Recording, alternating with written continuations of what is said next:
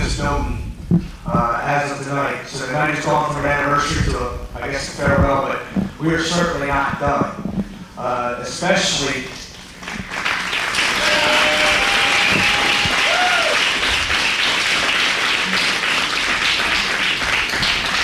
to give you a little history lesson here, we were pretty much at a point with people fucking with shows and everything else that we were getting desperate to find a building. And of course, that meant we hastily took this one with a way higher price tag than we wanted to pay in rent, which led to, you know, on the first night, there's 397 people in this building. You know, there wasn't a place to park. From the very beginning, we pissed the neighbors off from parking in their yard, parking in their own driveways, parking up the street at the body shop. I mean, there's people everywhere. And from that moment, I thought, you know, fuck. I made the right decision. We're going to pack this place every week. And the sad part is, you know, we got great support from people from Louisville at first, and then, you know, eventually it became a pain in the ass to come out this far, I guess. So what we're going to do is we're going to try to find us a building close to Louisville in Indiana. You know, Jeff, Clark, all around there.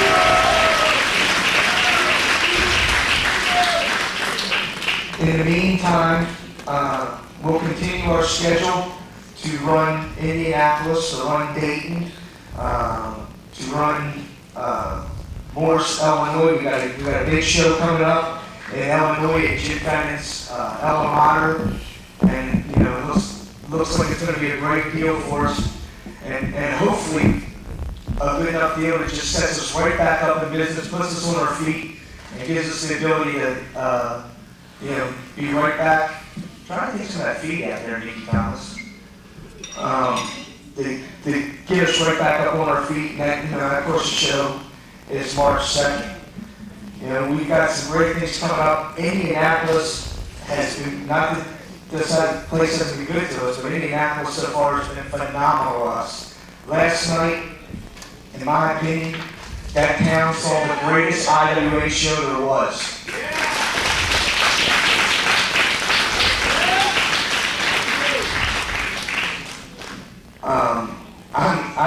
I've never ever been prouder of this crew, and as you've seen, this match gets nastier and nastier as it's light. I mean, it went from one of the most incredible wrestling matches in the gauntlet match to absolute blood, gore, and mayhem at the end of the night. It was what IWA was about. We stood that fucking town up on their ear and spun, and never saw us coming. And you know, we feel that this is a better move for IWA because this place is just slowly becoming a money pit. From the health department to the fire marshal to, you know, now the zoning thing. We feel that it's pretty much a conspiracy, somewhat along the lines. So we're going to try to find that perfect building that has, you know, everything all the way up to compliance, and that way we can start off from the back. We had two really good years here. You know, I don't think Charlestown, Indiana ever knew really what hit it. You know, we had the Road Dog here, we had Spike Dudley, we had Jerry Lynn.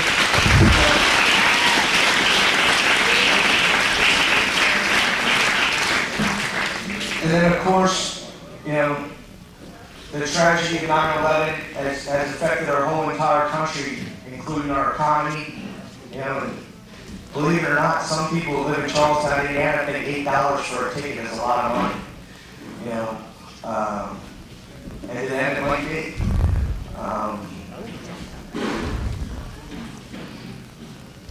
Yeah, your point is? Well, that's because you're a home Depot mic and you got the Home Depot hose. So, how much? Girl, how much? No, come on. Everybody's got a price for the Home Depot mic.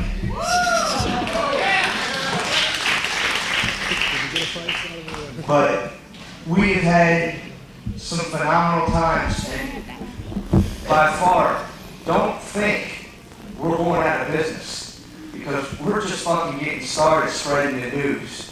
You know, these Smart Park Video guys that came in, and, you know, our reputation.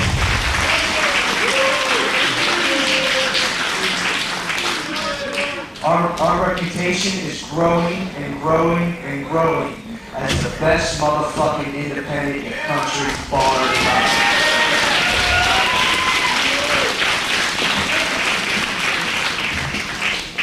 We got Tim Walker here who shoots for Pro Wrestling Illustrated. Gonna try to give us a little press, let the rest of the world know what they're missing. So we are not done. We are not done, and we are not done by far. Some people are going to be happy that we're not right up the street from them. Some people are going to think this is a blow for us, but it's not. Because we have a crew with undying dedication to the purpose of one thing, and that is night after night giving the fans what they deserve, and that's their money's worth. And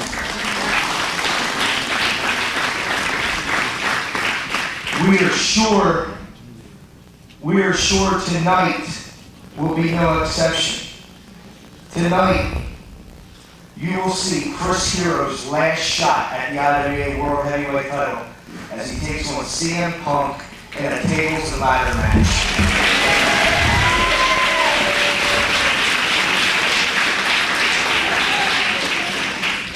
Tonight, you are going to see three of the craziest son of bitches I've ever seen in my life.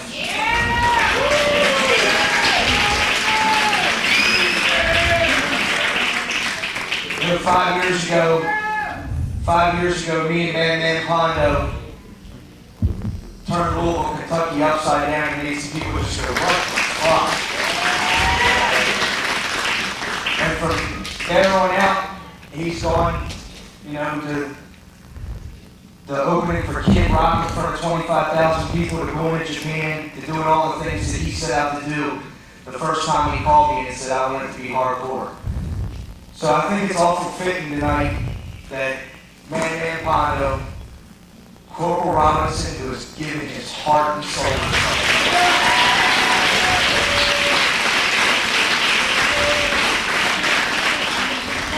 And though me and him had a little bit of personal problem, the Necro butcher's where he belongs.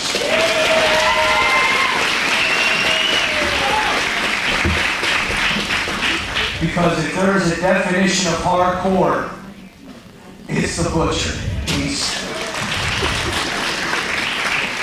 So they're going to close the show for you tonight. Fans, bring the weapons.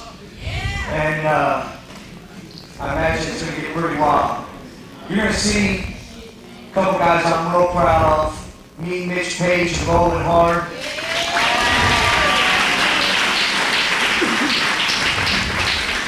Two guys that I trained and can't be any more proud of.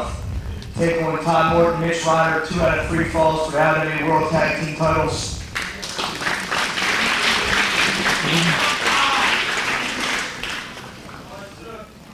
Well, that's beside the point. Todd's Todd. He does one good thing. He either makes you hate him real good, or he helps cure insomnia. One of the two.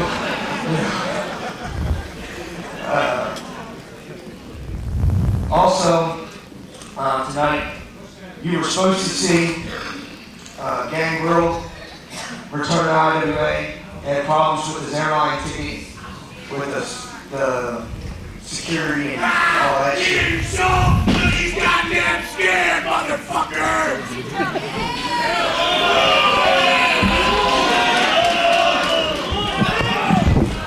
You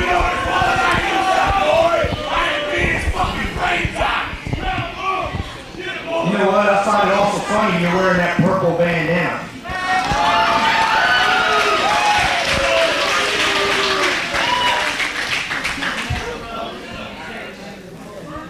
Now, you know, I ain't stupid enough standing here, both of you. I may have killed a brain cell or two, but I'm not that damn dog. Hey, fat boy, why don't you stop boring these motherfuckers and let the man who they want to hear talk.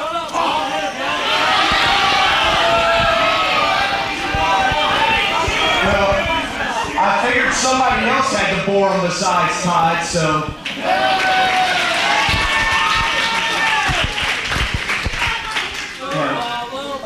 If you have something to say, I'll give you the mic. Fuck it. Oh, this is a nice show here tonight. Me and Pondo 5 years ago went hardcore. You people been who gives a fuck, man? This your last show? Your biggest show? Your first fucking show. Nobody cares about you in the IWA. It's all about my buddy and the bad motherfuckers, like it or not.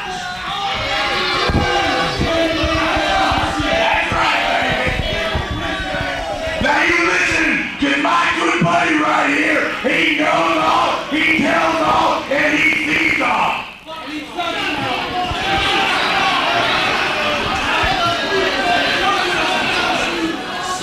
Everybody knows that Gangrel was a wannabe, is a has-been, is a washed-out, is a pilled-up, smoked-up piece of dog shit that Vince McMahon threw in the fucking garbage.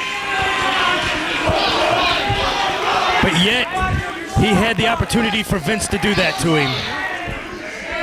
So he was too fucked up to get on a plane and bring his sorry, long-toothed, fat ass down here for a good old-fashioned, bull-pain ass whooping.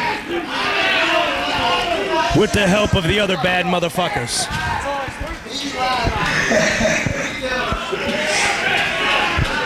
So you know all you fucking morons out there that bought a ticket to see Gangrel be quote WWF super fucking star, he ain't coming, motherfuckers. And the bottom line is, he ain't coming because he knew I would kick his fucking ass.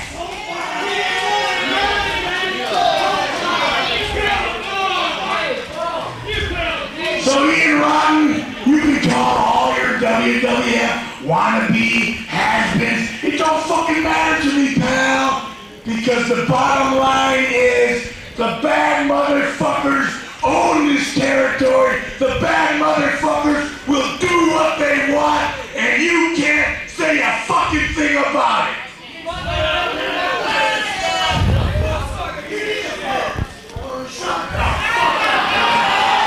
Here's that Ian Rotten's calling for the microphone. So rotten. And I do mean rotten because you are a smelly, fat motherfucker. Since you ain't got the goddamn vampire motherfucker for me to keep ass on. I want to see who you got in the back that's stupid enough to step over the line and match with me, a bad motherfucker. Well, Ian took the microphone away from him. He was tired of waiting. Now let's see what he's got in response. I got a question. You call Gangrel a has-been and all this stuff. How many pay-per-views you done? How many times in WWF dark matches did jobbers like the Dubs or whatever they were called pin you to?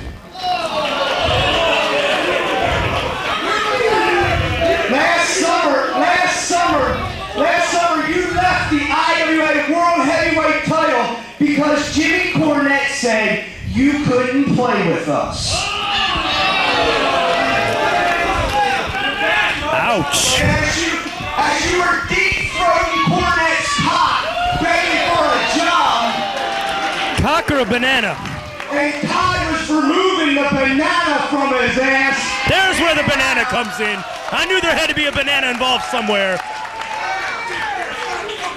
You two know you would give the head job of the century to have Gangrel spot for just one day. And probably, if you could have done anything right in your fucking life, including Pat Patterson, you could have gotten the job that way.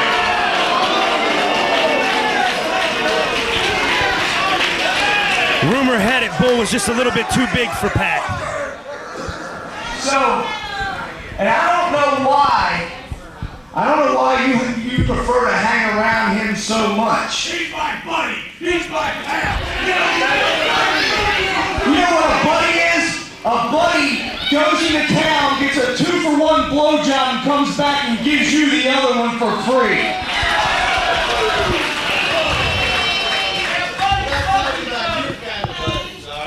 I'm talking about your kind of buddy.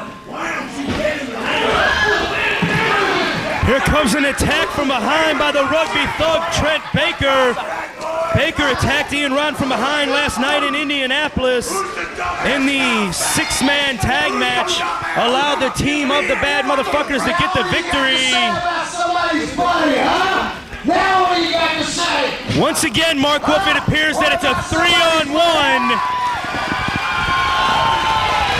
Well, that's all these guys ever fucking do, Jim. It's just always got to be 3-on-1. Axel Rotten's come out to stop this. Bull swings at him. Axel, a house of fire on him. Ian's freed himself. Now it's a brawl around the ringside area.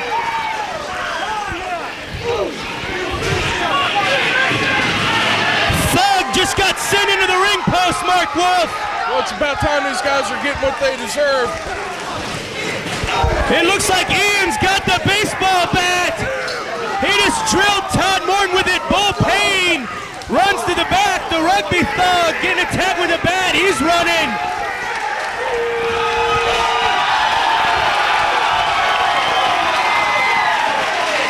The Bad Breed has cleared the ring of the bad motherfuckers, Mark Wolf. And let's see what Ian Rotten's got to say now.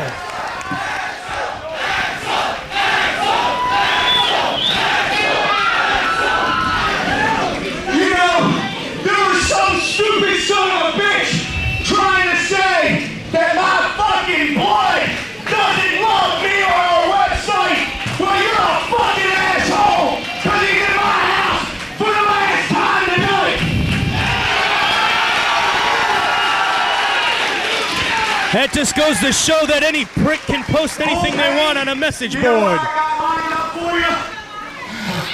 I got about 20-30 minutes of Axel and Ian Rotten, bad motherfucking breed, ass whipping coming for you.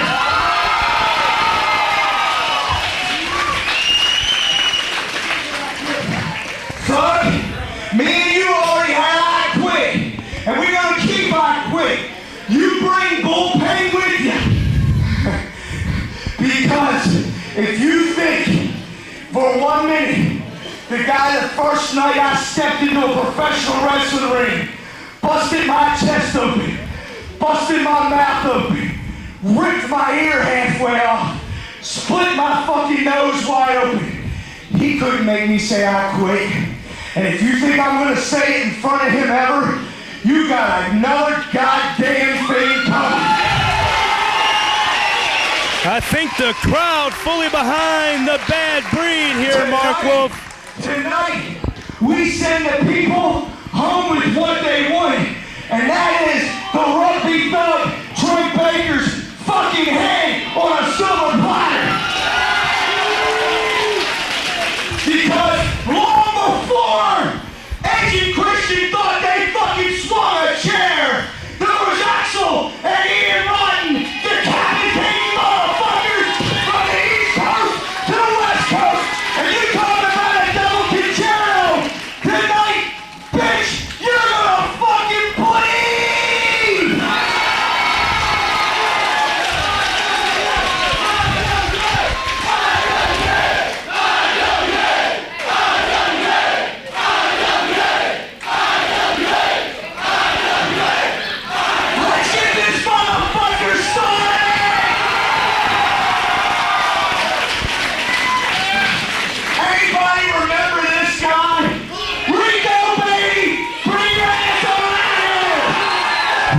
Rico getting a loud response. Every damn show the fans ask, where's Rico?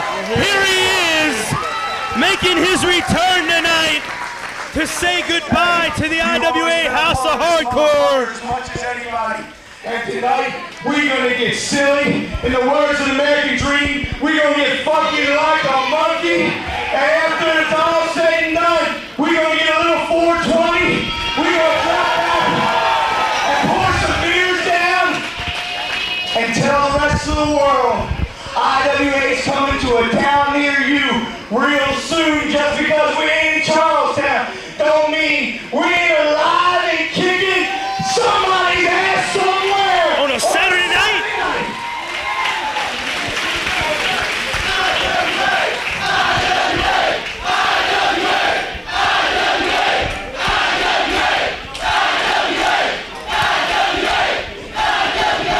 And when the wrestling history books are written, when they are written, when the names go down as the very best in the world, many of them will come from IWA Mid-South.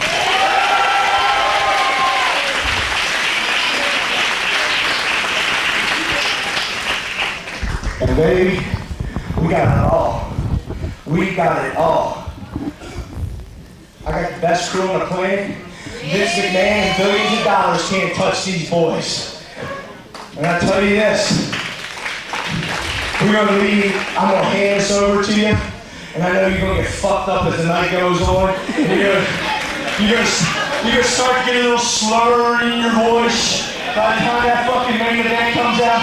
But I wanna tell you something, baby. The last card in the House of Hardcore, I wouldn't have any other way to have your fucking drinking ass.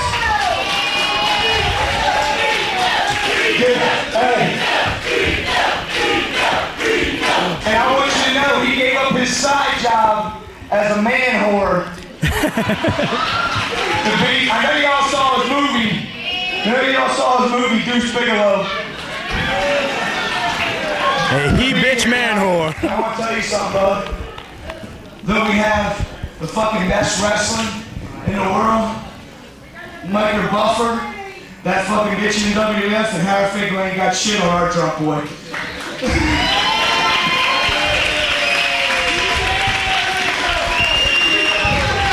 There was your opening comments, Mark Wolf. We're closing up. These IWA fans, they stick around and Closing up shop here in the House of Hardcore.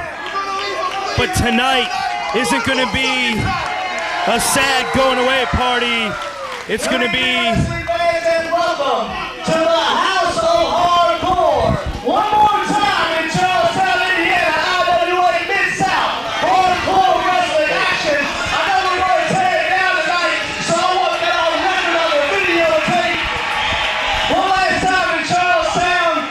Where the people show is... Are you ready to be out rolling in the fire?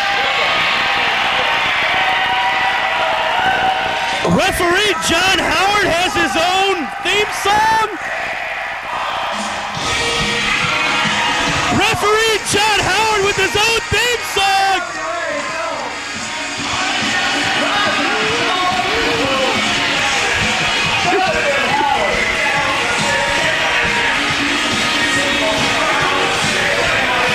The crowd wanting John Howard to do the YMCA.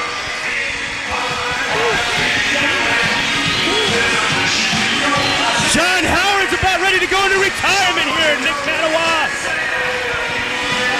Never seen a more embarrassed individual in your life, Nicky.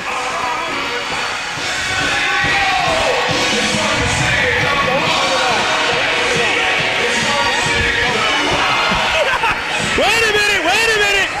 Mitch Page getting into it with John.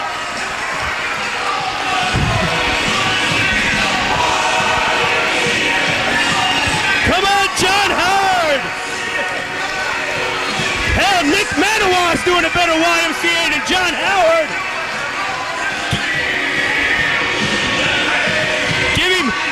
some advice, Nick. YMCA. It's all in risk. Wait a minute. Mitch Page is calling his partner, Rolling Hard, the tag team champions.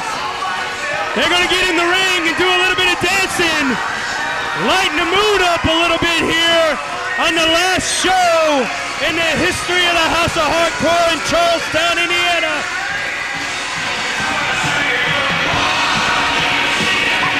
John Howard, you're out of rhythm.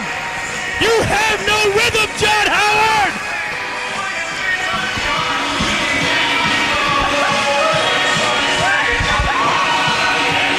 John Howard with the thumbs up. You know what that means, Nick Manoa.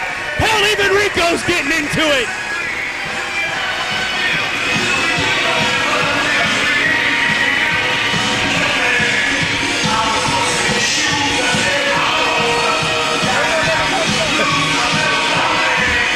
The thumbs up are flying. Rico with the thumbs up. The man whore gives the thumbs up, for God's sake. Hey, he's got the Tracy Smothers dance going.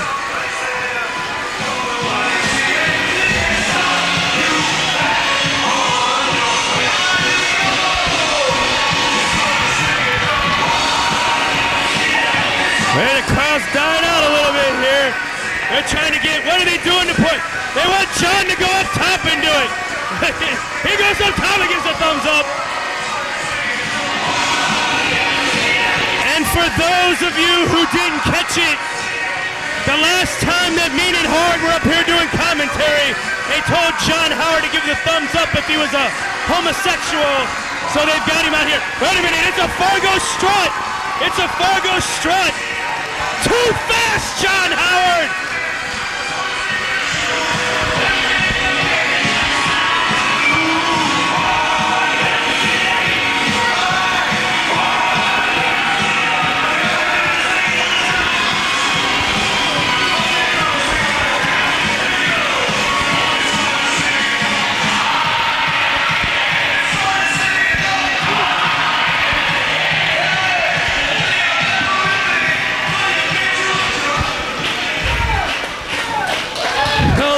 Quite an opening here. Referee John Howard breaking out the YMCA. Anyway, all matches are no disqualification and no count out. And please remember, you have entered the House of Hardcore at your own risk. If the action looks like it's coming your way, it's one of the damnedest things I've ever seen, Jim. That was more than one of the, that was the damnedest thing I've ever seen. So that being said, you know what you get. Rolling Hard, how long did you have to work with John Howard to get that dance routine down? It took a couple days, but he did pretty good there, Jim. You seen him give it the big thumbs up, didn't you? I was going over the people that didn't see the last show last weekend when we went over this when you were up here on commentary. I let them know what the big thumbs up meant, Roland. I can't believe you got Rico to give the thumbs up. I've heard some funny shit about Rico, so we don't know about him. Hey, Roland, you got Mitch, Ryder, and Todd Morton tonight, right? Sure do. Will you do me a favor and split those motherfuckers' heads open for me? I have a little payback coming for him. I'll be up here watching it, man. I wish I could be down there helping you guys out, because I know it's always fucking 3-on-2. But I'll be back in a couple of months, and I'll be looking forward to maybe a 6-man. We'll be waiting for you, Mark. Wish Rolling Hard the best of luck later tonight. But right now, making his way to the ring, and in the ring, he is the Super Brad Bradley.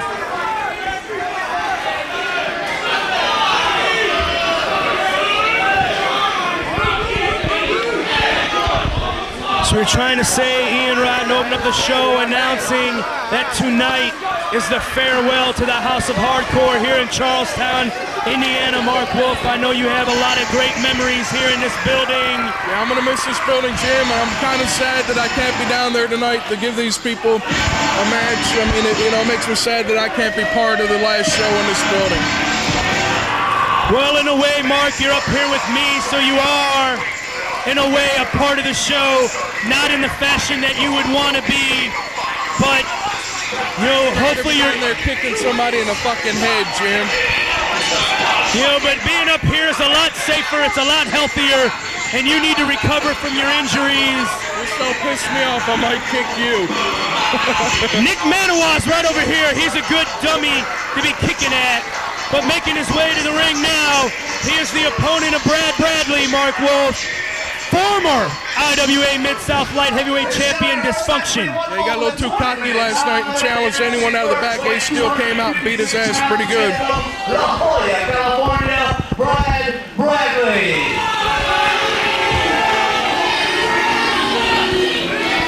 And his opponent, Dysfunction. What a rousing introduction there for Dysfunction, as Mark Wolf pointed out. Just last night in Indianapolis, it was Dysfunction bragging it up about being the new light heavyweight champion, issuing an open challenge to anyone. That was answered by Sexy Ace Steel, and Dysfunction's no longer a champion. But now the question is, does Ace Steel have to pick up the quest for finding the lost title that Dysfunction lost? That's a good look on you there, Mark Wolf.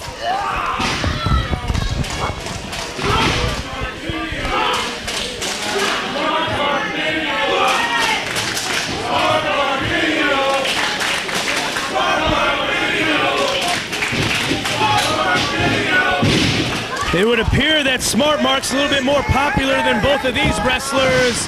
Neither one of them have gotten into the good graces with the IWA fans in their short amount of time in the IWA Mid-South. Both of them, at times, have been managed by the manager of champions, David Prazak, and that's the best way to get yourself hated by the fans here in the IWA, unless it's to be associated with the bad motherfuckers, Mark Wolf.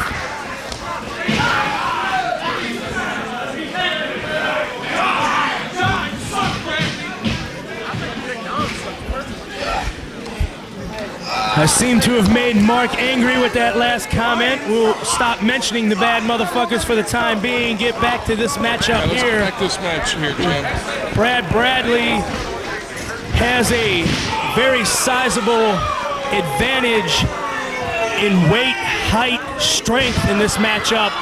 Dysfunction a little bit quicker. It's a contrast in styles. We'll see which one comes out first. It comes out ahead at the end, but right now, Brad Bradley is in control of this matchup, using his power to ground Dysfunction. Big spine buster. If you take the back away from Dysfunction, he's not going to be able to do those high-flying flips, Mark. You're exactly right, Jim.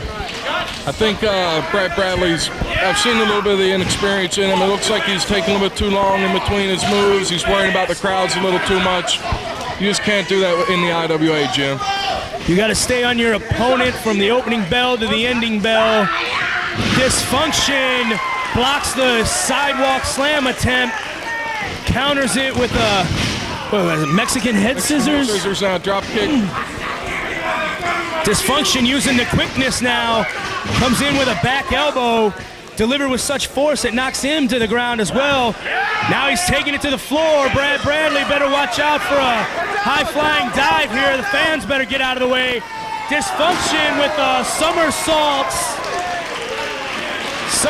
dive off the top into the chairs there in the front row. I think both men injured themselves. Sometimes you have to calculate the risks there, Mark Wolf. Is it worth jumping off the top rope to the floor like that to land on your opponent? Well, I think Dysfunction might be a little pissed off he lost the title last night, trying to prove that he deserves to be up there and get another shot at Ace Steel. Well, as a former champion, he's definitely in line somewhere along the way, somewhere down the line, maybe Indianapolis, Morris, somewhere, to get an IWA light heavyweight title shot. There's Brad Bradley with several stiff kicks to the back. Just keeps working on that back. You know, a lot of people watching at home may be going, why is he not going after the legs if this kid's such a fine high flyer? But if you go after the back, the legs are going to go with that back, as you well know, Mark Wolf. There's a sit-down powerbomb. I haven't seen enough of Brad Bradley to really know what his finishing maneuver is, Mark. I don't know if you've seen enough of him to know. I haven't seen that much, Jim. I know Dysfunction's got the ropes to get out of there. But once again, the attack has been centered around the back. Wasting too much time now arguing with John Howard. He does. He allowed Dysfunction a few seconds there to catch a second breath. You don't want to give this opportunist the opportunity that he seeks. You do not want to leave him an opening and give him a chance to get back into this matchup. Bradley with the Irish whip into the corner. High knee. Gets him right in the chest, knocking all the air out of Dysfunction.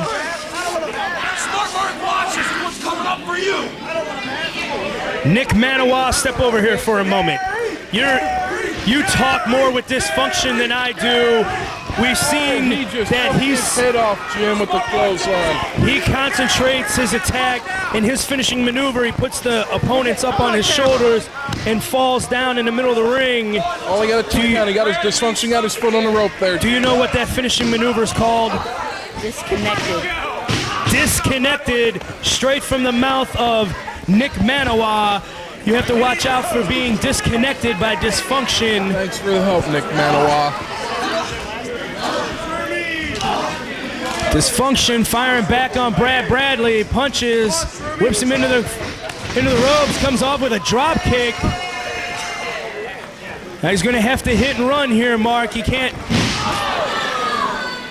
He didn't have Brad Bradley beaten down enough there. He was able to move out of the way of that attempted moonsault. He looks like a paperboy. Spinning vertical suplex by the Super Brat. He got the 3 count. Brad Bradley gets the 3 count on Dysfunction. I think Dysfunction's hurt there, Mark Wolf. He's not moving too well there in the ring. Brad Bradley. The fans are getting on him, but I think Dysfunction suffered an injury out of that spinning suplex.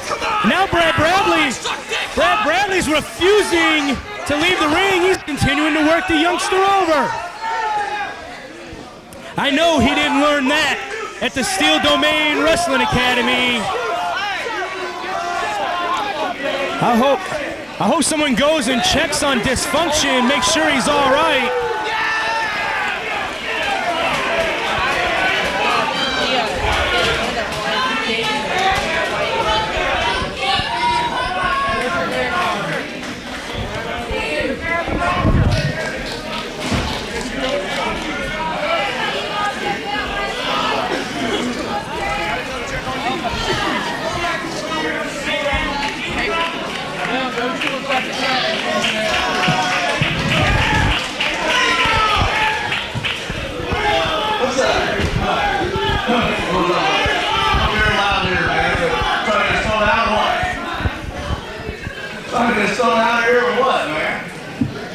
I said earlier, I didn't do a merchandise table, man. If you want to pick up some videos, man, tonight is an awful good time to do it.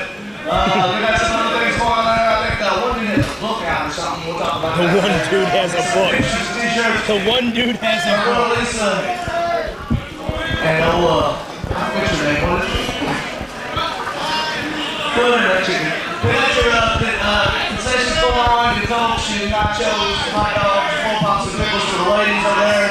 They'll be out throughout the evening. We'll make that announcement now and go all right on to our next match. Listen to music. I'm all right. Making his way to the ring now, Mark Wolf, is the real shooter, Adrian Serrano.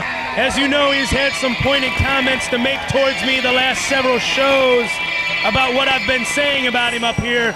I have been given a message through Adrian Serrano passed to me that tonight he's going to focus solely on professional wrestling. He's throwing the shoot fighting out the book because this is a pro wrestling ring. And in order to gain our respect from the announce booth, he wants to show us that he can wrestle tonight. Well, it should be pretty interesting there, Jim. Let me say one thing about Adrian Serrano. Fuck him. He's an ungrateful fuck. He shouldn't worry about you. He should worry about wrestling. I don't understand. You brought him in here he's going to turn around and give you all kinds of shit when he needs to worry about wrestling. That is correct. You know, his one-loss record would be a lot better here in the IWA Mid-South if he was to concentrate. If he concentrated just half as hard on his pro wrestling career as he did on his shoot fighting career and getting to the point of where he's at now, instead of worrying about what we're saying or worrying about what these fans are saying, he'd be a lot better off. Saying you can't worry about the referee, you just need to worry about who you're standing across the ring from.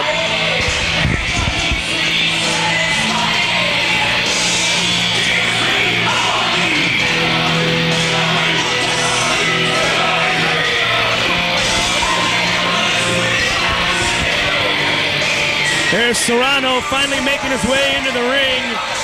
I'm sure we're going to get to hear from him before this matchup starts.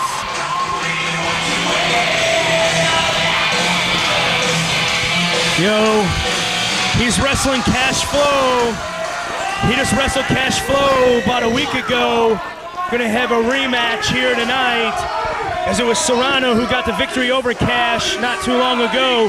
Cash looking for revenge. But here, let's see what Adrian Serrano has to say tonight.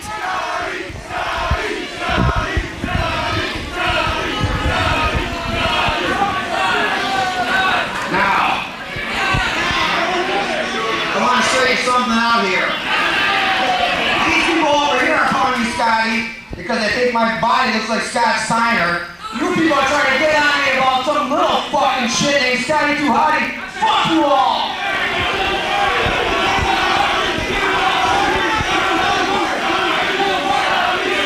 The only thing that he has in common with Scott Steiner is the blonde hair and the black beard. Hardcore to IWA. Fuck you.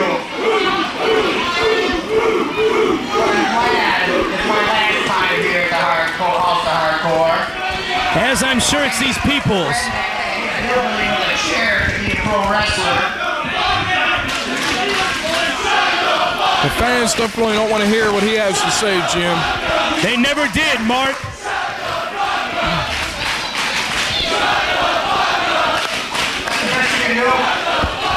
Quit clapping, Mark Wolf. You're supposed to be unbiased up here. What? You're not supposed to pick sides when you're on the announce booth. What? Shut up, Mark Wolf. You're not Austin. But that's still wrestling. Most of the match is wrestling. Today is going to be all wrestling. Bring out Cash Flow. The Wizard of Wall Street about to make his way to the ringside area. Adrian Serrano going to be careful what he asked for. He just might get it, Mark Wolf. And a pure wrestling match with Cash Flow is a mistake. So I don't think Adrian Serrano's ready for that.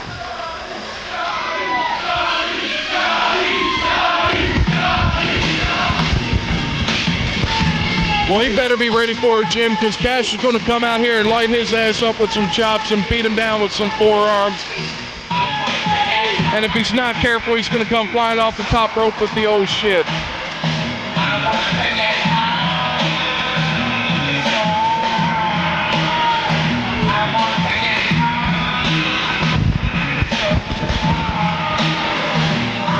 Cash Flow coming out to some of his older music. Cash Flow changes the damn stuff every week.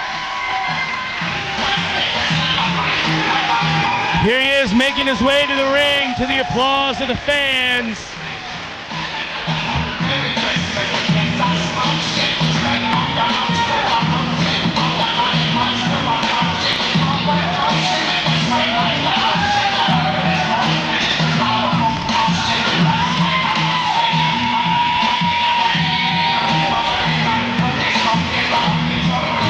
Cash Flow is a former IWA Mid-South Heavyweight Champion. They know who I am. Adrian Serrano knows who I am. Smart Mark Video knows who I am. The ladies in the back over here selling hot dogs and Colt know who I am. And I promise you, I'm going to tell you all over again. This next one lost one at a time. Let me introduce you first. Weighing 199 pounds. Hail from Milwaukee, Wisconsin.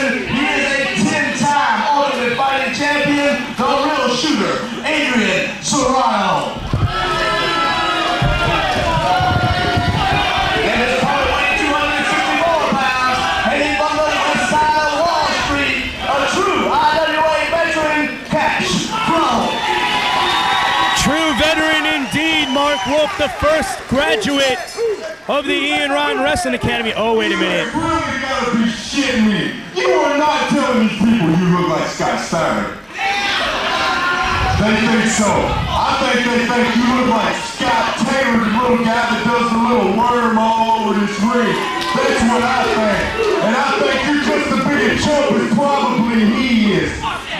Prove me wrong. Where did Cash get that promo from, Mark Wolf? I have no clue. I was hoping he'd break out some new France for everybody here in the IWA House of Hardcore, but starts up. Adrian Serrano with a go behind. Cash reverses it. Serrano tries to counter it. Cash staying one step ahead of him. Serrano finally able to reverse the go behind. Picks him up with a takedown, spins around him, front face lock. Cash rolls out of it into an armbar.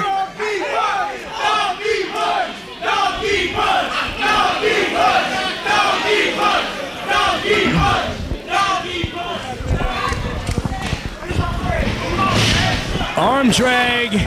Cash Flow holds on, rolls through. Serrano rolls through. Had him in the hammerlock. So far, Serrano's been keeping his promise. I was looking down at the microphone. Did Serrano just let him up? I think he did. I was too busy trying to call all the reversals. But I believe Serrano did let him up. Cash Flow with a single leg takedown with a back heel trip. Now has him in an ankle pick.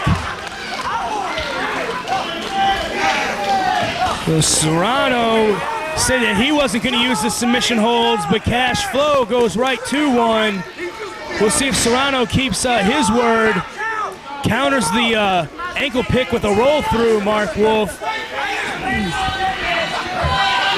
He keeps saying he could have had him, but he's letting him go. I think that's a mistake. You can't let an athlete like Cash Flow out of a hold. You got to stay on him. That's correct. You got to stay right on him, but Cash Flow's a tough son of a bitch. He's been in the IWA forever, it seems like, Jim. Been there since '97. You can't let him up. There's those chops I was talking about. Serrano definitely got more of that chop than he wanted. Cash goes up to the top. Serrano blocks the tornado DDT. Several kicks to the midsection. Picks him up, sets him up on the top rope. What is Adrian Serrano attempting to do? Every time he goes up to the ropes, Mark Wolf, it seems like he makes a mistake. Misses an elbow, does something. Whatever he was going for. Cash blocks him. Comes off with the reverse cross body. Serrano rolls through. He's in the damn ropes. He was in the ropes, but Brent Blades caught him at the 2 count. A beautiful reverse cross body by Cash Flow. Serrano was able to roll through. Tried to use the ropes for leverage, but the referee caught him. Now several knees to the back and midsection by Serrano. Whips him into the ropes. Catches him. Oh, the backbreaker.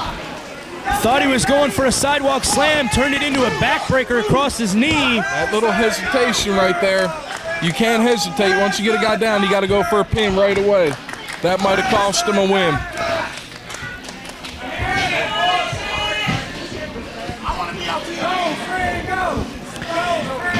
You know, Serrano better be careful about picking people up and dropping them down on his knee like that. CM Punk almost lost the IWA Mid-South Heavyweight title last night, doing a maneuver like that to Chris Hero, causing his knee to buckle, but he was able to hold on the last few minutes of that matchup, riding it out to a time limit draw. So CM Punk's still your champion going into the night, but Serrano better watch out about who he's dropping across his knee.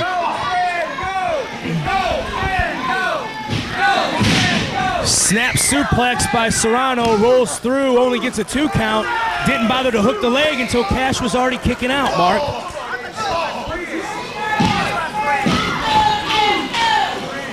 Another 2 count by Serrano. And he keeps looking at referee Brent Blades like, what the hell do I have to do to pin this guy? Maybe you ought to try to hook the leg.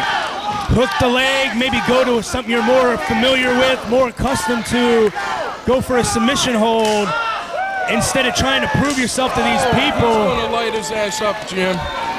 The crowd was asking for it after the first chop. He gave him a couple more. They want one more knee to the gut, or they want Cash to chop him one more time.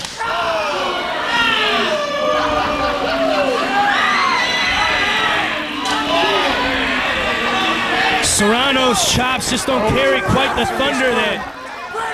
They're not carrying quite the thunder that Cash's does. Cash is pissed.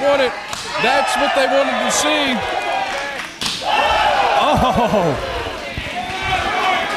Take a few more and we might see a chest split open, Jim.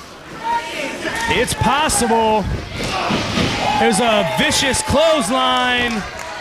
Hooks the leg. Only gets a 2 count. Cash Flow, though, showing he's got the theory of wrestling down a little bit better than Adrian Serrano, though. He hooked the leg. Now he's got him in a front face lock.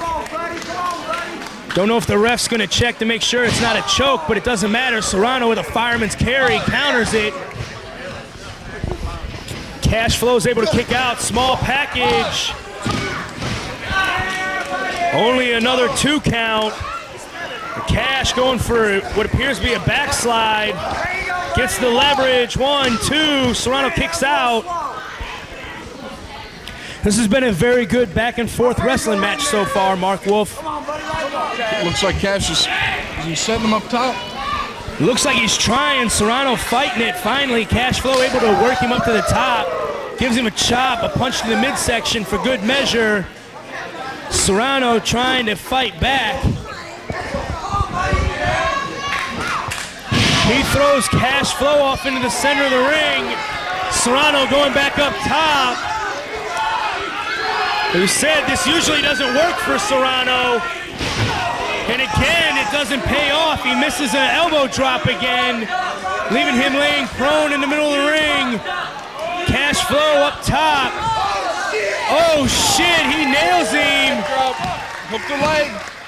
Hooks the leg, 3 count. Cash Flow defeated Necro Butcher twice last night. Well, I think Serrano's going to have to go back and rethink his strategy. Yeah, the pure wrestling didn't pay off for Adrian Serrano tonight. He came up on the short end of the draw in this matchup. Cash Flow walks away your winner.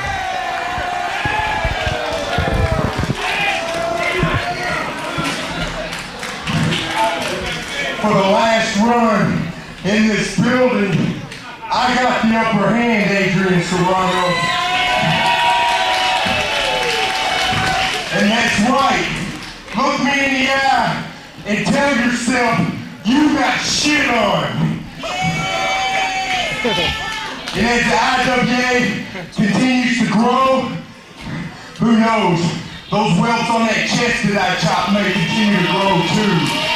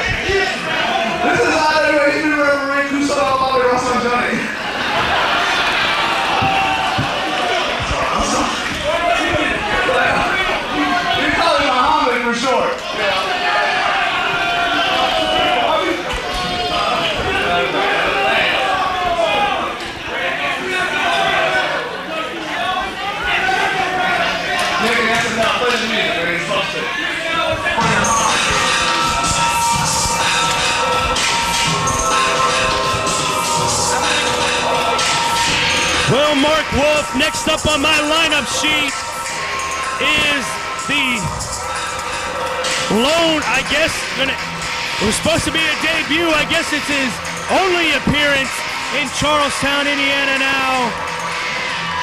The Ice Pick Vic Capri making his second appearance in an IWA Mid-South ring, as he had a hell of a debut last night in Indianapolis against Mike Quackenbush.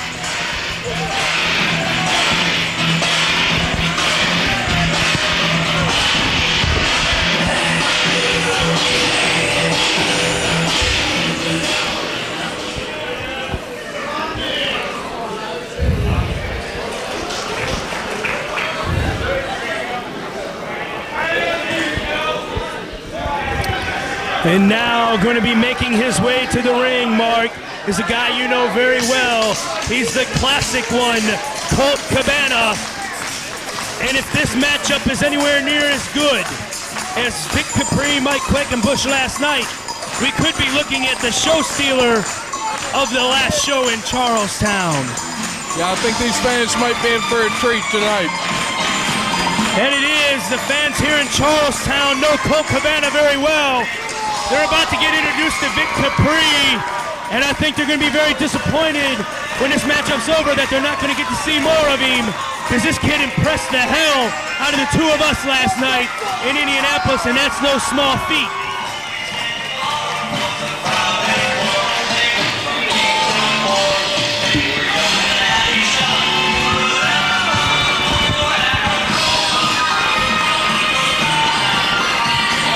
Colt Cabana had an opportunity last night, Mark, to realize his dream of being IWA Mid-South Heavyweight Champion, but CM Punk was able to outlast him, then go on to defeat Sexy Ace Steel, and barely hang on till the time limit ran out against Chris Hero. It's Chris Hero and CM Punk later tonight, tables and ladders. Belt suspended on the rafters above the ring.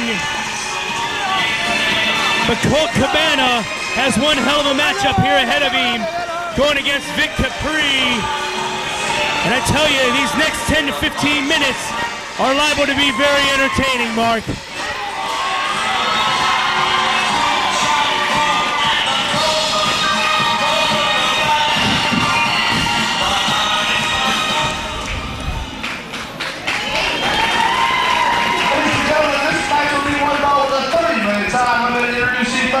Weighing 210 pounds, headed from Las Vegas, Nevada, the Ice Pick, Vic Capri.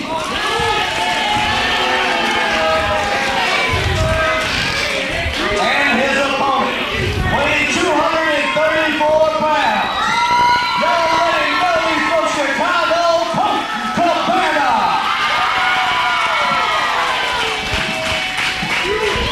I tell you, I didn't get to see any matches of Vic Capri before he came and debuted in the IWA last night, Mark Wolf. But I read the press clippings. I read all the hype on the internet saying that he was one of the top stars, one of the best wrestlers in the Chicagoland area. He proved that last night. This matchup, two guys from the Chicago area, or at least that wrestle in the Chicago area. Let's see who the better man is tonight. Will it be Colt Cabana or Vic Capri? You care to take any predictions based on what you saw last night, Mark? Well, last night, Vic Capri really impressed me. It was one hell of a match with Mike Quackenbush, but right now, I'm not sure, Jim. I know Cabana has a little bit of a home field advantage. Let's see if the fans get behind him, if that can help him. There was a drop toe hold. Then rides him around, but as you pointed out in the last matchup, he just lets Cabana up. You know, these two are going to go through a feeling out process. I don't know if they've wrestled each other before, both being prevalent in the Chicago area wrestling federations. Don't know if they've crossed paths yet, but there's going to be a small, short feeling out process here. Vic Capri not very happy. Fans a little bit too much right now. Not too happy that the girl up there in the top row of the bleachers throwing her support to Colt Cabana in this match. got on her a little bit there. Cabana with a go behind. Spins all the way around him. Trips him, surfboards on him. Just to add a little bit of insult. I don't know if Vic Capri's the kind of guy you want to make angry, Mark Wolf. Just trying to show him up a little bit in his, what would you call it, debut and final match in Charlestown. That it is. It's going to be hard to say goodbye to the House of Hardcore, but bigger and better things await the IWA in the future. Vic Capri certain to be a part of that future. See how he fares tonight against Colt Cabana. I think both of these men may have a little shortcoming in this matchup. It may be trying to show each other up, see just who the better man is in the Chicago area. Ego could play a big part of this matchup, Mark.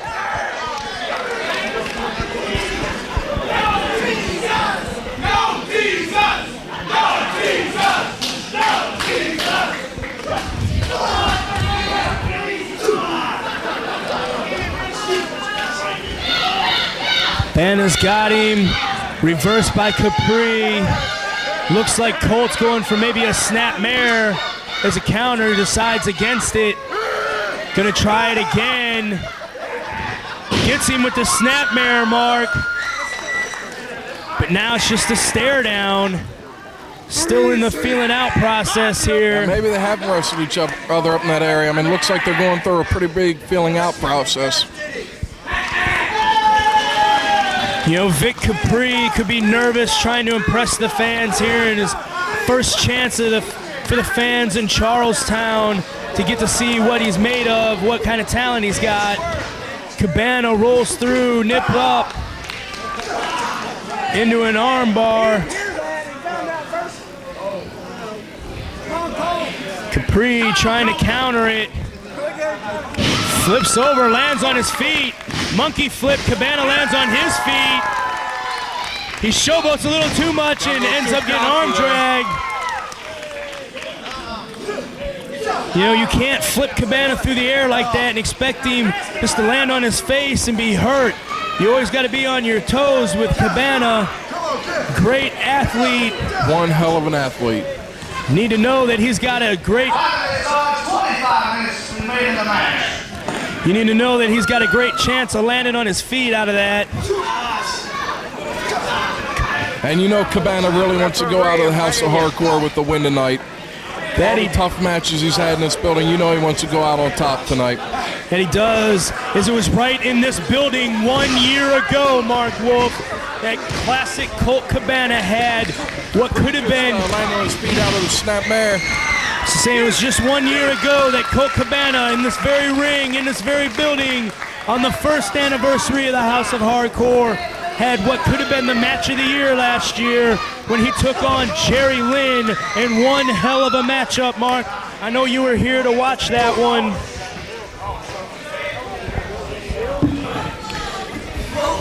See if Colt was a loser in that contest. Came up on the short end in his match with Jerry Lynn. He's hoping to go out a winner on the second anniversary. Very quick leg drop off the second rope there. Didn't make a good pin attempt. Only got the 2 count. Capri able to kick out. Cabana's got him in the corner with a forearm. Wild haymaker to the jaw, drops Capri to the ground. Stomps him in the chest.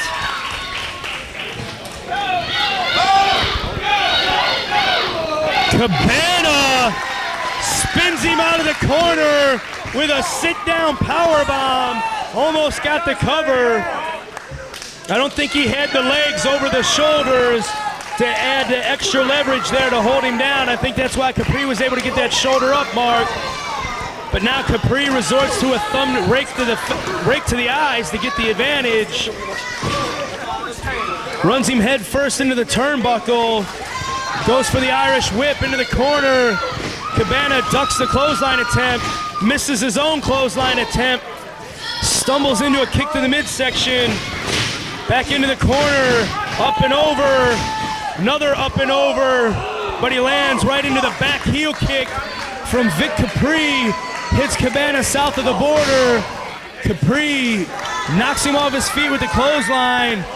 Let's see what kind of offense Capri can mount here on Cabana as he's got control of this matchup, putting the boots to him while he's on the back. Now he's getting to a knee. Solid punch to the forehead.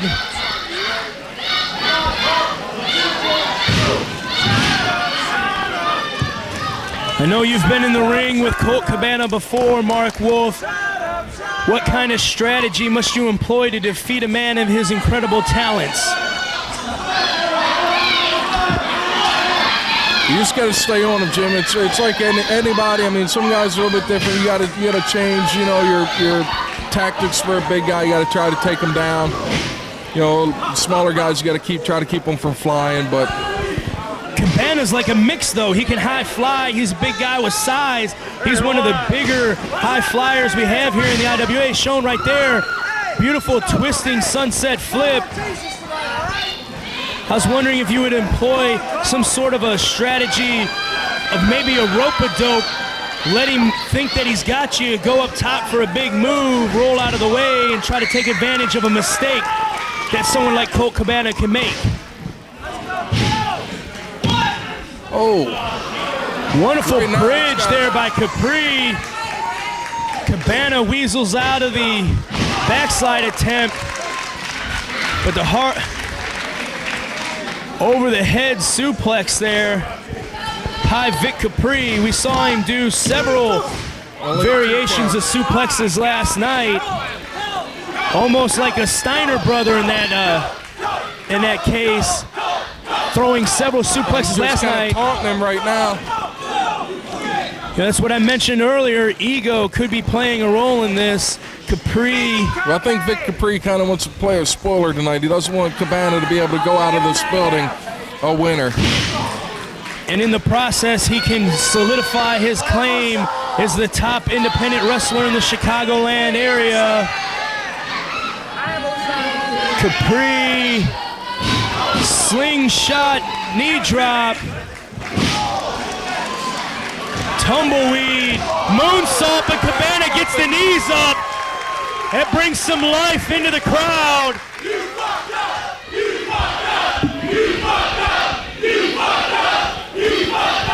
How in the hell is it fucking up, Mark Wolf, when you're pulling out all the stops, going for a victory, trying to do whatever it takes to get the 1, 2, 3 while you're out there in the ring? I don't know, but right now Cabana's making his way to his feet. Cabana trying to take advantage of getting the knees up on that moonsault. Several punches coming off the ropes, but he runs right into a sleeper. He counters it. Gets back into the sleeper. Variation of a I thought it was going to be a belly-to-back suplex. Instead of going backwards, he dropped them forwards. Almost into a modified variation of a powerbomb, Mark Wolf. Capri only able to get a 2 count out of it.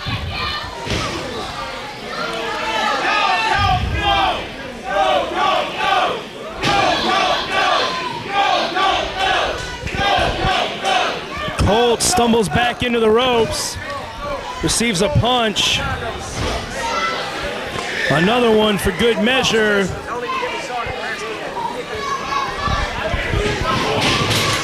Irish whip. Sends Capri over the top. Capri lands on his feet on the apron. Thought he was going to go for a sunset flip. He just flipped over and rolled through. He was going.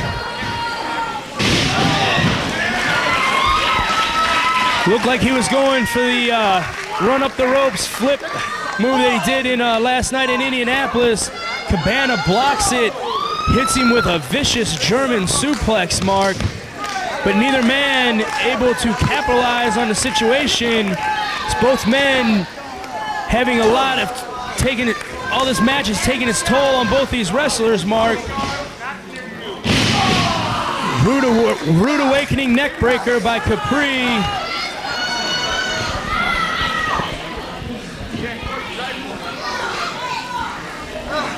Could this be a perfect plex? Spinning perfect plex. If you know a legitimate name for any of these moves, Mark, hop in here, because these guys are breaking out stuff I haven't seen before. So I'm struggling to call it.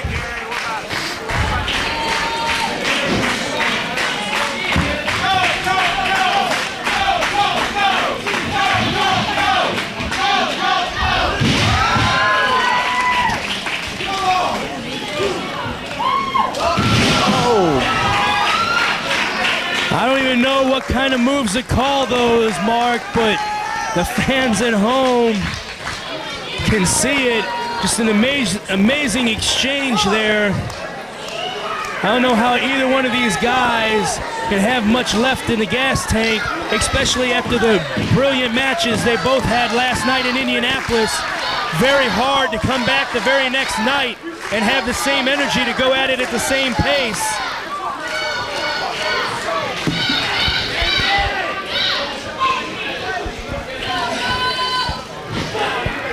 Northern Lights suplex, he rolls through. Hits another Northern Lights, rolls through a second time. Now attempting a third Northern Lights, Cabana blocks it. Several knees. That was like a corkscrew suplex.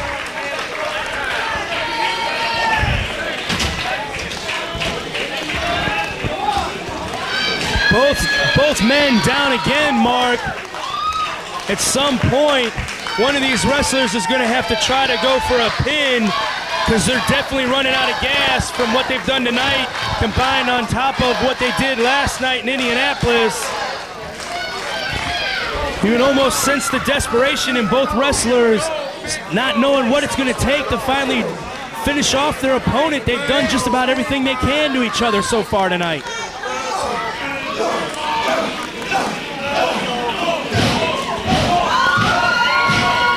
Cabana with a lot of jabs. Ducks a big haymaker from Capri. Hits one of his own. Drop kick by Cabana. 15 minutes have been called out by Rico. It's been a fast-paced last 10 minutes here. Oh my God!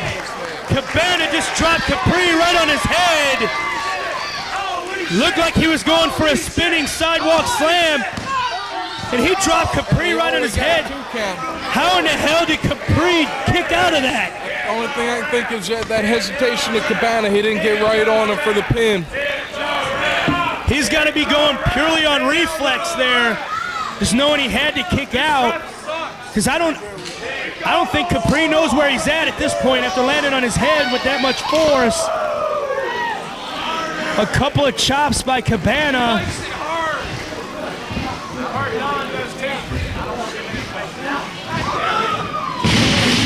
Hits Cabana with a German. Picks him back up. Gives him with a hard way Tazplex. Flips him all the way over. Cabana landing on his face and stomach instead of his back. Capri goes for the cover. Cabana able to kick out. Again, only able to get an arm across the chest. Didn't hook a leg.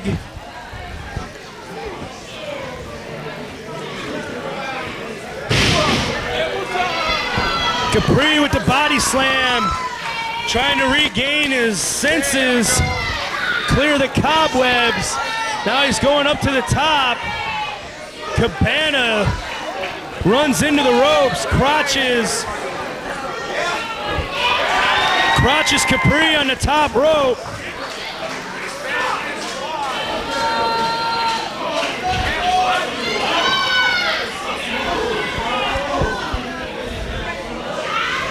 What are they? Oh my God! Capri stood up on the top and Colt Cabana threw him to the floor, Mark!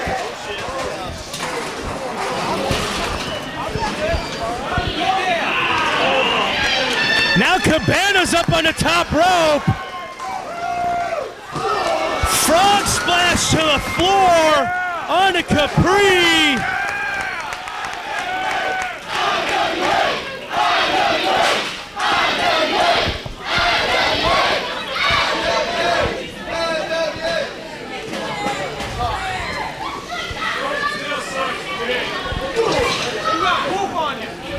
A little bit of brawling out on the floor, Mark. Cabana in control. Lighting Capri up with shots to the face. Capri rolls into the ring. You can see how dirty he got from all that on the floor. Slingshots Cabana, throat first on the top rope.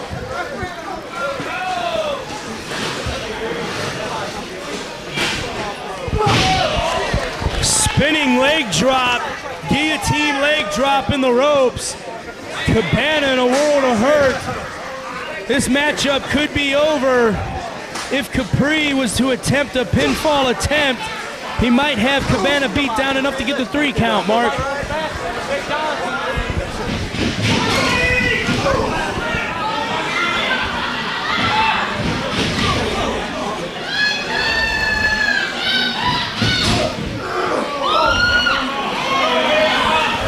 That maneuver there looked kind of familiar, Mark Wolf. Cabana, though, able to cut him off, crotch him on the top. Capri trying to fight back. Looks like he's attempting, oh my God! He just hit him off the top. 1, 2, 3. Hell of a move by Vic Capri. Vic Capri!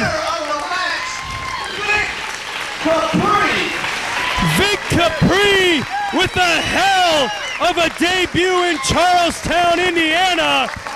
Gets a standing ovation from the fans. That was one hell of a matchup, Mark Wolf.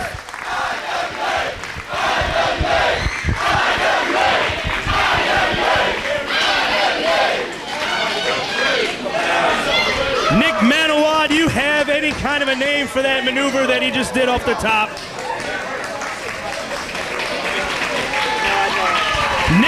If Nick Manawa doesn't know what in the hell the move's called, maybe it was an ice pick drop, I don't know, an ice pick dagger, whatever it was. Vic Capri with one hell of a performance.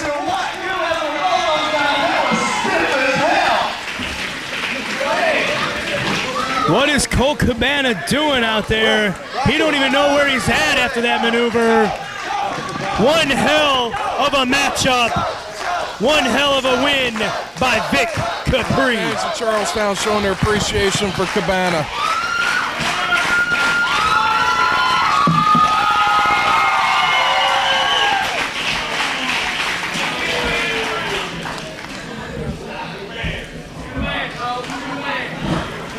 As much as I hate to waste my time announcing this crap, got a couple of people out there with their dome lights on when they're rolling up at duty. That's how people get busted, you know? You turn the dome light off and you get done rolling the joint. But if you're parked out here by the dumpster, you got a green Pontiac and an old ass minivan with a bunch of stickers on it and your dome lights on, and you might want to turn it off. And consider maybe throwing them roaches out when you drive down 62 on your way home. I don't know, week after a week we got to go over this on people. Anyway, now that that's over, we can return to the action. That was a hell of a match for the Johnny. Hey, I tell you what, Charlie's mom ain't here to pick him up yet, so he's going to referee another match. Give it up for him. All right. Dickie, hit the music.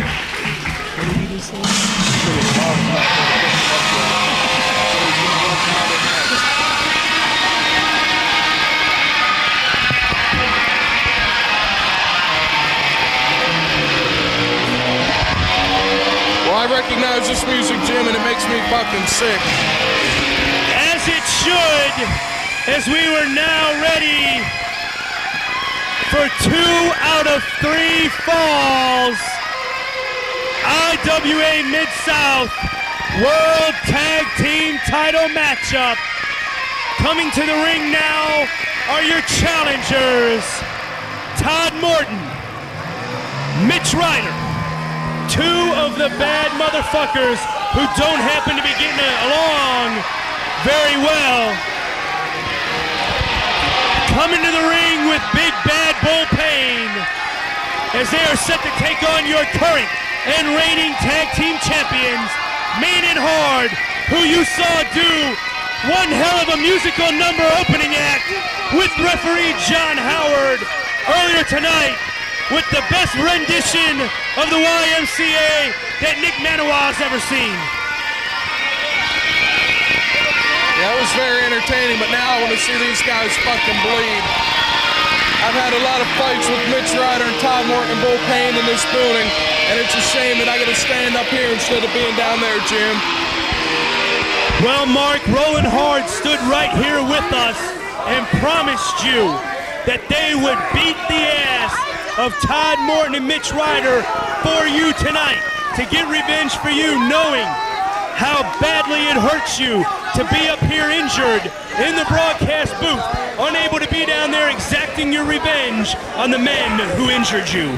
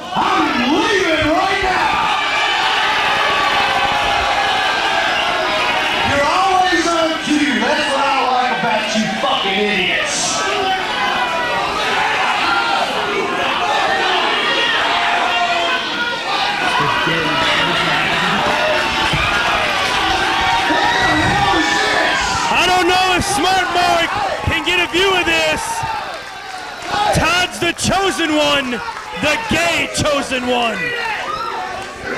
Mitch, you are the weakest link. Goodbye. You're the weakest link.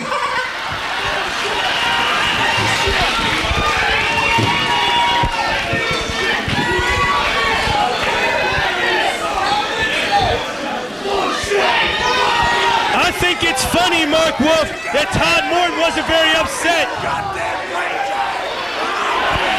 Bull's ahead, bouncer at Connections. I've heard John Howard talk about that place, Mark.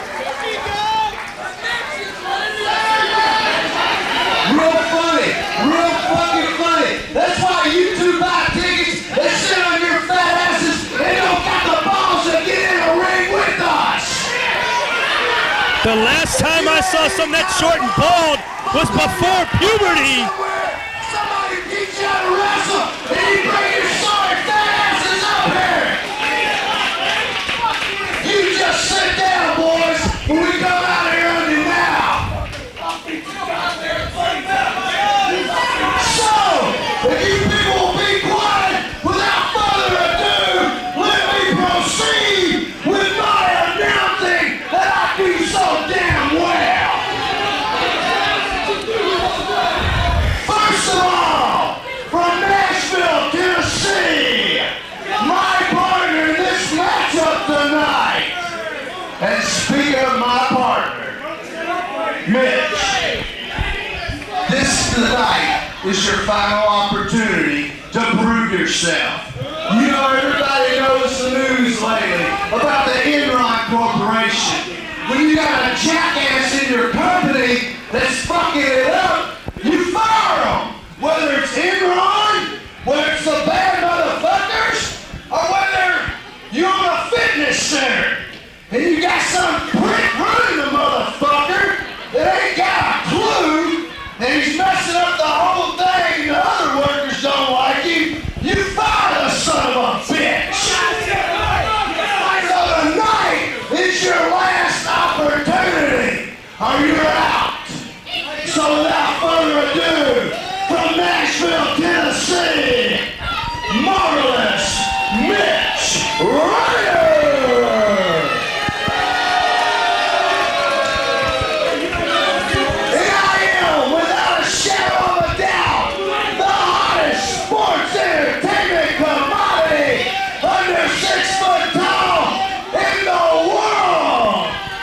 What about Rey Mysterio Jr., Nick Manoa? Yes, little man in professional wrestling. Me, myself, and I, Todd Morton.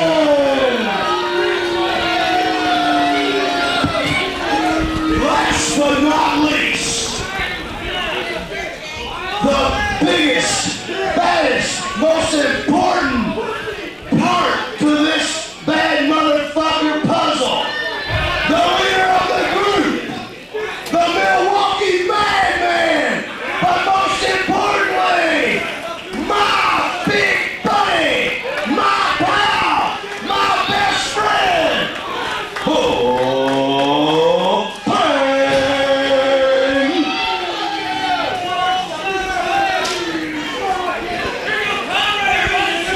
Why don't you sit down and shut the fuck up, you piece of monkey shit?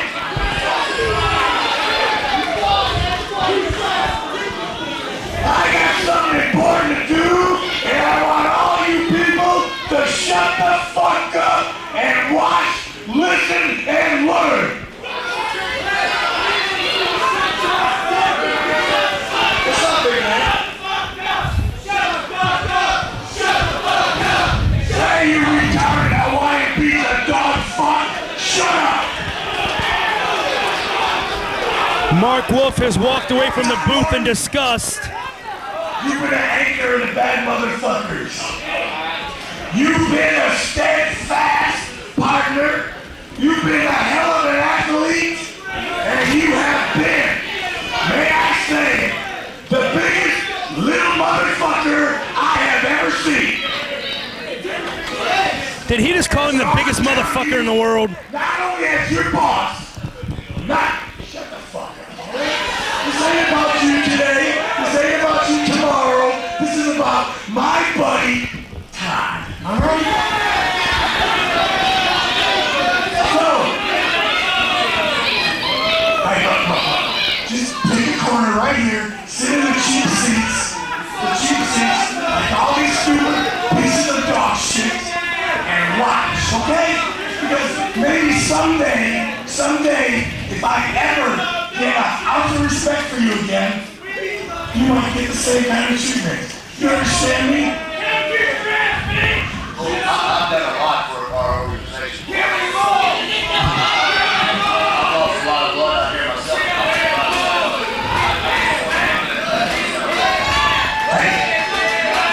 Now, Mr. Ryder, I might not say a lot of good things about these stupid fuckers out here that buy tickets, but there is one dumb bitch that's got a sign up there that says something that might mean just a little bit about you. So you look at that sign, hold it up, you dumb bitch, and see what that says. It says weak link. And one thing Bullpen does not do, and he does not like, and that's weak motherfuckers. We are bad motherfuckers, not weak motherfuckers. So son, and I do mean son, listen to what I say, keep your fucking mouth shut, and do your job. Now back to the real business here, so shut up. Shut the fuck up and listen. Todd Morton, as I said before, you are the littlest bad motherfucker that I know. You are one hell of an athlete. You are an outstanding wrestler. And all you motherfuckers that were in Indianapolis last night saw that Todd Morton really can be a hardcore motherfucker. So guess what, Todd? Since you're my pal, since you're my buddy, since you are my right-hand man, and since you got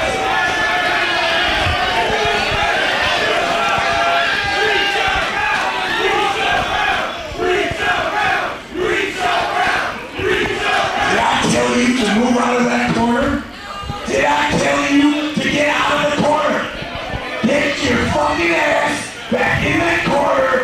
shut the fuck up. You're ruining my moment. It's about me. Get in the corner. Now, without further ado, I am going to do this man one of the greatest honors that could possibly be bestowed on another patron of mine.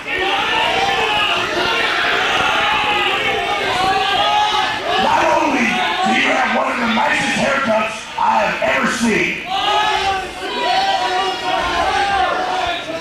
not only do you make me laugh, and not only are you a very good road partner, I'm not. Hey, motherfucker, I'm getting tired of ya. I'm gonna bust your fucking head. Now do me a favor, do these people a favor, and shut the fuck up.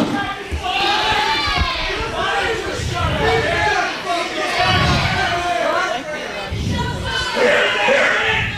Make yourself useful and hold this back, okay? Can you do that?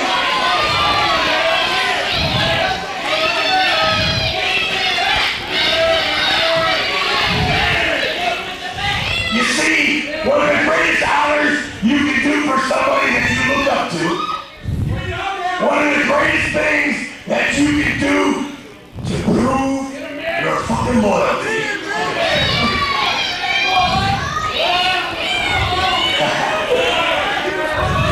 dress just like the man that you want to be. And I know, Todd Morton, you have wanted to be me ever since you've known me. I know that when you look at me in the shower, you wish you were me.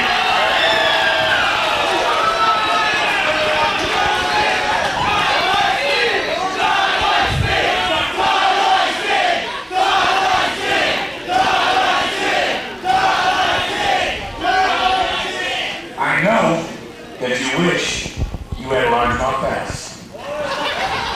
But the bottom line is, motherfuckers, my buddy right here, I want to give you something that is out of the bullpen archives. This is the first fucking bullpen vest that ever set foot on television. This was worn in Global.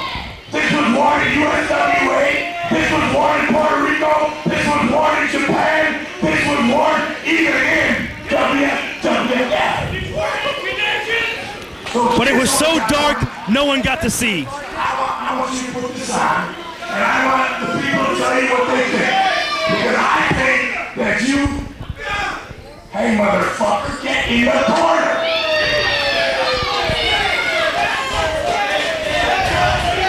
Put that headband down. You're looking good. Hold on. I got one more thing back. I got the fucking Fiesta Resistance. The what? The candle on top of the fucking thing.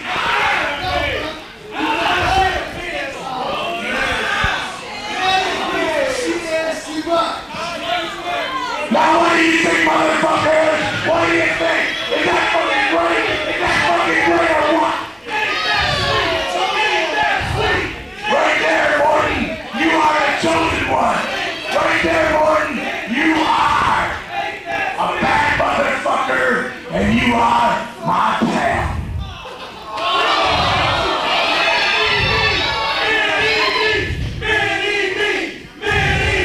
Hey, what did I tell you?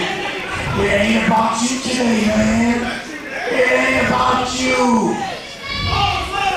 Do me a favor, pop a couple of pills, smoke a little gimmick, get back in the fucking corner, and do your fucking job. Give me the fucking bat right now before I bust it over your fucking head. All right, now you idiots. All right, now you stupid, ignorant pieces of dog shit.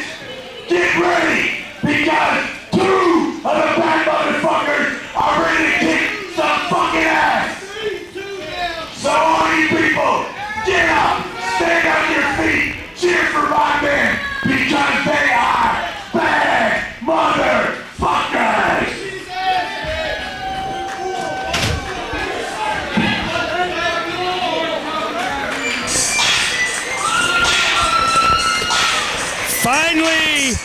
We've got music, meaning that the champions are on their way to the ring. The Black and Blue Crew, Main and Hard, Mitch Page and Rollin' Hard.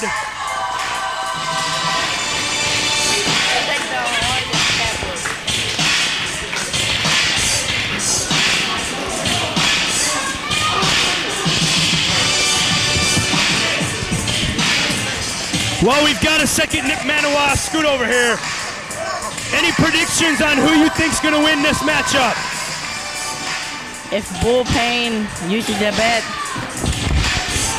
Todd and Mitch Ryder are gonna win. What was that? If Bull Payne uses the bet, Todd and Mitch Ryder are gonna win. Nick Manoa has gone out and said that the bad motherfuckers are gonna walk out of here tag team champions tonight, Mark Wolf. I don't care about that. I just want to see them fucking bleed. I hope my buddies keep the belts out, but that little display was one of the most fucking disgusting things I've ever seen. All I know, Mark Wolf, I've got one question for you. Is it already the 3rd anniversary of the House of Hardcore? What? It seemed like that segment went on for a year, Mark. But right now, looks like Mitch and Roland are having a little fun up with the fans.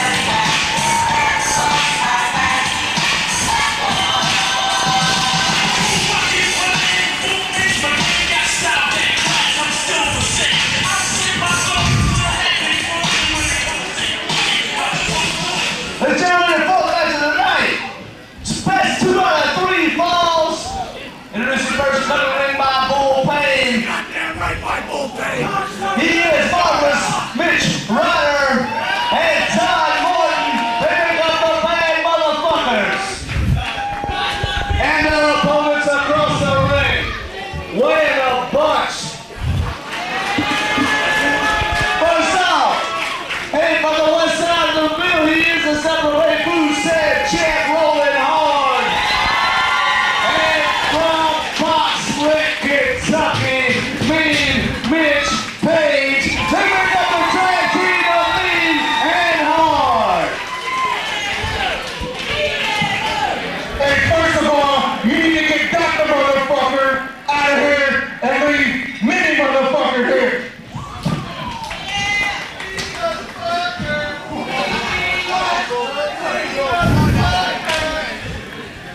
Strategy being employed by Mean and Hard right off the bat, trying to make the bad motherfuckers angry, trying to get under their skin.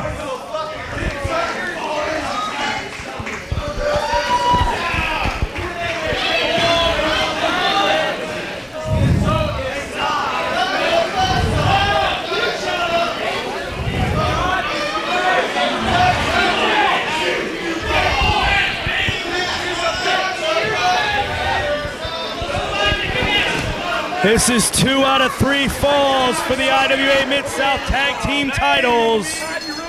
The bell has rung, the matchup is underway.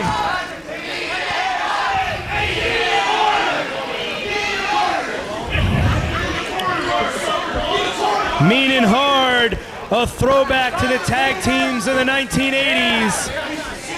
In your corner. They are making it, keep relocating to their new corner.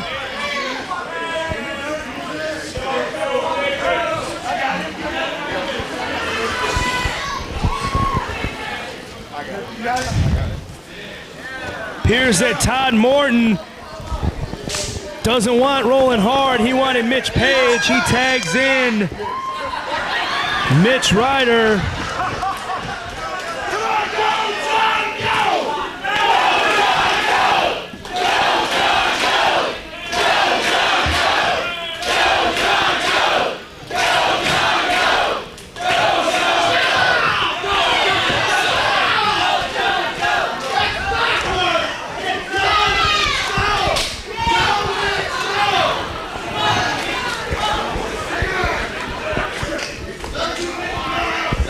What in the hell is going on here?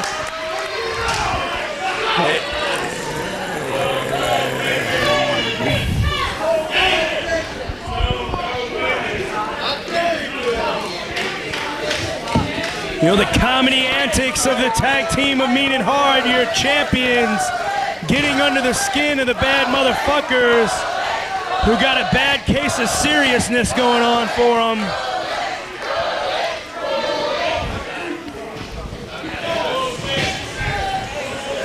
Looks like they're about to lock up Rolling Hard and Mitch Ryder.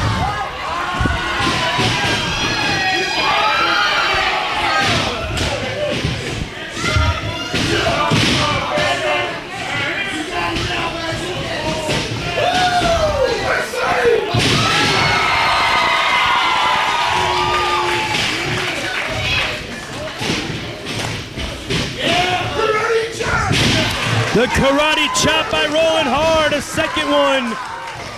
It was last night in Indianapolis. He broke back out the flaming karate chop, Mark Wolf. But this one, just as effective, sends Mitch Ryder running to the floor, looking for a breather.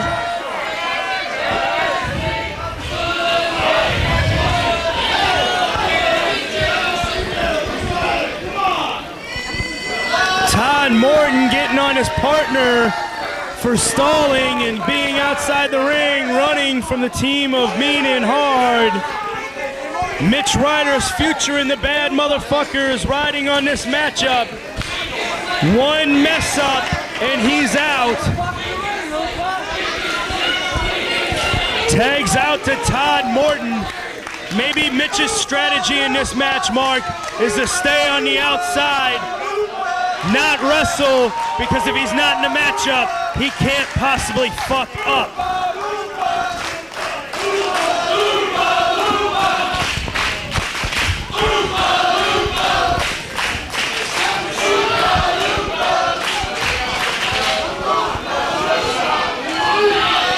Crowd getting on Todd Morton about being a midget.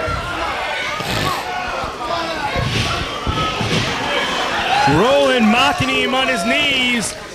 And really, there's not that much size difference between Todd Morton and then Rolling on his knees.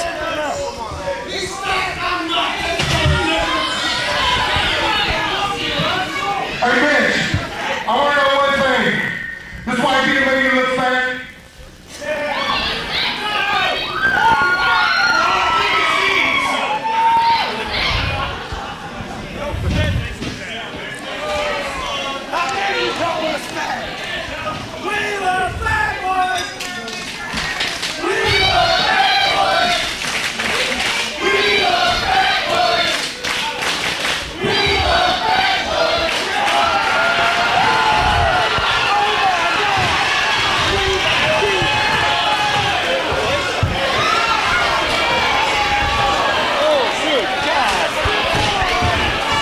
One of the fans, hearing the crowd chant that they love fat boys, took his shirt off.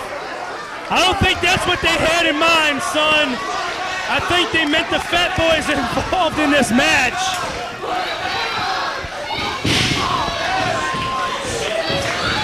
Rolling Hard with a clothesline. Gives Todd Morton a second one. Morton runs to the floor.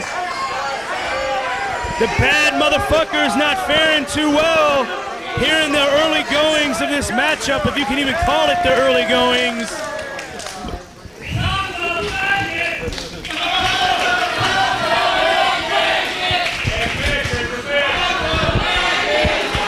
Crowd getting on Todd Morton.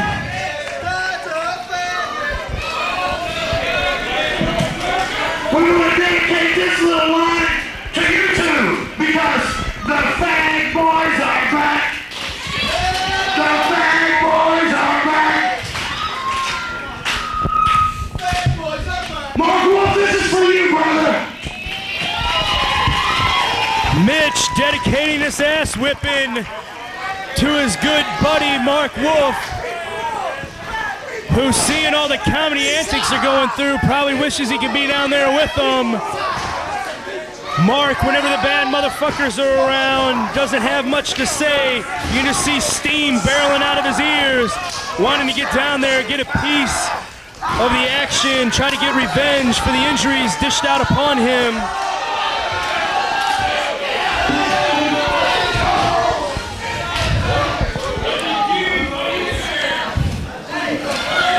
Mitch Ryder spinning it, rolling hard. Drawn, rolling hard into the ring. There was no tag made, but Todd Morton comes in anyway.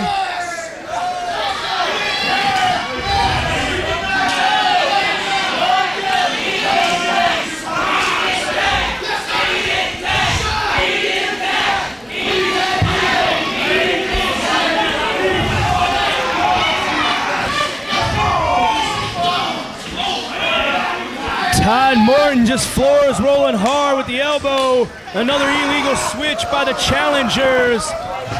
Mitch Ryder on Mitch Page in the corner.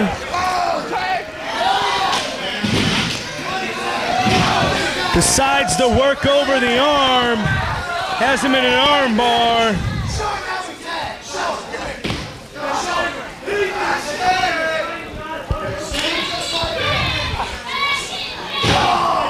Todd Morton tagged in, going to work on Mitch Page, whips him into the ropes, reversed by Page, hip toss by the champion, arm drag.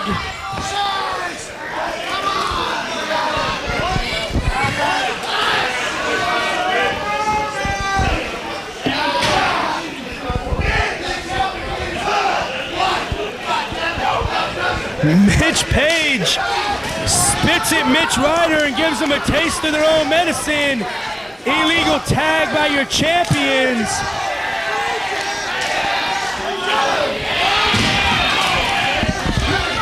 The crowd covers for him. Now they spit at Mitch Ryder again.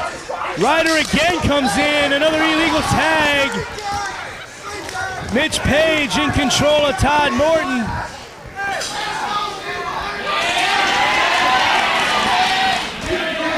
The crowd lies on behalf of your tag team champions, saying there was a tag.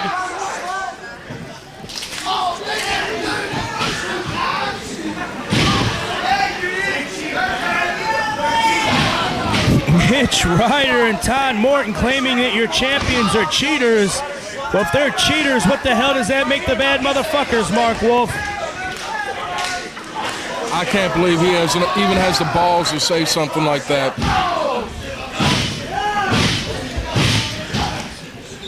Roland was going to work on Mitch Ryder.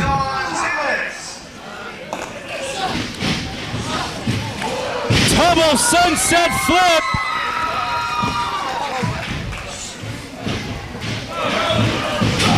Double clotheslines. And your challengers go back to the floor.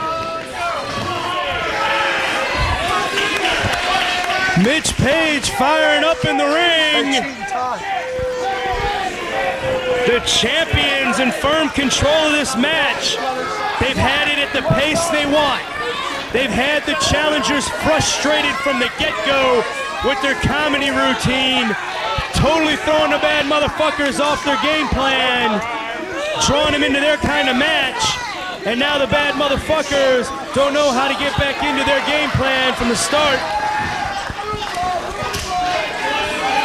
There's a little double dance step from your champions in the ring.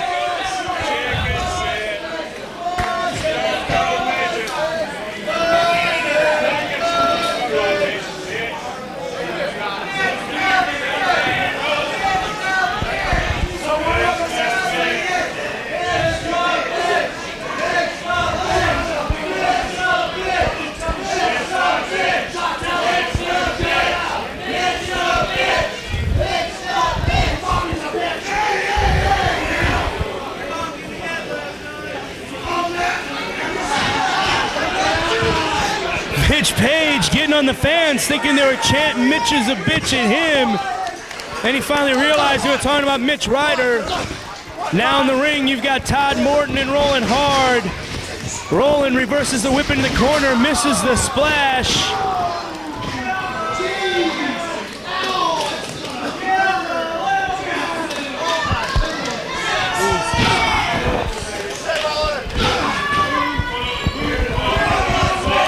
Todd Morton working over the injured arm of Rolling Hard.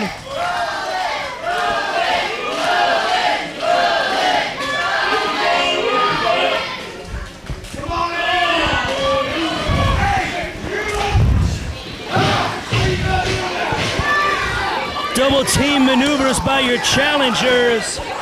Mitch Ryder working over the arm out on the floor. And as you've pointed out many a time, Mark Wolf, the bad motherfuckers always have to have it 2-on-1. They can't do it 1-on-1. That's the only way they can do it, Jim. It's always got to be 2-on-1, 3-on-1 with these guys. They're going to have to find a way to do it 2 times. One pinfall won't get the titles in this matchup. You're going to have to defeat your opponents 2 separate times to walk out of here champions. Mean and Hard already hold 2 victories over the tag team of Mitch Ryder and Todd Morton. Morton and Ryder have yet to earn a pinfall over Mean and Hard. So the odds have to be in the favor of the champions here, having to be beaten twice to lose their titles. Rolling Hard cuts off Todd Morton with a DDT. He's crawling towards the wrong corner, though, to make the tag.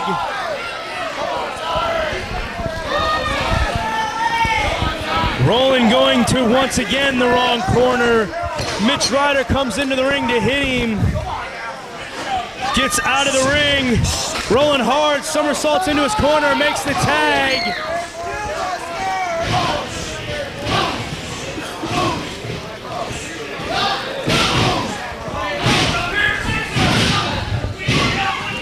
Rolling on Todd. The 2 Mitches going at it. Karate chop on Todd Morton. Now, this is what I want to see, Jim. Mitch Page has that fucker Mitch Ryder out on the floor.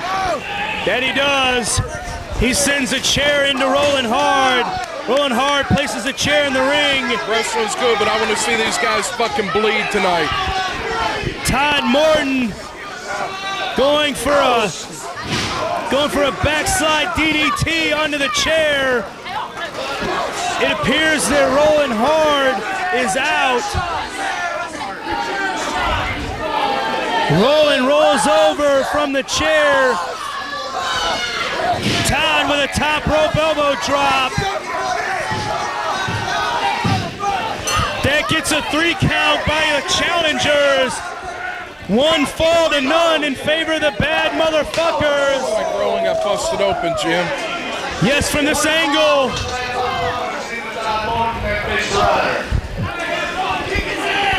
Rolling Hard's definitely been busted open from the DDT onto the chair.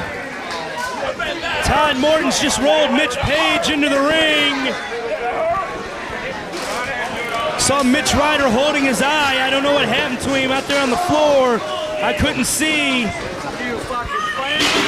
But all I know is the challengers are now 1 step closer to becoming the champions as they have a 1 fall to nothing lead over the championship team of Mean and Hard.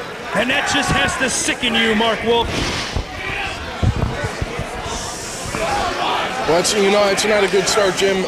Mitch said this one was for me, and now they're down 1 fall already.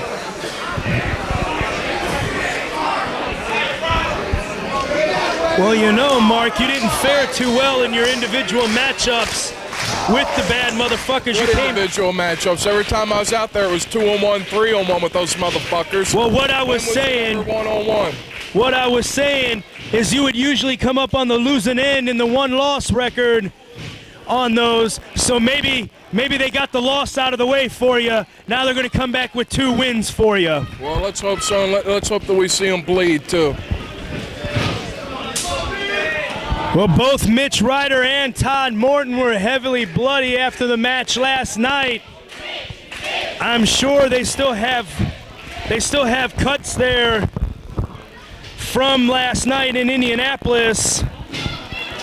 That if the tag team of Mean and Hard was to get on a roll and get on them, they would be able to open those cuts up. Beautiful standing drop kick by Todd Morton. Got a lot of height on that one.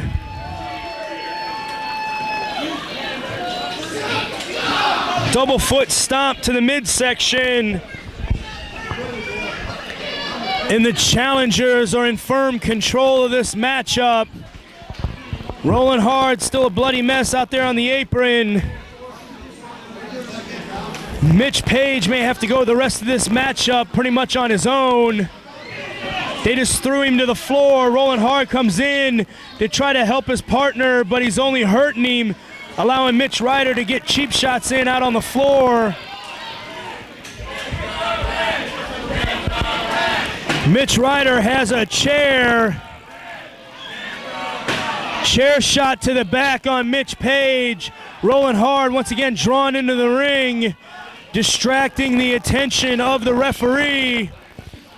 Allowing these guys are doing what they do best. It's always got to be 2-on-1. It has sent Mitch Page that chair. You know, Mitch Page was a bloody mess last night in Indianapolis. That could have opened up a cut from last night on his forehead.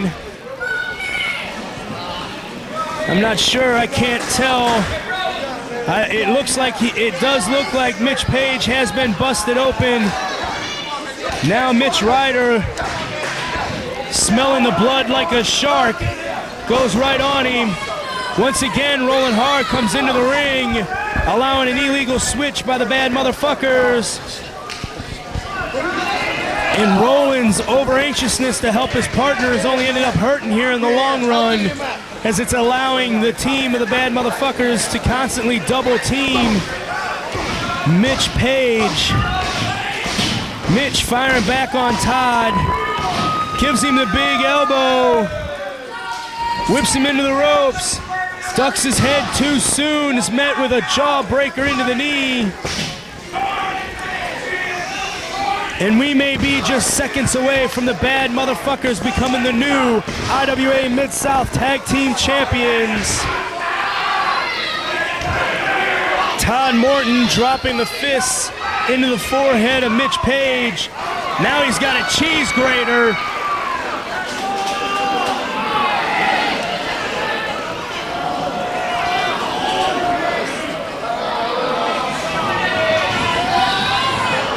Rolling Hard once again drawn into the ring, hurting his partner, giving Mitch Ryder more free time without the referee.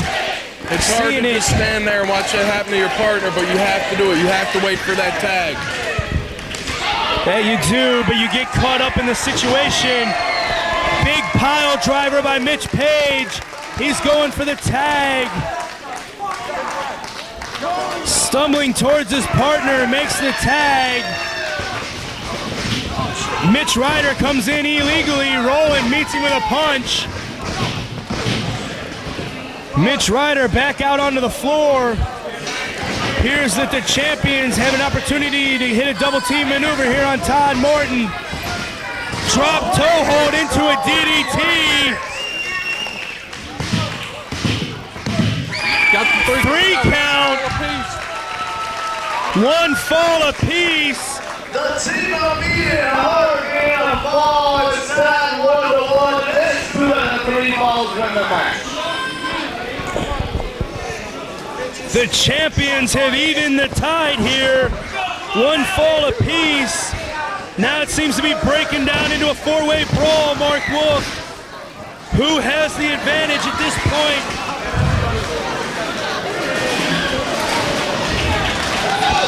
Mitch Page and Todd Morton are out in the crowd. Todd Morton just sent face first into a chair. I can't tell what's going on with Mitch Ryder and Roland. Can you see what's going on over there, Mark? Right now, Mitch Ryder's on top of Roland. He's got him throwing some chops up against the wall. You're going to want to... Right through the door, Jim. Mitch Page just hit Todd Morton in the face with a chair.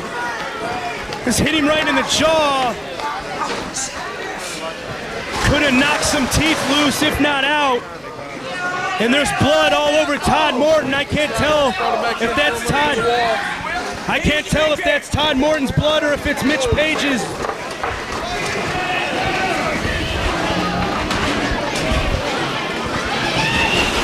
Todd Morton thrown in the wall on the other side by Mitch Page. Mitch is choking Todd over up against the wall. Here's that Mitch Ryder has control of Roland hard. Or he did.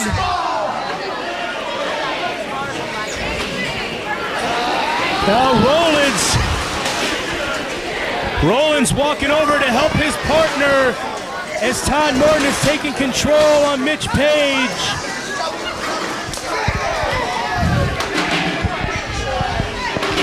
Roland stops that situation in a hurry. Him and Todd Morton are going outside. Now they're back in.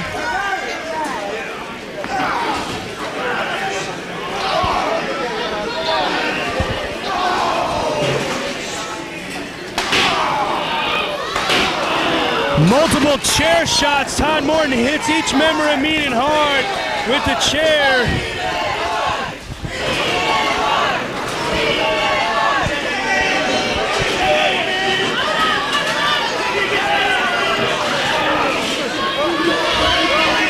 Todd Morton's dragging Mitch Page up into the bleachers.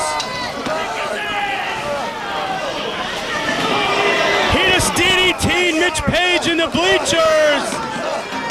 Fans are running for their life. Mitch is rolling off the bleachers. Todd with a double foot stomp onto Mitch. Trips into the row of chairs. Just hits Mitch Page in the crotch with the chair. I can't tell what's going on over here with Mitch Ryder and Roland hard.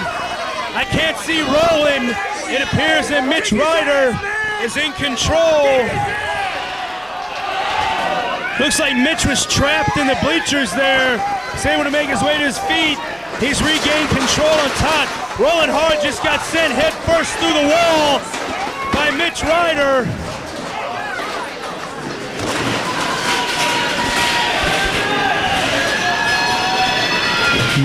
Mitch Ryder just hit him in the head with a garbage can. Mitch Page and Todd Morton are back in the ring.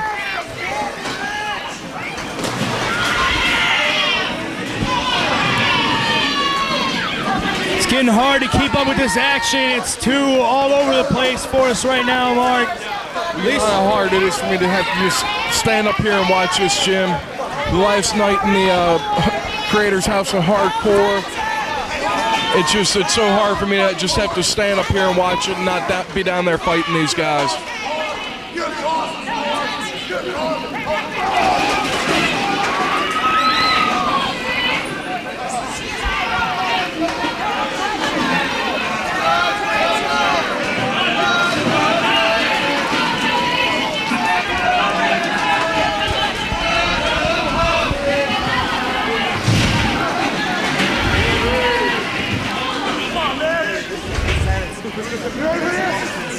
Looks like Mean and Hard's regained slight control of this matchup.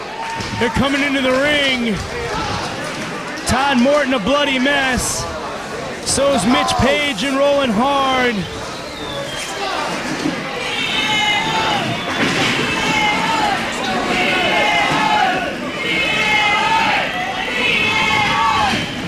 Do-si-do.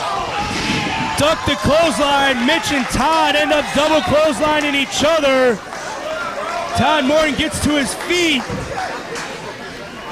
He's pissed off with Mitch Ryder.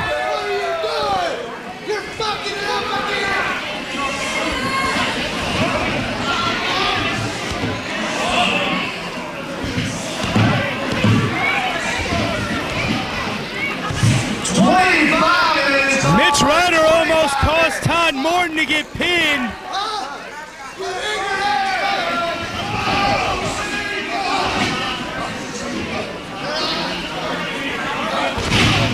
Todd Morton just drops Mitch Ryder. Todd Morton just dropped his own partner with a backside DDT. Mitch Page goes for the cover. 1, 2, 3. And mean and hard.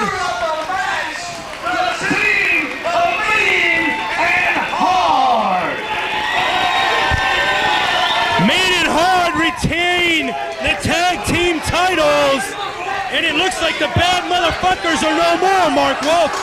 I don't really care about that, Jim. I don't care if they're a group or not. I just hope that in a couple months when I'm back, all three of these guys are still in the IWA.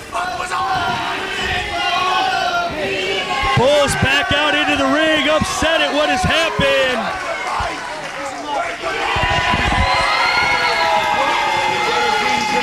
I'll tell you exactly what happened. He fucked up. I gave him my finish, and I tried to fuck with him, and I told him to go ahead and pin the strike, son of a bitch.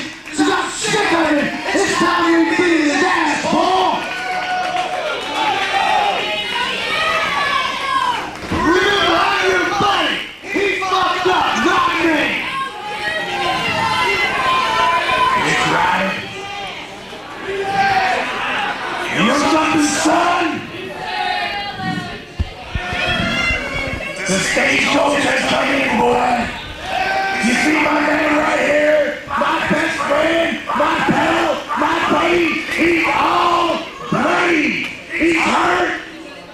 And there ain't a fucking mark on your head, son. So what does that tell me? What the fuck does that tell me, Mitch Ryder? That tells me what that fucking sign tells me, that you are the weakest fucking link. Goodbye. And there's one thing I can't stand besides you ugly, smelly motherfuckers, and that's the goddamn weak link.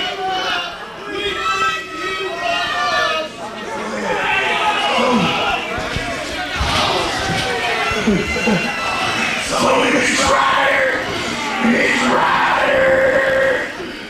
Ryder, I'm gonna show you what it's like to feel the wrath of pain.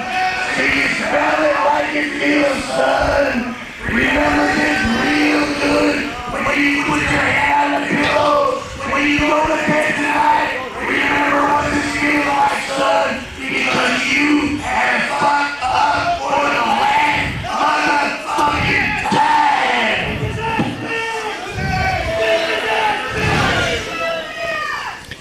Bull Payne delivering the baseball bat shot to the head of Mitch Ryder. I think Mitch Ryder is now officially out of the bad motherfuckers as Todd and Bull are applying the boots to him. Mitch Ryder a bloody mess. Mark Wolf. Two smartasses with the size. If that was what you fuckers think you can do, everybody, you bring it on, because if you got any of the bad motherfuckers, the same shit will happen to you.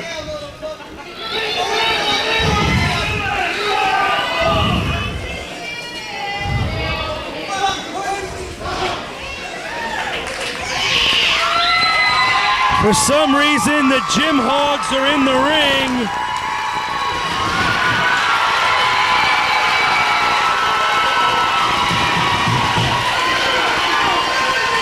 And have hit clotheslines on Bull and Todd, but they're cut right back off.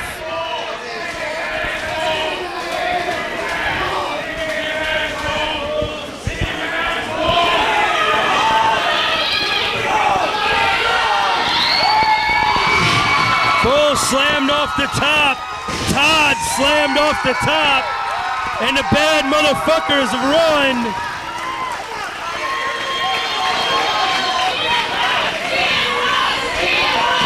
They've just helped Mitch Ryder. Hey, face, no face. I can fight all the battles. I got myself in this mess. Get out of my way.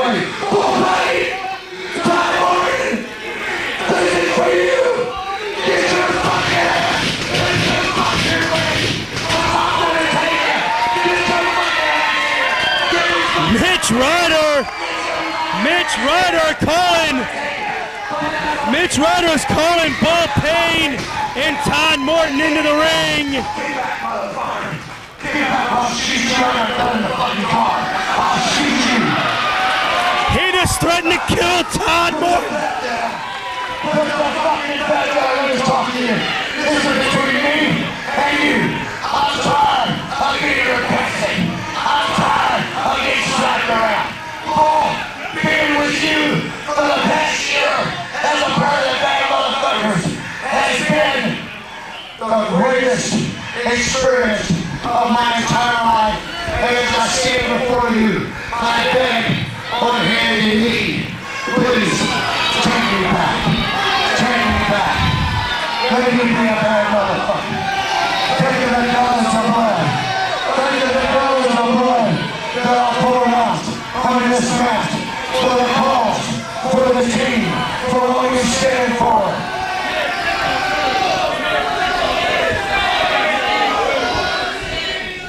You know what, Mitch Ryder?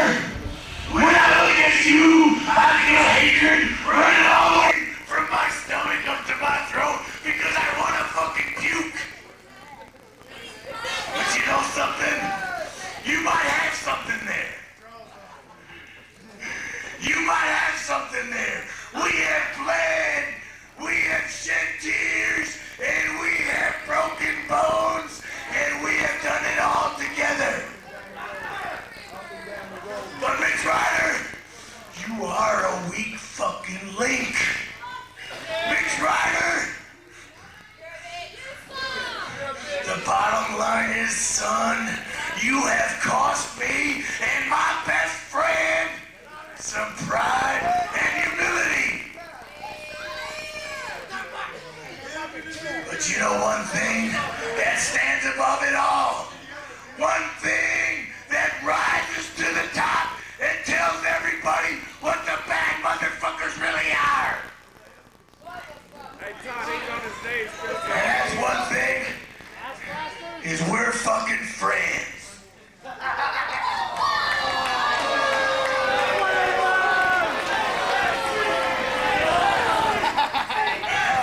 So all you stupid motherfuckers out there, you don't know what friends are. You don't know what it's like to have a real best friend like me. You don't know what it's like to have a pal. And I got a pal, and I got a friend, and I don't give a fuck about the rest of you pieces of dog shit. See, this is what it's about. Loyalty, sacrifices. This man sacrificed himself, his reputation, his body for one thing, the unity of a team to accomplish the ultimate goal, and that is to rule the IWA. Something you fuckers know nothing about. That's loyalty and friendship, cause nobody will be any of you sorry asses friends. And as for you two big, overgrown, weightlifting, strongman pieces of shit, you best keep on training at whatever camp you're training in, because in a matter of weeks, your asses are gonna pay for what you just done right here to us. You boys can lift all the weights, you can pump all the iron, you can set all the world records, but the one thing you can't fucking do, and that's take the heart and the pride away from the bad motherfuckers. So boys, you may have, in fact I will say, you have bit off more than you can chew.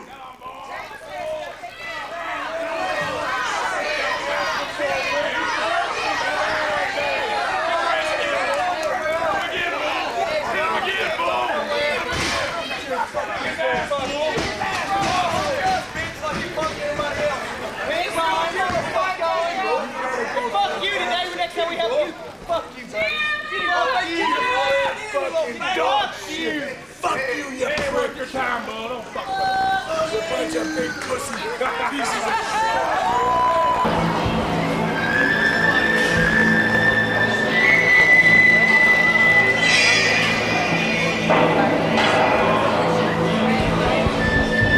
Mark Wolf, we're back here on the farewell to the IWA House of Hardcore here in Charlestown, Indiana, starting back up, and it's going to be an IWA Mid-South Light Heavyweight title matchup as Mike Quackenbush will get a title shot as he takes on new champion Sexy Ace Steel, who won the title from Dysfunction last night in Indianapolis. Quackenbush appeared on the Indianapolis show last night with an impressive showing in defeating Vic Capri to earn this title shot tonight.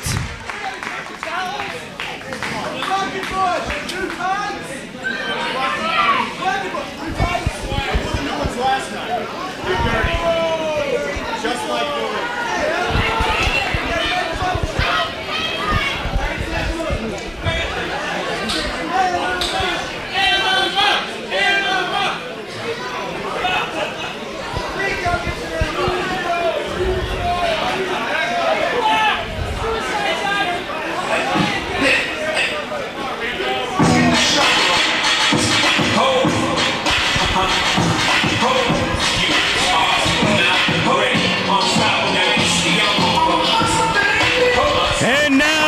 his way to the ring, Mark Wolf.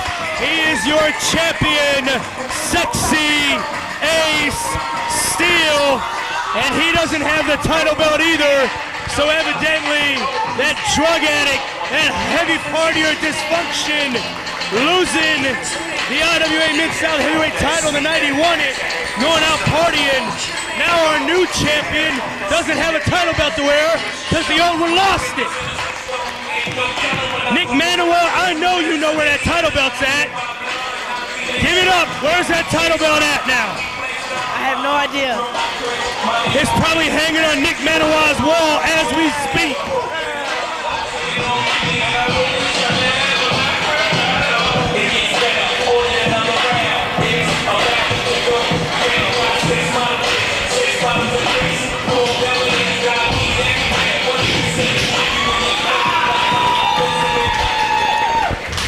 Ladies and gentlemen, this match will be for the IWA Light Heavyweight Championship. Your referee, Mohammed. Introducing first the challenger, weighing 191 pounds, headed from West Lawn, PA.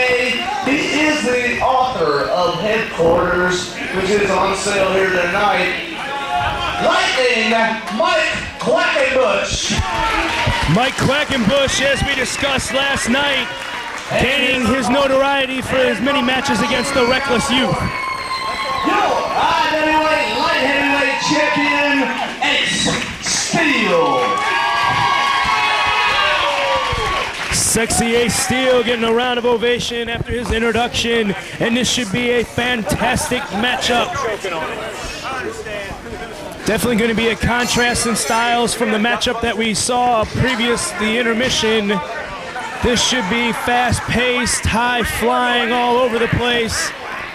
Might be hard to keep up with the action here. Mark Wolf, I hope you know the names. Yeah, I was going to say it might be another one where we don't know the names of the holds that they're putting on. Might be like Cabana and Capri earlier tonight. We'll try to describe it the best we know how, and hopefully somebody up here like Nick Manawa can chime in with a name for us.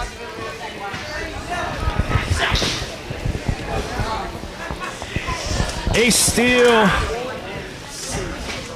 has control here in the opening moments with the hammerlock. It's reversed. Side headlock by Quackenbush. Top wrist lock.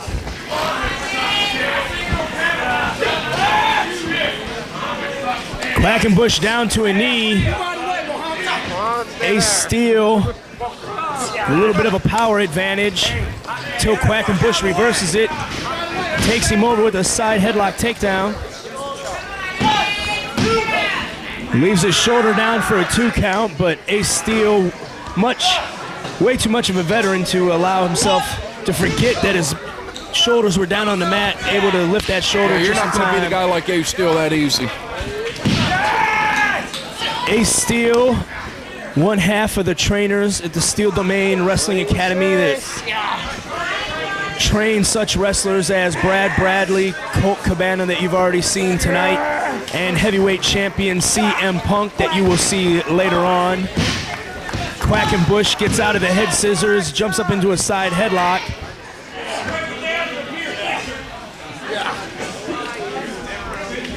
Ace has him in the front face lock, drives him into the mat with a takeover.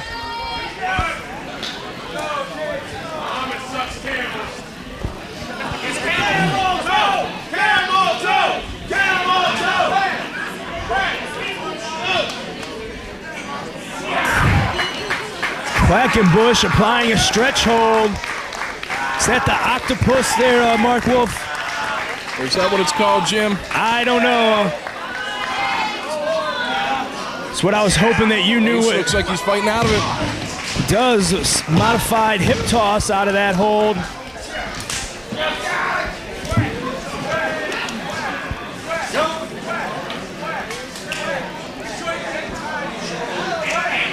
Got him in a reverse chin lock, it looks like, from this angle. Quackenbush manages to counter the hold. Has him in an arm wringer. Ace rolls through. Gets him in one of his own. Putting a lot of pressure on the wrist of Quackenbush. Quackenbush reverses the tides. Got him in almost a Cobra Clutch mini torture rack here. I think Ace Steel a little bit too big for Quackenbush to get the full effect of that hold. He spins through it. Hits a knee to the gut. Snap mare, kick to the back. Quackenbush slapping the mat. Does a snap mare and returns the favor. A little game of one-upsmanship going on here, Mark Wolf. Ace Steel, quite possibly the best of the Midwest. Quackenbush, the best of the East. Roaring elbow by Ace Steel, doesn't get the full effect of it. Quackenbush was able to sidestep just a little bit, so it was only a glancing blow by Ace Steel.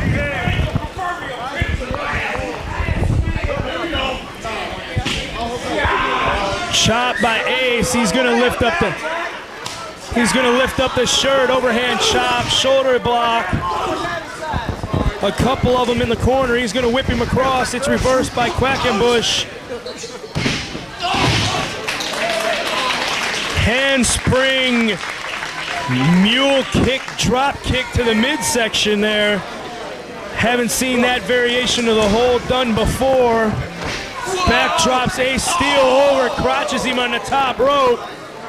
Ace able to go over and get his balance on the ring apron. Quack up into the corner. Bulldog of sorts into the ring apron. Both wrestlers fall to the floor. Quackenbush going up top, look like he's gonna do a dive to the floor. Corkscrew plancha to the floor, Mark Wolf. Thank God he pulled off one we knew what to call. Both wrestlers are down on the concrete, outside on the floor. Ace Steel thrown back into the ring by Quackenbush. Quackenbush knowing that he has to get a pinfall in the ring.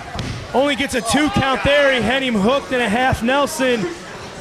He didn't quite have the leg. Scoop and a slam. Standing leg drop.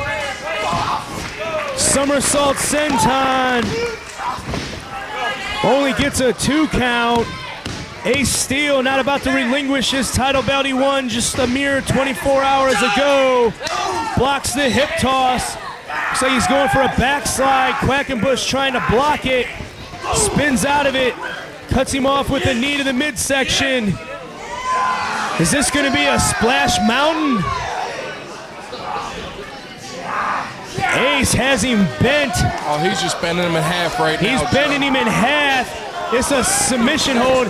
Is this the gory special? Oh my, I have never seen that, Jim. Neither have I. It gets a holy shit chant from the crowd. This matchup could be over. Only a 2 count. Still in the early goings of this matchup. Both competitors have a lot of heart. They're not about to get beat here in the last show in Charlestown, Indiana for the IWA Mid-South. Both of them want to go out on a winning note. Ace Steel wanting to retain the title. Mike Quackenbush wanting to return to the East Coast to say that he conquered the light heavyweight division of the IWA Mid-South the weekend he came in. Here's another submission hold. Yeah, I have no idea the name of it, but it definitely looks like you're getting wrenched in the back, the arms, the shoulders, the elbows. Quackenbush may be thinking about giving this one up. Ace rolls him over, shoulders on the mat. Only a 2 count. Oh, what a knee drop to the side of the face. He may just have swollen his eyes shut with that one. Ace taking him up top.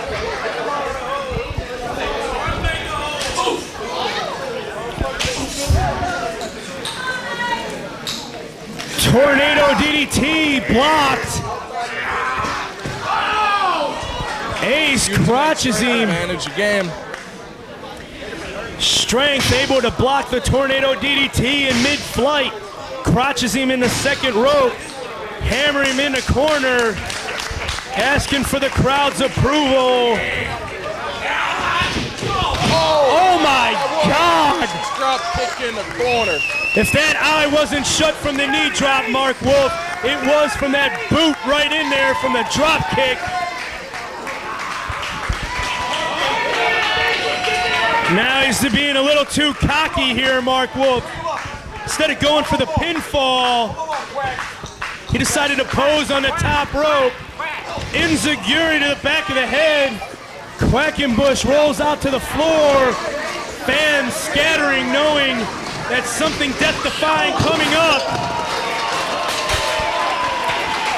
Plancha through the ropes, Mark Wolf. And Quackenbush goes flying through 4 rows of chairs. There's a tire. Ace has a tire and has dropped it on him. Now he's back in the ring and once again posing for the fans. But it could be a tactical mistake, Mark Wolf, because he's letting Mike Quackenbush get an opportunity to catch a second breath out on the floor. The referee checking on him. He may not be able to continue. Catch his breath. I think he's out there trying to find his head. It looked like Ace kicked his head off with that drop kick in the corner.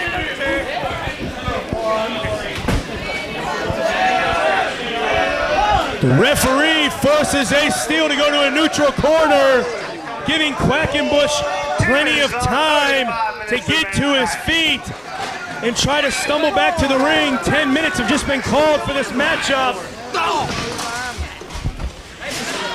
Quackenbush trying for a sunset flip.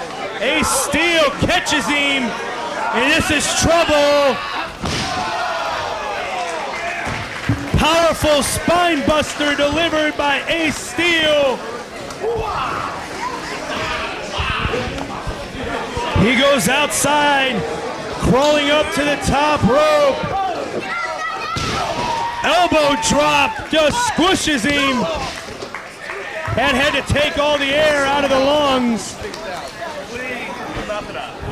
But he can't have too much air left in him after that missile elbow drop off the top rope. Landing full force on the chest. Ace. Clotheslines blocked. Sort of a rock bottom delivered there with a back heel trip. Springboard swanton. Only a 2 count. What's good for the goose is good for the gander, Mark Wolf. You squash me off the top rope and I'll return the favor. These guys going back and forth. Don't let Pat Patterson hear the fans say that.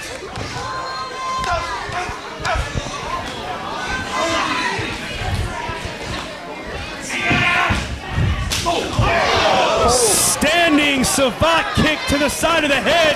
Quackenbush climbs the ropes. Flips into a Frankensteiner. Sunset flip. Rolls out. These guys trying to outdo one another. Flips him down.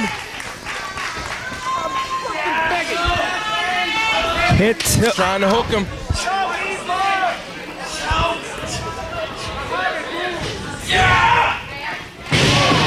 Tiger bomb, 1, 2.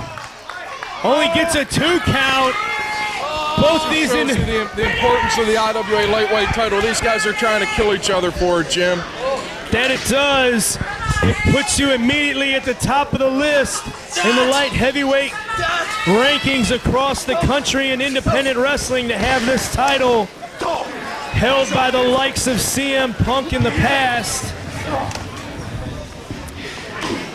I'm almost afraid to see what they've got in store next, Mark Wolf. They're up on the top rope.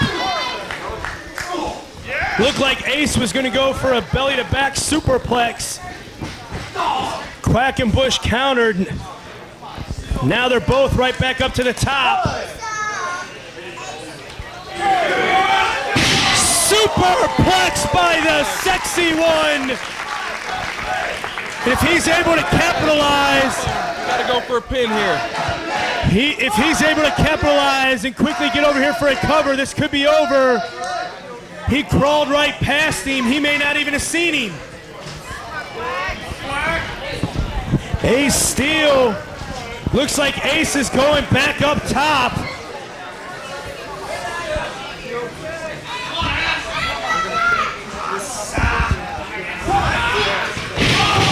Ace Steel with the spike pop. Spike DDT. What a hell of a match, Jim. And Ace Steel comes out on top. He's leaving the House of Hardcore. The final show in the House of Hardcore is still the IWA lightweight champ. The springboard spike DDT and sexy Ace Steel outlast the best of the East. So for tonight, the Midwest, just a little bit better than the East Coast, as sexy Ace Steel retains the light heavyweight title. People, IWA last night in this building. I've done a lot of shit here. Most of it you people have hated me for. Nonetheless, I fucking put my heart into it. Exactly. Everybody that actually puts their heart in this promotion. Now, I want to thank you people for coming here each and every time. I want you to come follow us wherever we go. And Mike Quackenbush, get your ass up here. I'm sorry, I dropped on your head. Come here, brother. Mike Quackenbush, you, my friend, certainly deserve your own ovations. Goddamn right. Great sportsmanship showed by a true champion.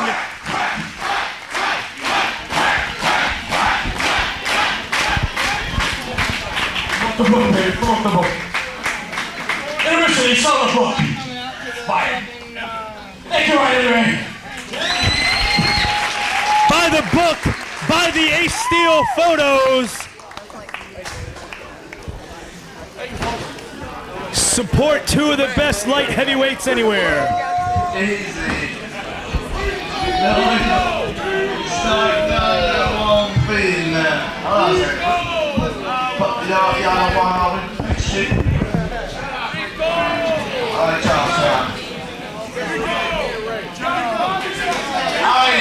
Y'all ready to turn it up a notch? Hey, Todd, you ready to turn it up a notch?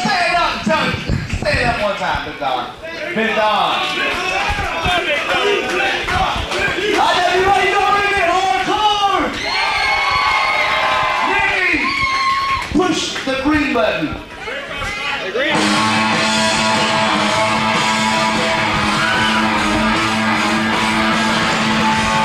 Well, Mark Wolf, it's time for the I Quit tag match. The Rugby Thug Trent Baker teaming up with Bull Payne to take on the tag team of the Bad Breed.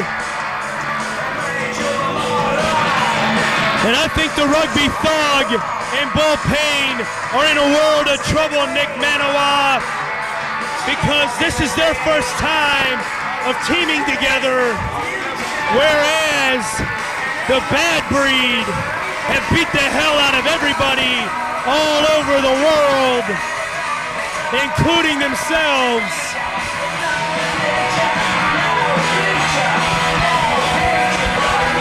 So the advantage definitely lies with the experienced tag team here, Mark Wolf, in the Bad Breed.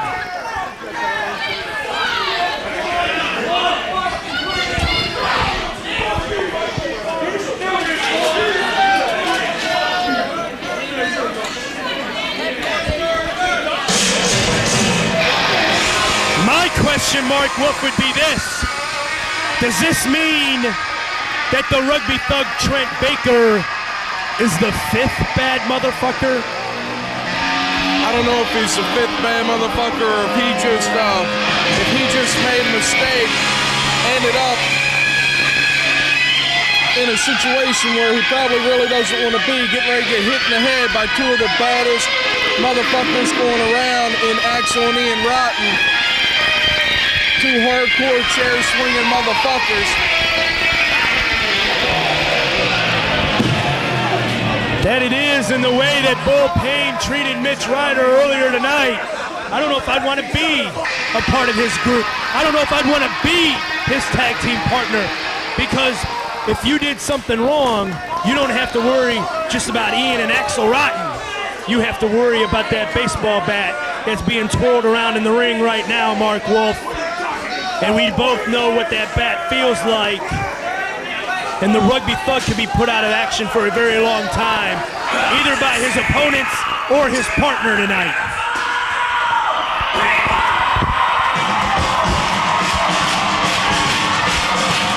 And the place coming to their feet, exploding for the arrival of the opponents, the Bad Breed, Ian Rotten. The fans are they're behind my friends, Jim. Ian and Axel definitely will have the home field advantage in this. The fans in unison supporting the Bad Breed. I think after this, Thug might be packing his shit up and driving back across the border, Jim. Driving across the border? Yeah, going back to England where he's from. You need to stop watching South Park, Mark, where they can drive to anywhere in the world. I think he's got one of those expensive flights scheduled to return to England.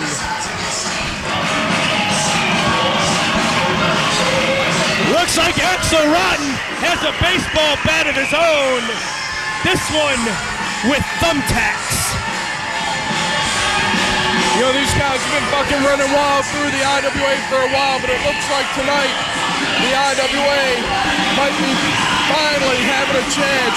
Axel Rotten coming in a team with Ian. Ladies and gentlemen, this is a tag team I Quit match. Pitfalls do not count. One member of each team must say I quit. Introducing first, weighing 13 stone, heading from Liverpool, England, former IWA World Heavyweight Champion, the Rugby Thug, Trent Baker. And his partner, weighing 257 pounds, heading from Milwaukee, Wisconsin.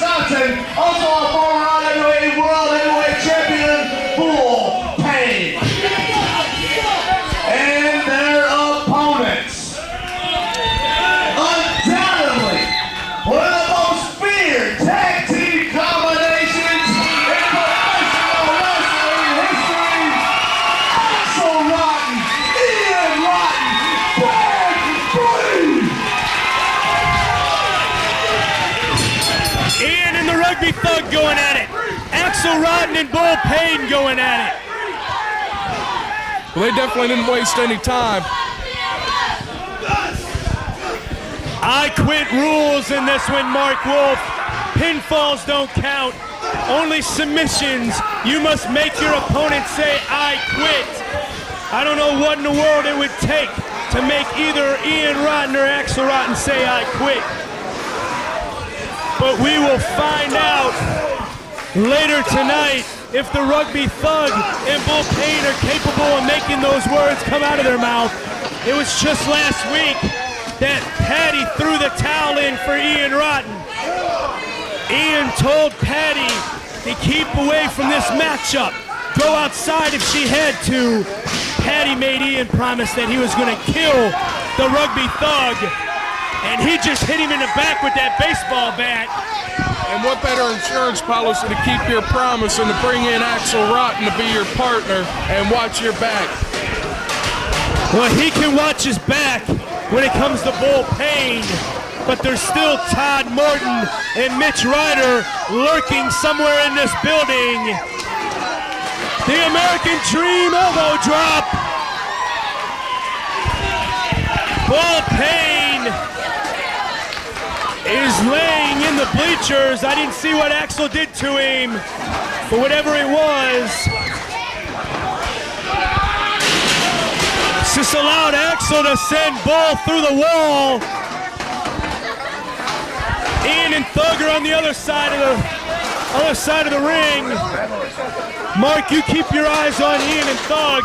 I'll keep them on Axel and Bull, and we'll try to keep the fans at home abreast of what's going on here in this matchup. I don't know what Ian has. Looks like some kind of sign. IWA danger, keep out sign. Just hit Thug over the head with it. Bull has the baseball bat on Axel Rotten. That may have opened up a cut on Axel's forehead. He just took the bat right to the top of the head. He just took it again, and Axel Rotten is indeed busted wide open. Mark, what's going on over there with Thug and Ian? Right now, Thug's got the advantage of him. He's throwing some forearms to the back, kicks to the head over on the floor. Bull's choking Axel Rotten in the corner with that baseball bat. Axel's taking over control, has the bat himself. Just hit Bull Payne in the head with it. Bull Payne is busted open. Just hit Ian over the head with the sign. Cattle crossing sign. Just hit Ian Rotten. Axel and Bull have been busted open. I can't tell about Ian and Rugby. Rugby just went through the wall. Barbed wire bat and the regular bat across the back of Bull Payne. Bull stumbling into the corner. We're in a...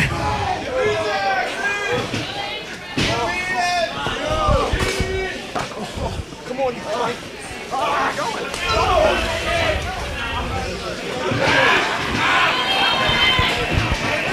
Bull's taking the barbed wire to the head of Axel.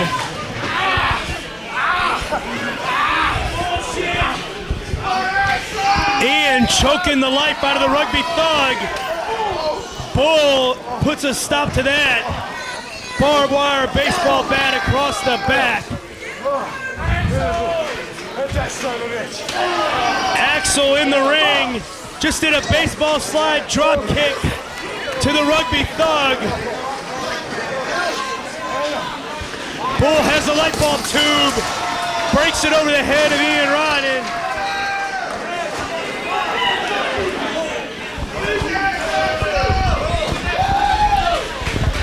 Mark, can you tell what's going on with Thug and Axel? Axel is through Thug right through the door. Ian just sent a light bulb tube down across the back of Bull Payne. He's carving on the forehead of Bull with it.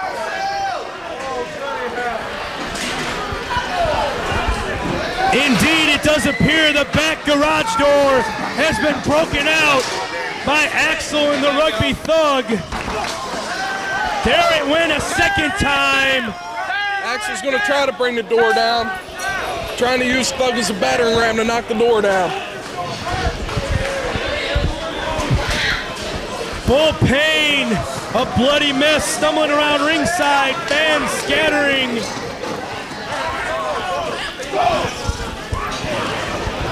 Ian giving chase with the barbed wire bat. Bull trying to get his bat. Ian raking the barbed wire bat across the head of Bull. Looks like Axel and Thug have made their way back to ringside. Bat shot to the throat on Bull Payne.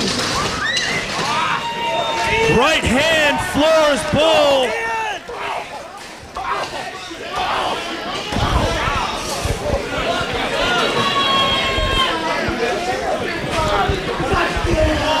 I can't tell what's happening, but from the looks of it and the sounds of it, Ian Rutten. Rugby Thug with the sign, Jim. Bad Breed in control of this matchup. Ian's choking and biting Bull Payne up against the wall now. You quit, bitch! Ian just spit on him. Axel with the microphone to the face. Fucking quit! You fucking quit! Bloody stupid British gimmick! Oh, I hate that. Axel Rotten hates the British gimmick. Talk like that too. You fucking faggot! Ian and Bull headbutting the hell out of each other right now.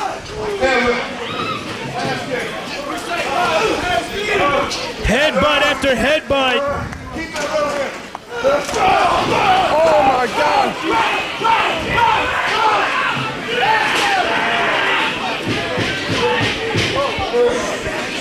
Ian and Bull.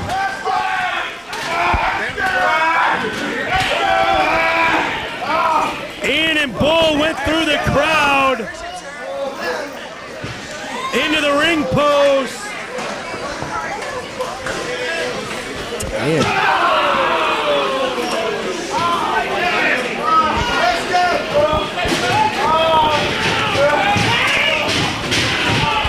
Clothesline. With the clothesline.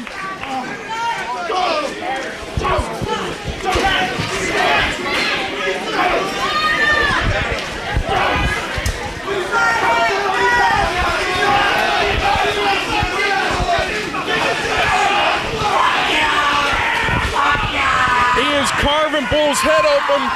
He's carving Bull. Bull refusing to quit. I can't tell what's going on with Axel and Thug. Rugby Thug thrown into the ring.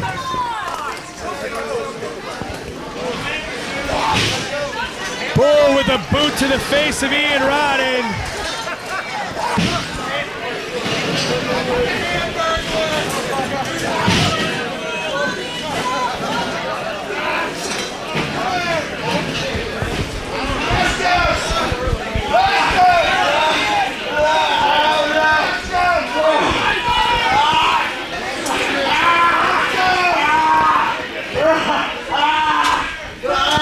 Bull's got a chair. Looks like he's going to work on that arm that Thug hurt.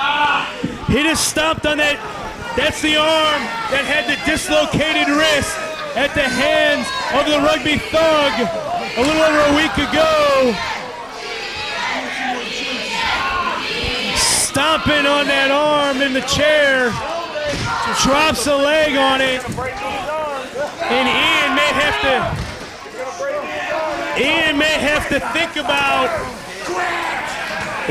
to think about submitting here before they snap his arm.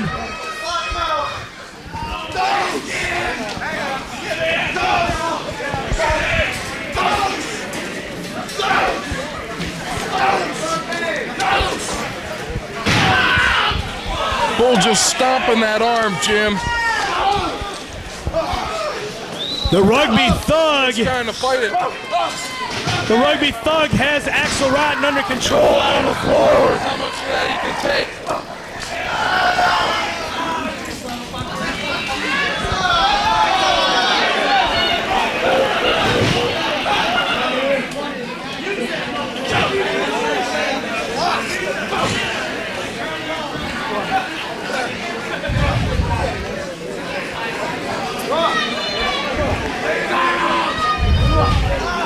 Now they're laying that arm out flat, and they've got the baseball bat.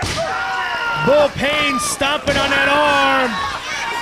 Jim, I don't know how much of this I can watch. Axel made his way back to the ring.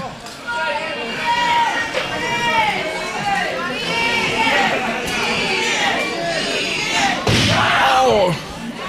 Baseball bat shot to that dislocated wrist. He's gonna do it again, Mark. Second time across that wrist.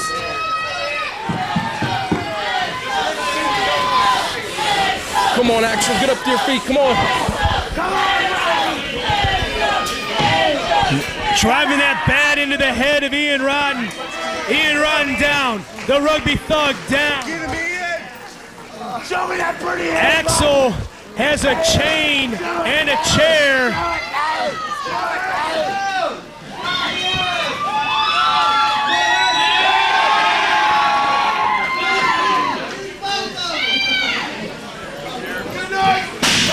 Chair shot on Rugby Thug.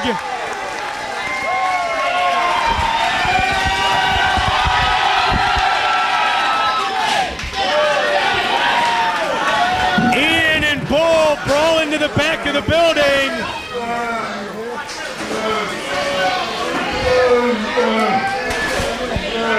I don't think the Rugby Thug is conscious enough to say I quit. Head of Bull Payne, but he can only use one arm right now, Jim. Axel has a thumbtack bat with the Rugby Thug.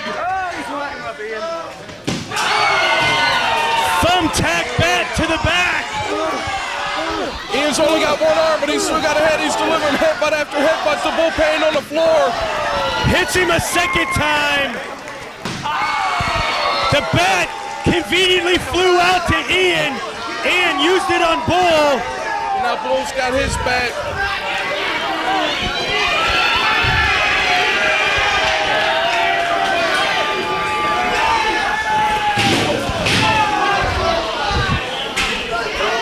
Axel hit the Rugby Thug in the side of the head with a chair. Now he's going to use the chain.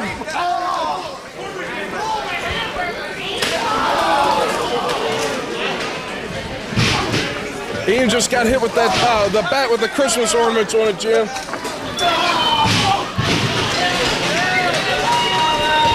Axel Rotten has complete control over the Rugby Thug.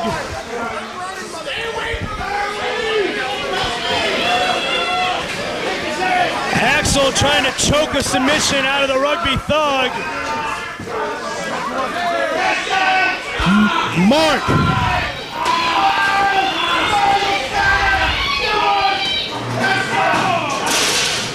What's going on over there, Mark? Ian's bringing out a table.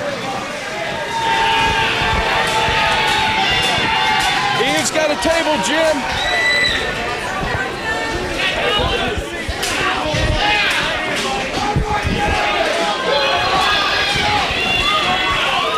Ian has a table. Fans helping him set it up. He's only got one arm. He can't set the table up. The fans are helping him. Axel has a staple gun. Staples a dollar bill to the head of the Rugby Thug. Light bulb tube across the head. Light bulb tube across the head of Ian Run. Bull Payne sets him up on the table. Axel continues to work over the Rugby Thug. Ian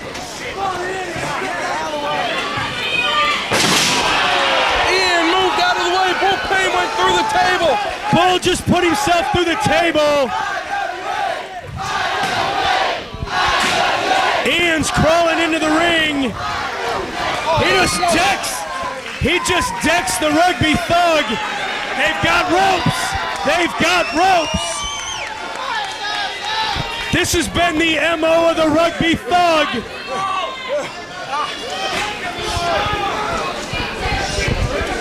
They're tying the Rugby Thug to the ropes.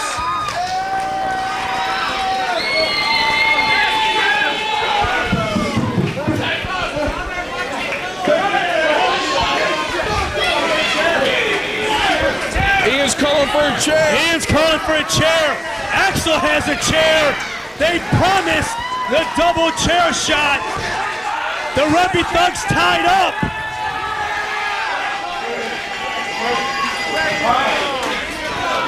I quit. The Rugby Thug quit. The Rugby Thug quit. Oh my God. They hit him anyway. They hit him anyway.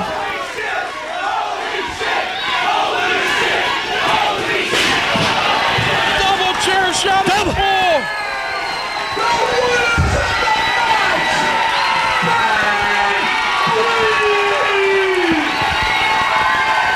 Bad breed. There's your payback, Mark Wolf. Your best friend in the world just laid out Bull Payne and told you it was for you.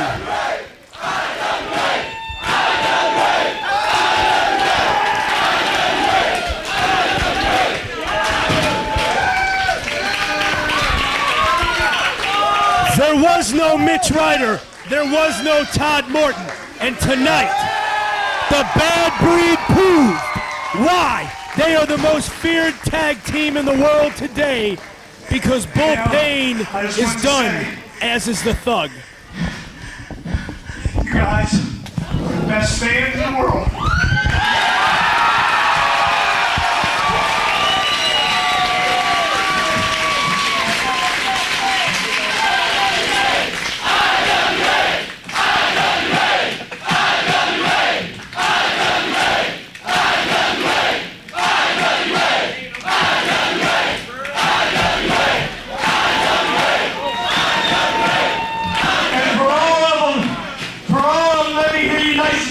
You've been all night. If you ain't hardcore, you ain't shit. Thanks to Charles Town, we love you.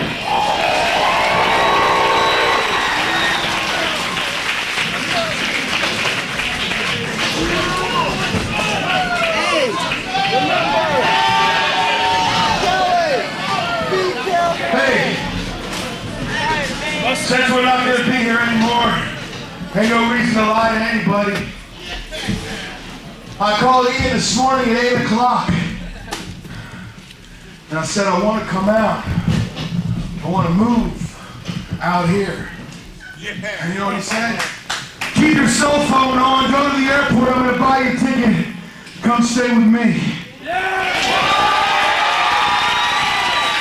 That's the kind of motherfucker that he is. And these two guys laying here, they don't deserve to be booed. No. They deserve to hear that shit real fucking loud. Because they did just as fucking much as we did. And they deserve your respect. I'm not gonna be a bitch and shake their hand, but I'm gonna give them a fucking handshake.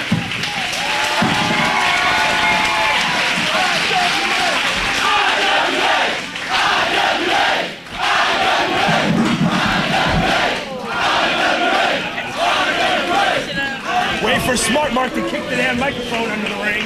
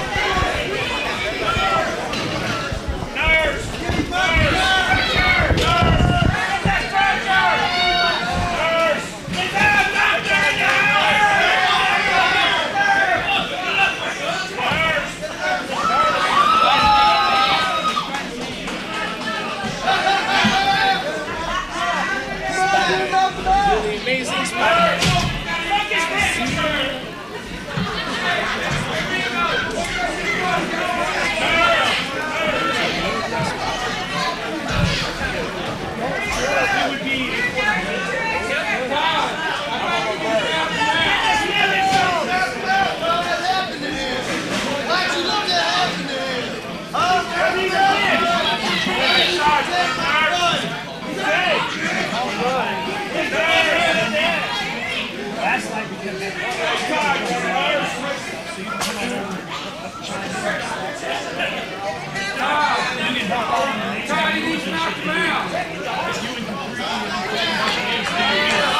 was a flip into a somersault, into a splash. Don't ask me what the name of it is, but I'll describe it.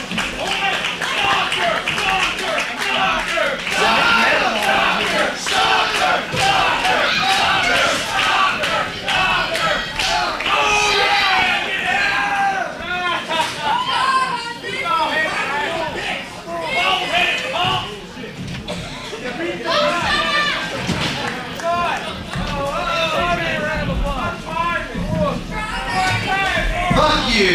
You let my buddy get hurt. I ain't untying your bitch ass. Hey, and Doc, why don't you do what your shirt says and fucking die? You alright, buddy? Fuck Rugby. Leave him tied up.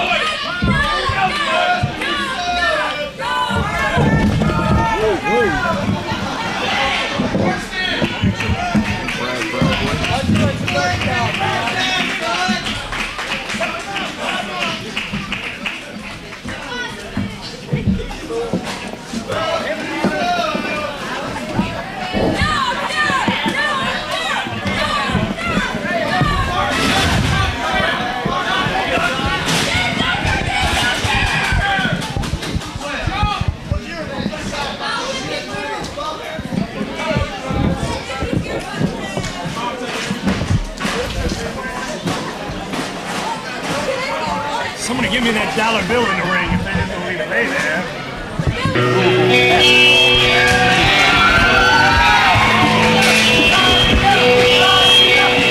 Since Kentucky, Indiana every year,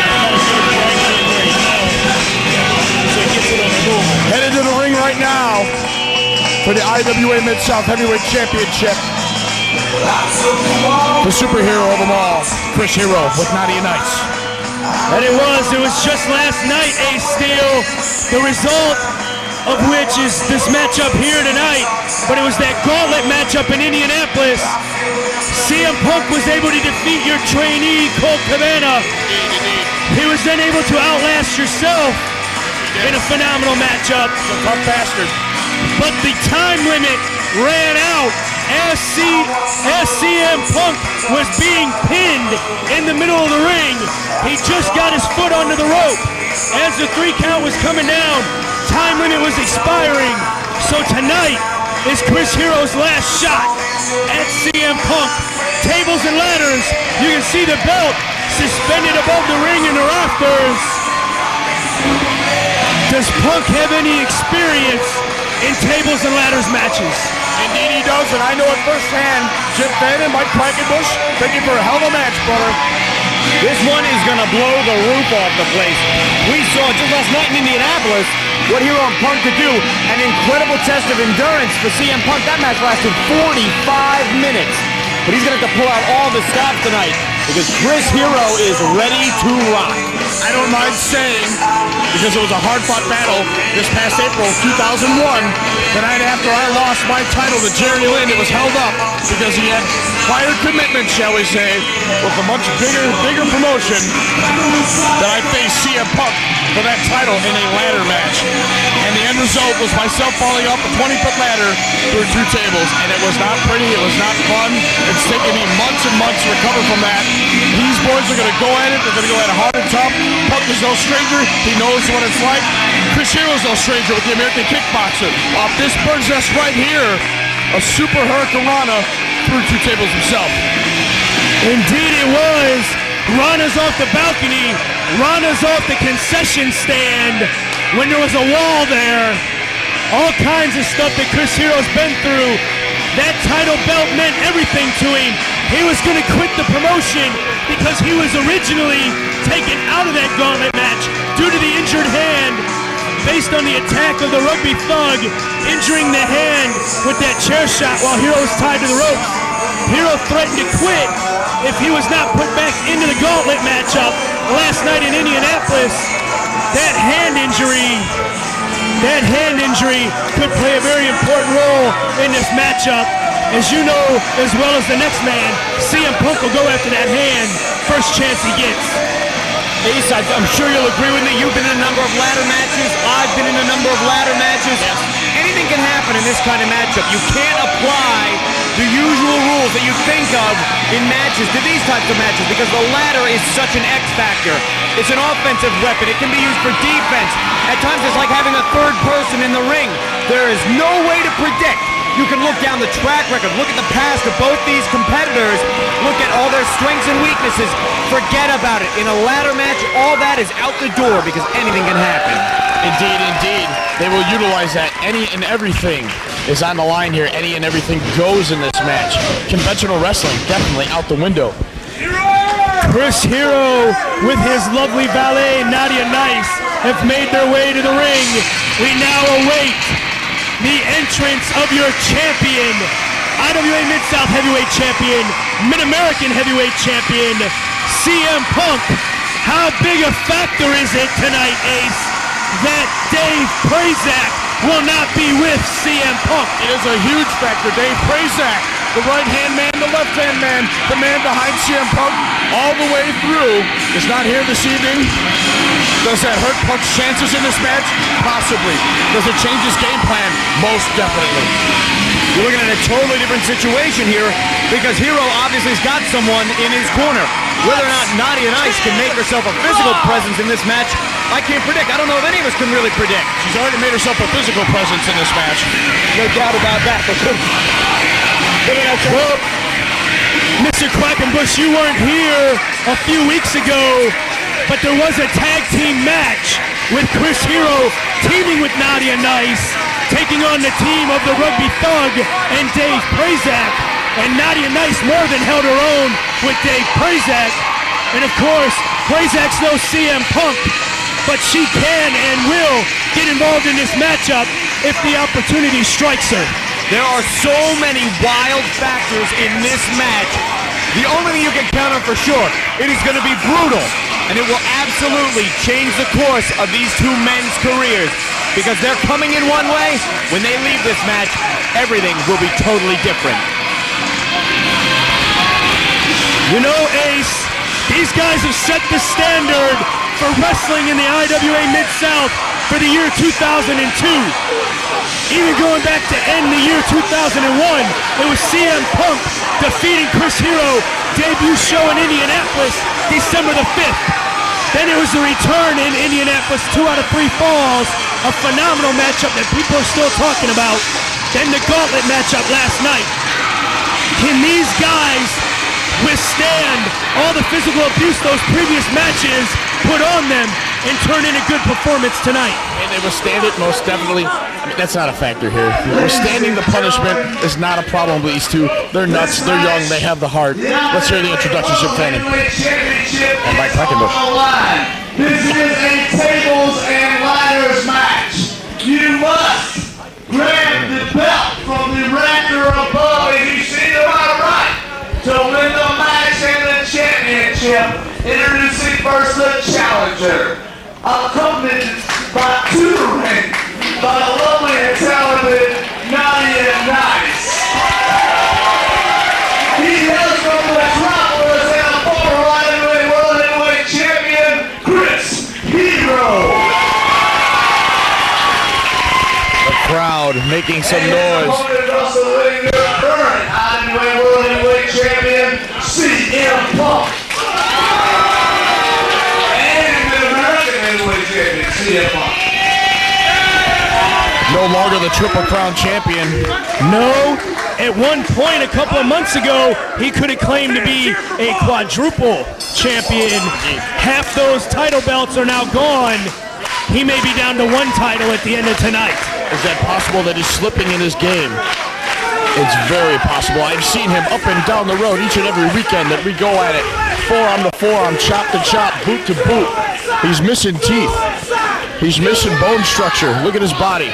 The wear and tear is hitting him. I'm sure the workouts aren't as hard as they were last year. The drive is there. The heart is there. But indeed, will his body, will Chris Hero's body withstand the punishment? After this match, what can they do? Where can they go from here? No telling, Ace. These guys neither one has an advantage in this matchup. They are equal competitors. All of their matchups have either come down to the interference of David Prazak or one simple mistake by Chris Hero, allowing CM Punk to escape with a close, hard-fought victory. Tonight should be no different. It should go right down to the wire. Both men will have a legitimate shot at winning this matchup because both men are equal in talent. I think no one is going to dispute the fact that they are equal in talent, but there is a factor here that I think maybe requires a little closer examination. Just last night, Chris Hero wrestled for a total of approximately 15 minutes, while CM Punk wrestled for 45 minutes. What is the wear and tear on someone's body like? 45-minute match versus a 15-minute match? You've got to think Hero has at least a bit of an advantage coming off last night in Indianapolis simply because of the times of the matches. Right here, it's not apparent that is the case as they're trading beautiful wrestling holds here from a wrist lock. Nice somersault, a kip up. Here we go. The return takes the arm twist, holding the wrist lock once again. Chris Hero definitely in pain. There is the injured hand CM Punk is working on. Like you said, he will capitalize. He will go after it. He's bloodthirsty, an opportunist, going right for that injured hand, showing no mercy whatsoever. But I can't really say that I blame him because this is for all the marbles, Ace Steel, Mike Quackenbush. You got to do whatever it takes to come out on top of this matchup. I'm sure if the tables were reversed, Hero would be doing the exact same thing because just like you said, everything is on the line here. Every opportunity has to be capitalized on. That's what these two athletes are going to have to do. A great wrestler knows where he's at in the ring. He knows. He has ring presence. A great wrestler knows his opponent's weaknesses. He does his homework. There's no homework to do for these two. They know each other like the back of their hands. And unfortunately, like the top, the side, around the fingers, it's hurting Chris Hero. That it is. That hand, there was plenty of bruising and swelling when the Rugby Thug hit his hand with that chair. He then went on a tour of Germany for wrestling. The flights got delayed. He ended up spending over 24 hours in an airport, not able to ice the hand, not able to do the doctor's orders to keep his hand in good condition. So the condition of that hand has just worsened since the original injury. At this juncture, though, it certainly looks like Hero's got things firmly in hand. You saw a shoulder tackle. Punk absolutely thrashed down to the mat there. He was checking his jaw to make sure it was still in place as he's getting ready to get back in the ring and slow the pace down. I guarantee you it's not in place over that gauntlet match last night. He took about 15 to 20 forearms to that jaw. It's loosened up. Chris Hero is going to capitalize on that as well. I don't know if the Smart Mark video just showed it, but Chris Hero just spent 10 seconds in the corner rubbing that wrist, checking on that wrist while CM Punk was out here on the floor. So that wrist is definitely bothering Chris Hero, and it will be a factor in this matchup because CM Punk's already shown he's going to go after it.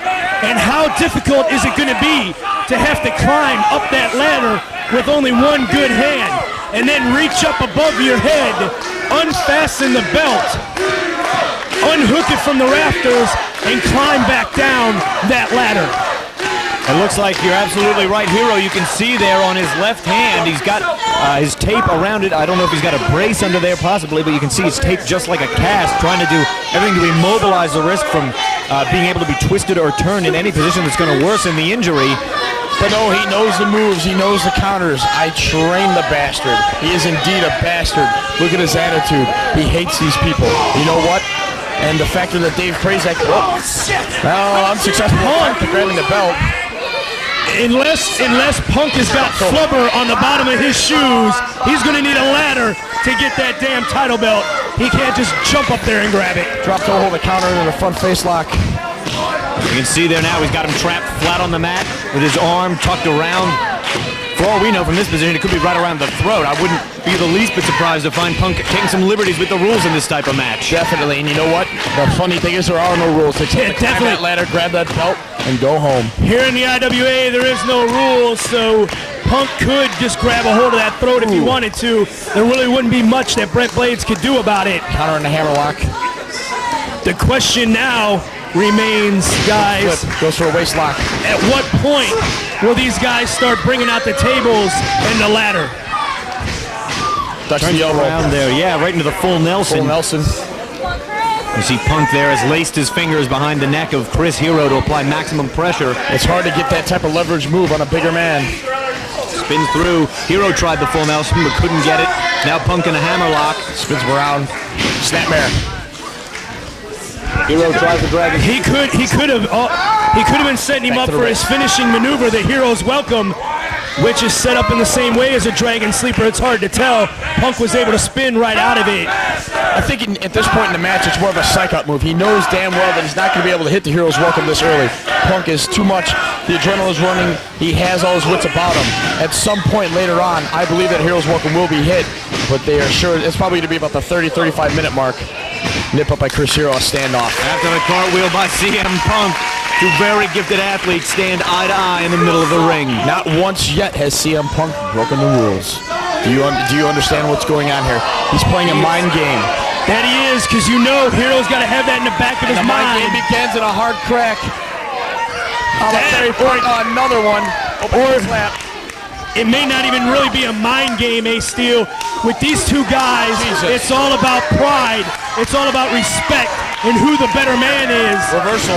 And CM Punk may be playing this by the rules because he doesn't want any excuses in Chris Hero's last title shot. All the way over the top, and Punk is just strung up between the top and middle rope. Oh my God, he's Punk caught in the a rope. precarious position. Oh, with the assist from Nadia, not so nice at that particular juncture. Looked like a low blow with Chris Hero helping out. Nadia's nuts.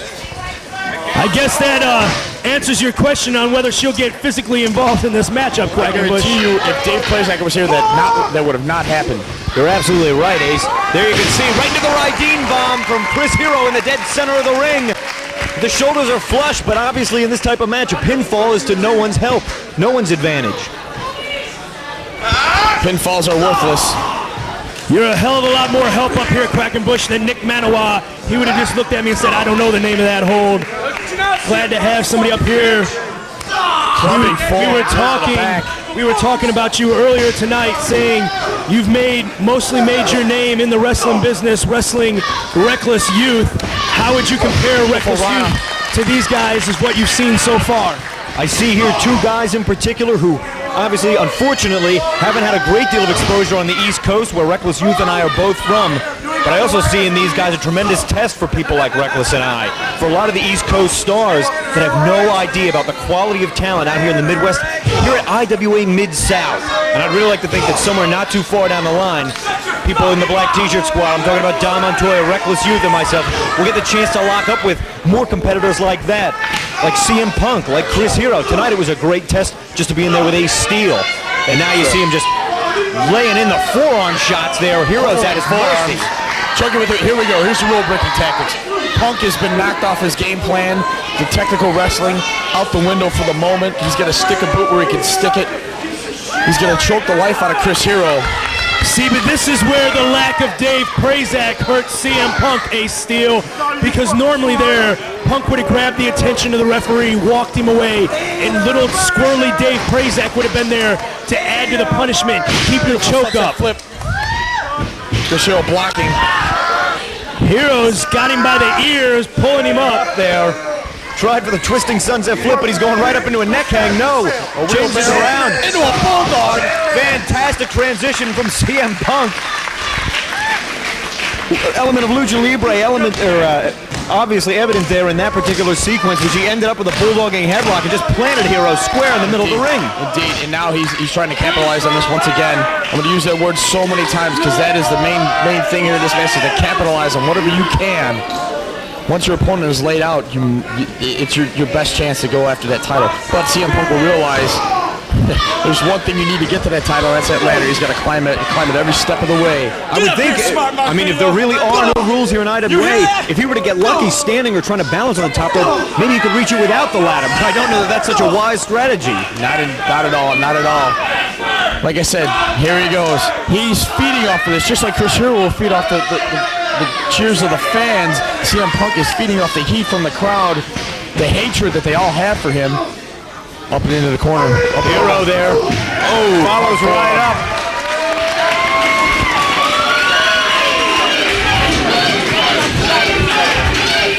know this as well as I do. Those people know something is coming. Yes, we all can feel it here as the suspense mounts and Hero revs up his engines. CM Punk is out on the floor and Hero is taking flight. Beautiful dive. Tope Suicida all the way from the top rope out to the floor. But CM Punk looks like he's absolutely knocked out of his gourd by that move. Indeed he is. Could be a sign of poor strategy here by Hero after hitting that big move. Perhaps he should have tried maybe just slamming Punk on the floor, going and getting that ladder and trying to get that title belt.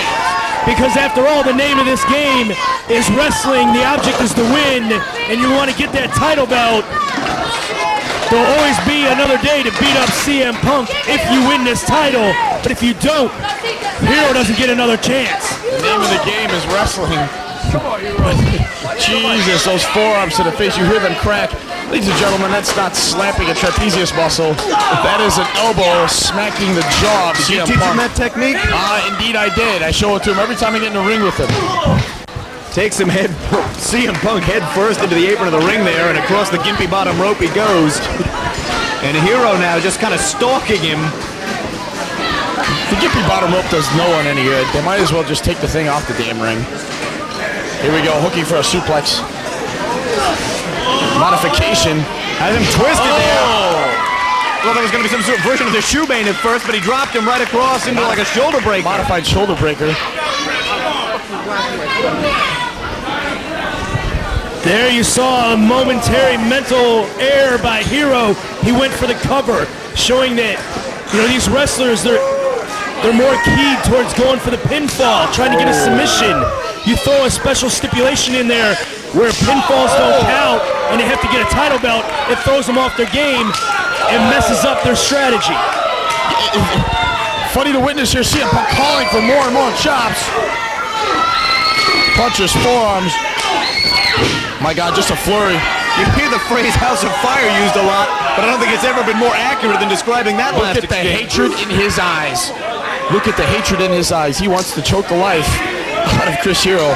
A lot of rage in those young eyes. CM Punk. Hard elbow to the jaw. Will we follow up here? Hits a second rope. Oh! Fantastic twisting blockbuster off the second turnbuckle there by CM Punk. Indeed. As my colleague from earlier tonight, Mark Wolf, would say, you may be to blame for some of that anger in CM Punk.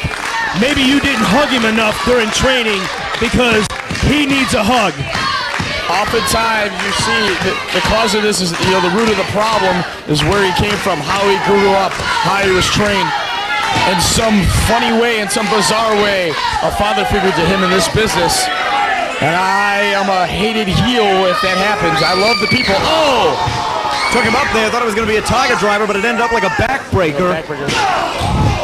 And it got another version of the backbreaker there from like an upside-down three-quarter bulldog and dropped him right across his knee.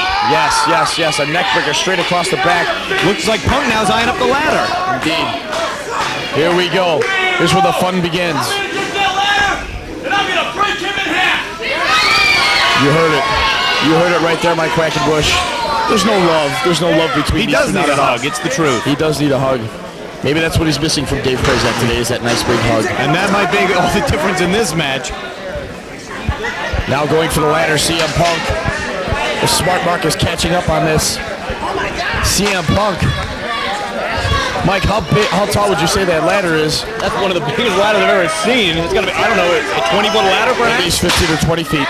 At least 15 or 20 feet. I don't know, but the amount of time it's taken CM Punk to go and get that ladder, which was up against the back wall of the building, it's allowing Chris Hero a lot of time to recover in the middle of that ring.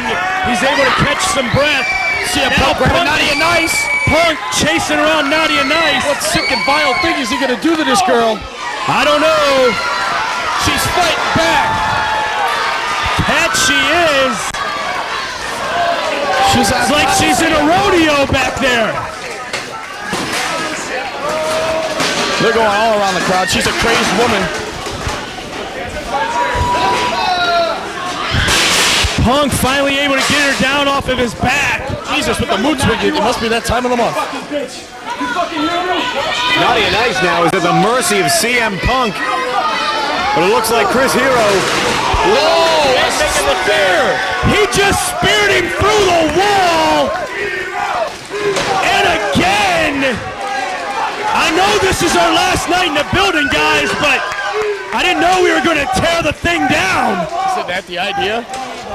Tear down the building. Reeve almost made a hole in the wall using CM Punk as the battering ram. Almost, you can see the indents from here.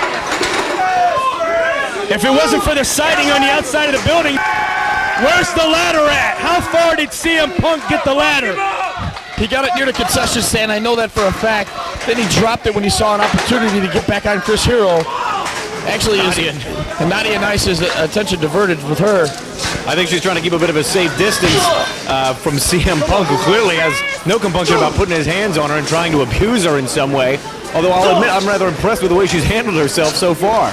Indeed. Well, you know, she's been in there and she's had a little coaching from sensational Sherry Martel. Many great women wrestlers have been through here that she's picking up on. That's correct, and you know, it wasn't all that long ago, one of her first appearances in this building, CM Punk hit her with a power bomb. So Punk has no problems with putting his hands ladder on right her. now, Jim Fannin. CM Punk grabbing a chair. This doesn't look good. Oh. Looked like Hero was just sent head first into the chair. Very wise technique there, taking the breath. Taking the breath out of Chris Hero, cutting off the air supply.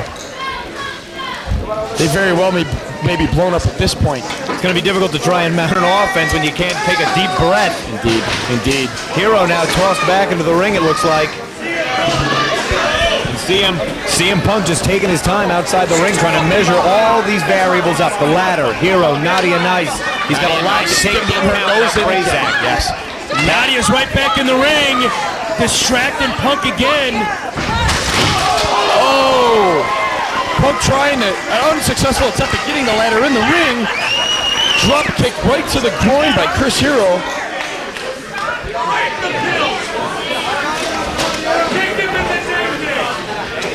That makes the shot number two. Hero's dragging that ladder into the ring.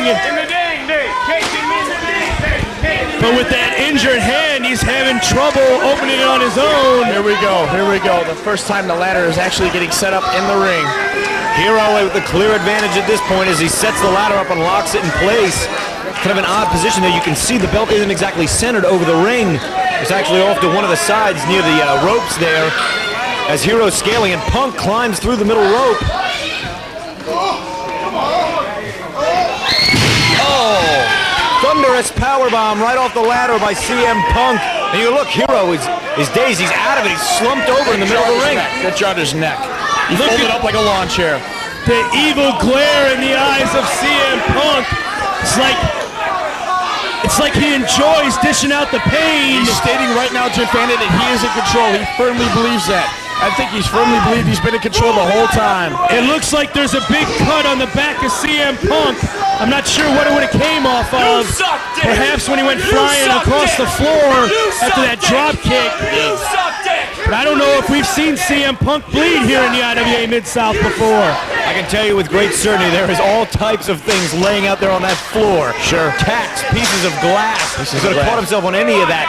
And that's going to be another factor. It's dangerous enough being in the ring with a guy like Chris Hero. Look out for what's laying on the floor.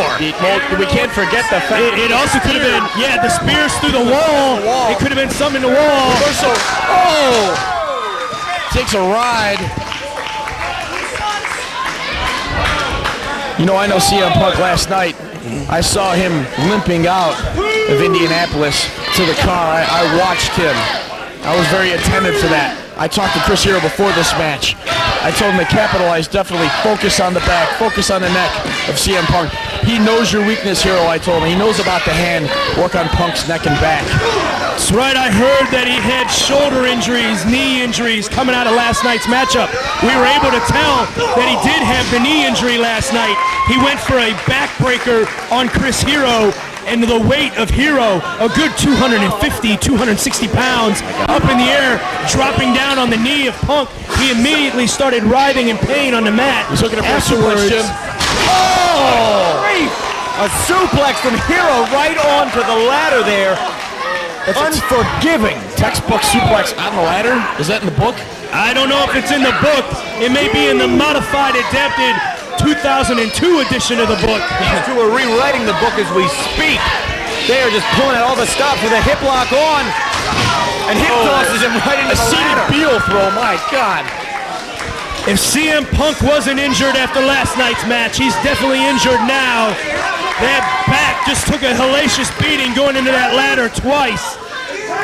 Through the wall 3 times. He's suspended. He just called for the tables. No, my first name's Jim. Under the ring he goes with the help of Naughty and Nice, looking for a table, while you can see your Punk is beginning to recover from the abuse his back has taken. He's trying to work something there with the ladder, which is propped up in the corner, while Hero's busying himself setting up a table outside, and the fans know enough to get the heck out of his way. Pandalurium is about to break out. You gotta love the Pandalurium, Ace Steel. Chris Hero making more room for himself out on the floor. And I wouldn't even want to begin to speculate as to what he's got in mind for this table. Punk is up, though. Punk is up, though. You can see him there clearly favoring his back. There is no two ways about it. He took a number of very hard falls, not only on that ladder, but being speared into the wall. I think Hero needs to get on him very quick. He's wasting too much time. But he is in Punk. Punk has a high tolerance for pain. He's able to recover quickly. You give him too much time, and beautiful reverse crossbody off the top rope via the ladder. Yeah, he countered it. Hero tried to whip him into the ladder back first again. He just ran right up the damn ladder like it was the ropes and came off with the crossbody. Hard knee to the head. Some very intelligent wrestling from CM Punk there. You saw the ladder just used like a ramp, and now he's laying it in, a series of knee drops across Hero's head. But just like Hero's been focusing on Punk's back, I think Punk needs to turn his attention back to Hero's hand. That's the weak spot, the Achilles heel. Here we go. The ladder getting ready to be set up here.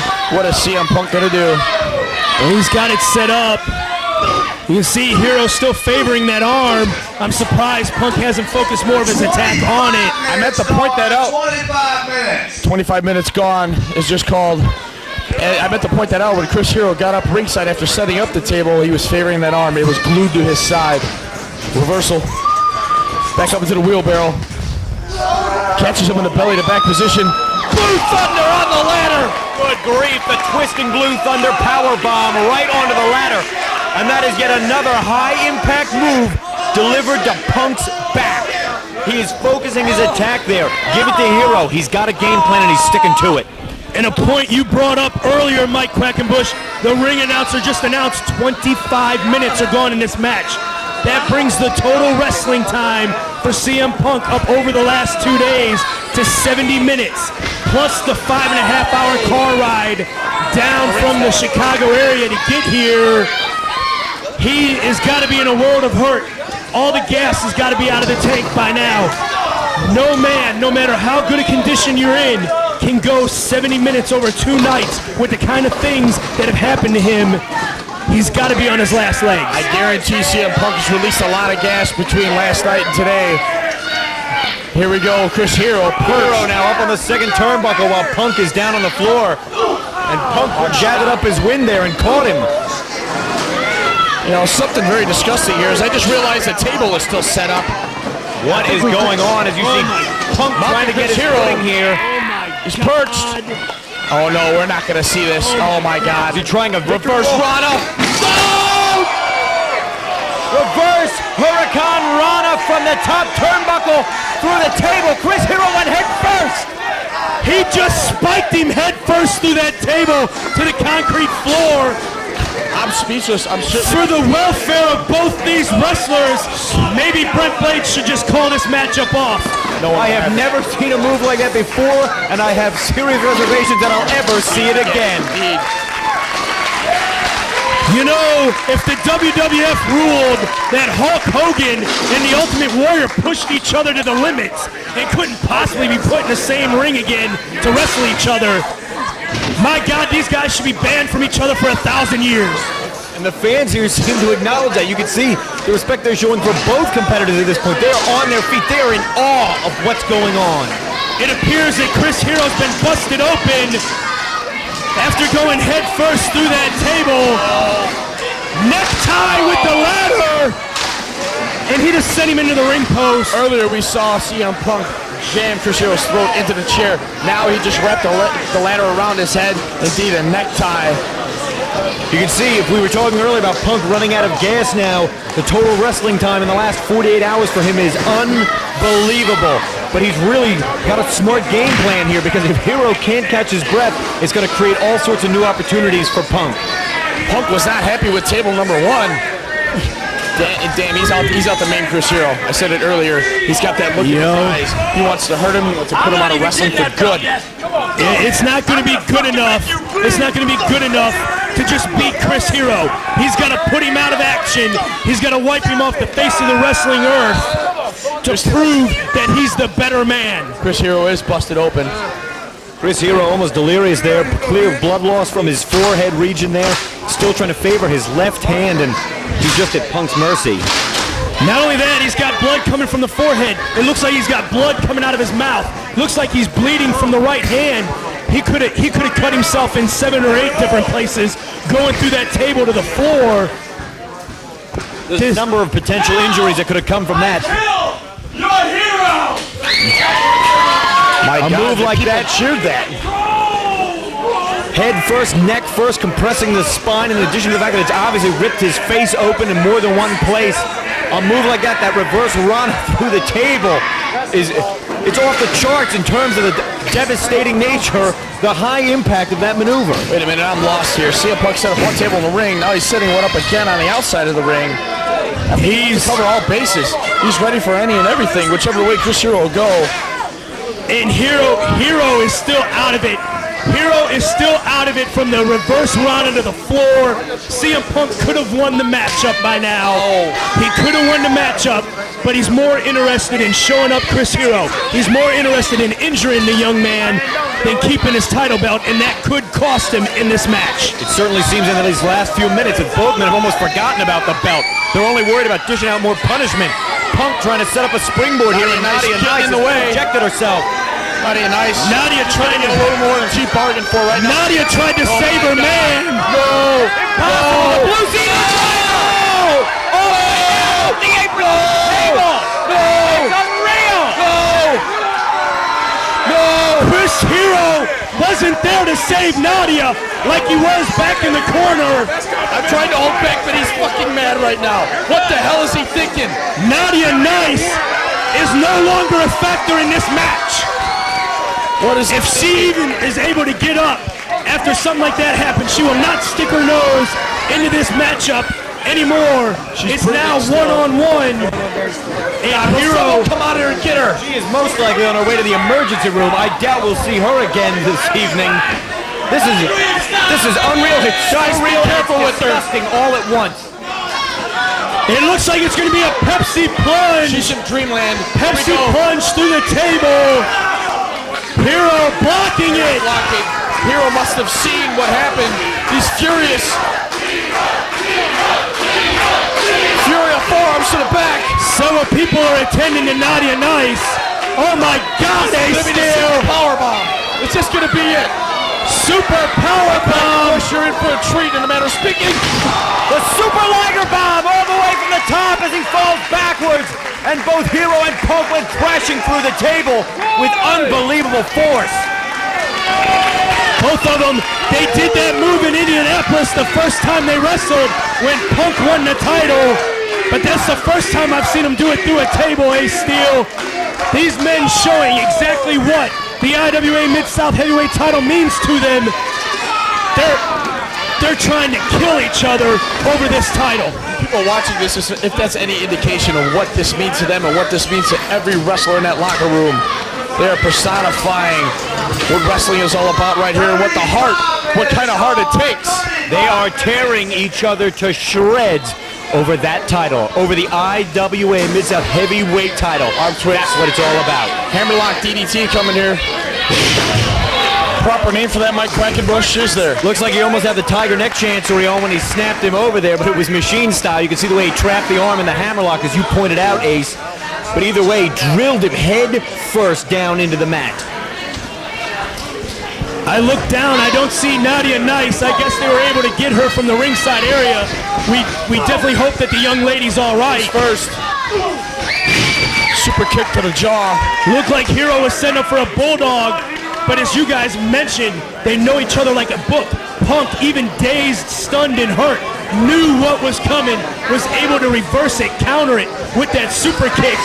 And my God, 35 minutes are gone in this match, Quackenbush, and these guys are still going at it like they're only 5 minutes in. Look at Punk, he's still in fighting shape, and when you consider the amount of abuse that he has already absorbed, all you can think about is what kind of condition this guy has got to keep himself in, to still have anything left in his tanks after what he's been through tonight and last. All the way up there. High cross body. Getting caught the plancha suicida, but no luck. Hero's got him. Oh, floor! Spinning, swinging rock bottom on the floor. They may even have went through chairs, they steal. We couldn't see it from up here. What happened was the chair got sideswiped by Punk's foot on the tornado, and he just basically took a big, hard fall straight on the concrete. CM Punk's back has sustained so much abuse. That guy is going to walk bent over until the day he dies. I'm pretty confident that he just smacked his skull on the concrete just now. They're going for more tables. There's a table that's already broke from under the ring. Don't know what the hell happened with that. Hero looking for a table that's usable. Now looking at the remains of what happened to Naughty and Nice. There he is. He's still favoring that hand. How is CM Punk even moving at this point? I don't know, but fans are getting moved.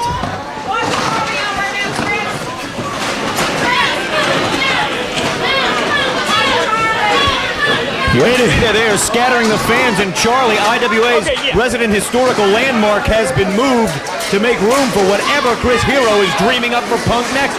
And you're right, it's tantamount to miraculous if Punk's even on his feet. No, and Hero... Punk has a chair.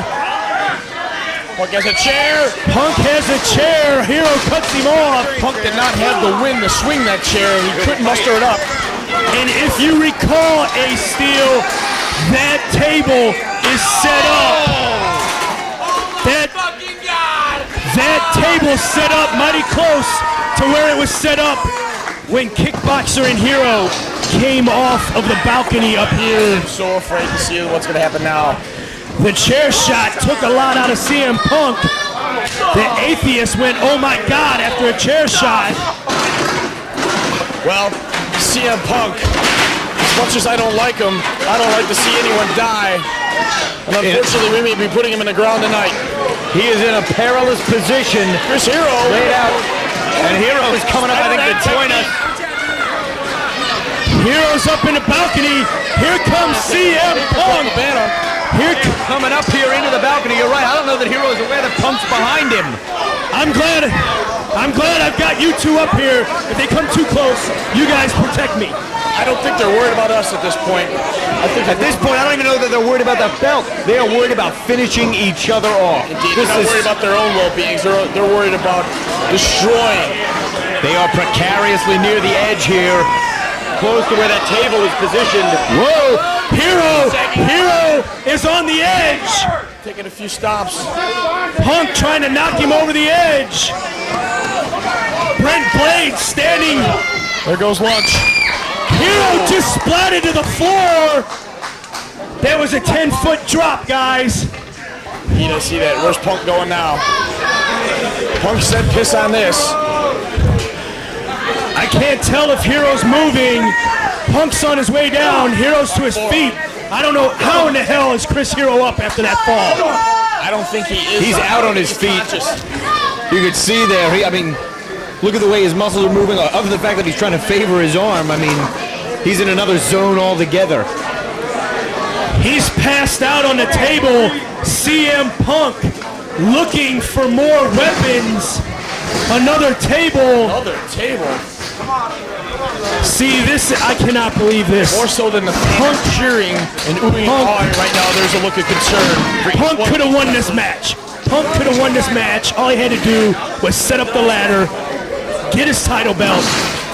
But he's not satisfied with just defeating Chris Hero tonight. Not at all. You're right. A defeat isn't what they have in mind, and Ace, you hit it on the head.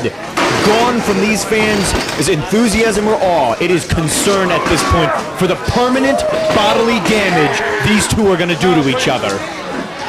Two tables are stacked up on top of each other. The fans are just here in stunned silence. They cannot believe what they have witnessed. Hard kick to the gut. What's going to happen here?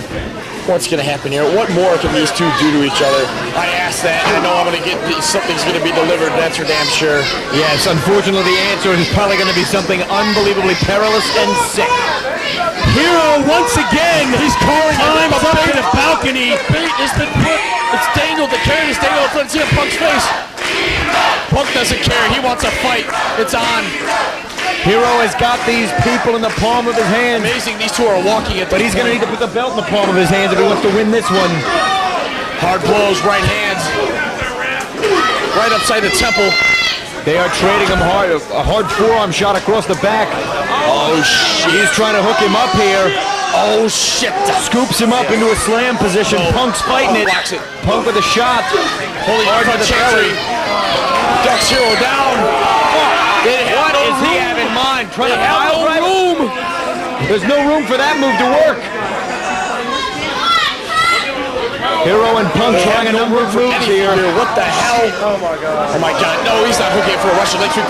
Side Russian leg sweep. Down through two tables. It's incredible. Oh my god. Double Russian leg sweep. 10 feet in the air, two tables, both men are out. Brent Blades, call for the bell, Brent Blades. For the love of God, call for the bell. The things they celebrate here in IWA, the lack of rules, are working against the benefit or the best interests of their wrestlers, because this match will not end until that belt comes down. No, sir. This may take 10, 15 minutes for them to pull themselves up. I don't know how these guys can continue, but referee Brent Blades has got to be thinking about calling this matchup. How can these guys continue? How can we expect them to keep doing this shit to themselves? I know the title means everything to them, but at some point your life, your health, your well-being has to take precedence over a world title. But that says something about heart, and it says something about fighting spirit, that both these guys are trying to drag themselves up off the cold floor of the House of Hardcore and keep going. They want to give these people their money's worth, and by God, from the first lockup to the second wrist lock, it was done. These people ought to be paying back the IWA. If the fans haven't gotten their $15, $12, and $10 worth yet, 8 steel, there's nothing that can be done to give them their money's worth tonight. You know, these guys have a future. They've got next week to worry about at this point, if they're able to make it to there. The future is undetermined at this point. They better stop worrying about next week and worry about the next 60 seconds to 4 or 5 minutes, because they may not make it to next week at this rate. Indeed. These guys. Both perched. Hero! What in the hell is Hero doing? I think we have a game of chicken coming. Hero's hanging from the rafters, crawling for the belt. That means is either one a chicken. Punk hanging from the rafters. What the hell are they thinking? They're swinging from the rafters for this belt. It's a chicken fight. House of Hardcore down on top of itself. They've gone through walls. Now they're trying to bring the ceiling down. No. Oh! Punk just crotched himself on the top rope. He's tied up in the ropes. My God! My God! Brent Blades, call for the bell. He may have just tore up his knee right there. Call for the bell. That's certainly been a problem source for Punk in the past, that knee. And if that's what just happened with him tied up in the ropes, then this is a definite swing in Hero's favor, regardless of the fact that Punk landed Nads first on the top rope, while Hero managed to avoid it. How was Punk hit? I shouldn't say how was Punk crawling. That's all he could do at this point is crawl. Hero probably doesn't even realize he missed the ropes. He's still probably out of it from that Russian leg sweep off the balcony. My God. What is it going to take for either one of these men to succumb to the other? I wish we had replay because I would love to take a look at that again. Cinches him in now. Looks like he's setting up for a powerbomb or pile driver. Is he trying to hook up the Niagara driver or a Yokosuka cutter there from the Canadian backbreaker? Good grief! These guys are doing everything to each other, and it's unbelievable, guys. What was worse, the Russian leg sweep off the balcony through two tables, or that spinning power bomb on the steps of the ladder that had to hit each and every vertebrae, every little bump in his back? I'm sure, I am very well sure that it is flat as a surface. At this point, Ace Steel, I don't think either one of these guys can tell the difference between a punch and a power bomb from the top rope to the floor. It's all got to just be blending together. It's all got to be hurting the same at this point. And if we were to ask either one of these guys about this match tomorrow morning, neither one of them would be able to tell you a thing about it. Not until they get the tape. They are in a world of pain like few people, not only in this business, but anywhere in the history of planet Earth can ever understand. The way wrestlers give their bodies, put them on the line in these types of matches. The world of pain they are in is indescribable. I'm not even going to pretend to do it justice, but I can tell you this, Ace Steel, it's a place I don't want to be. No, indeed, it's not a place I would like to be either. 10 years from now, Ace Steel, all 220 people in this building tonight, they will still be talking about this. They're going to be able to be talking about this, talking about the night. They saw two guys do shit that anyone thought would be unimaginable, that no one would ever be able to do, and they did it to each other, all for what hangs above that ring right now, the IWA Mid-South Heavyweight title. All moves that have been pulled out here tonight, phenomenal. Punk now. We saw him earlier use the Super Liger Bomb through the table. If he plants him on the ladder with it, that's got to be it. I can't even imagine CM Punk is even going to try to stand up again. It spells the end for Punk right here if this happens. If this happens, this has to be the end of CM Punk. This has to be the end of him at least for a few weeks, at least for 1 week. Definitely for tonight. Looked like he was trying to hook up the Super Tiger Driver, a move I know very well. Yes. One of my favorite finishing maneuvers, but it looks like his plans have changed. Uh-oh. He's hooking him for the trash compactor. On the low! That had to knock Chris Hero unconscious. Good grief. What? He's the Walking Dead. Ugly landing is the best way to describe that. Indeed ugly. Body's being punished by that fall from the buckles. Guys, the ring announcers just informed me the microphone's not working, but these guys have been going at it for 50 damn minutes. 45 minutes last night, 50 minutes tonight. They're running out of time in this match. They ran out of time last night. CM Punk, with everything that's happened tonight, happened last night. He's put in 95 minutes the last 2 days. This guy is earning his paycheck. There is no two ways about that. As he face mugs the referee for his trouble. Shit, he earned mine too. What in the hell is Brett Blades doing? Uh-oh. He's setting him up. He's going to give him the Punk handle. Good grief, you absolutely going to call this. Pump handled him into the square driver. Get Ian out here so we can see the finish if this happens right now. Because we have to have a winner. Get one of the other officials out here. As this match moves closer to the hour time limit, and there you see like the British fall transition. Spun him around right there, crashing down on top of the ladder. Unfortunately, I think that the brunt of that may have been taken by Chris Hero. You might be right there. At this point, I mean, they've got to have trouble just getting their eyes to focus, much less trying to line up these type of specific and exact precision moves. Indeed. You see the arm of Chris Hero. It's nearly useless. You see that arm. It is hanging to his side. Hero is using it as a hook, essentially. And the ref is still out from ascending up top of the rafters. Bashir has a belt. He dropped it. Oh! Hero had it in his hands. CM Punk is your winner. But the referee comes too, and it's in Punk's hands. CM Punk is your winner. How in the hell did he pull that out? A stroke of luck? Certainly not a stroke of genius. It was pure. Hero had the belt in his hands. CM Punk dumped the ladder over. What in the hell? What in the hell is going on? What in the hell is going on, guys? You know what? We've got to cheer this guy on. We got to get down there.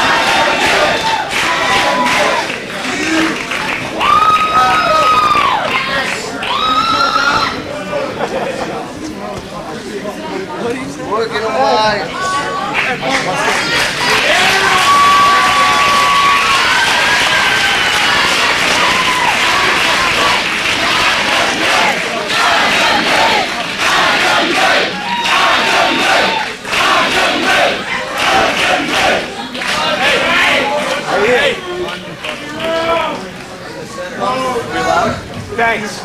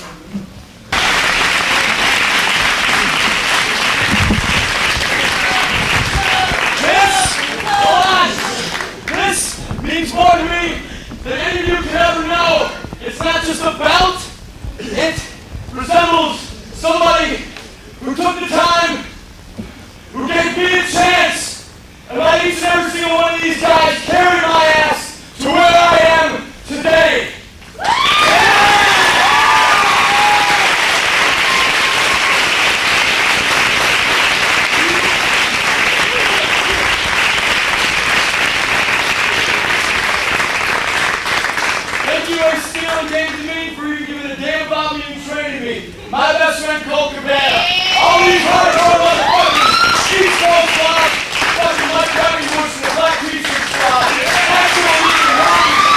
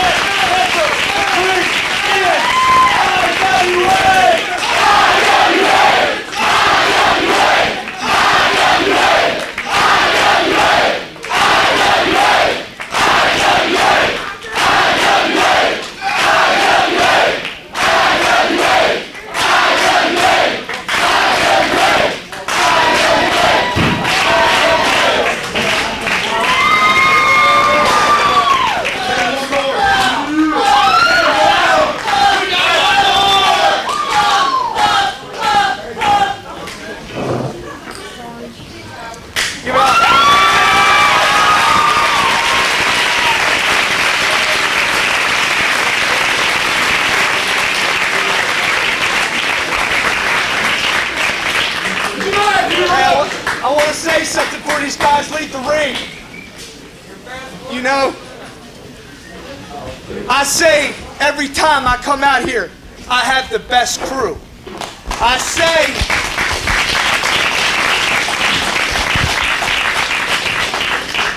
say that because these guys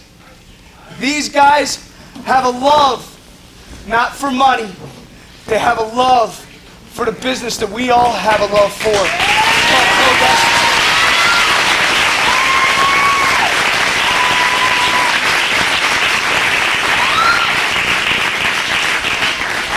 And I just want to say, from the bottom of my heart, I believe all 220 of you, the 20 of us in the back, just witnessed the greatest match of wrestling.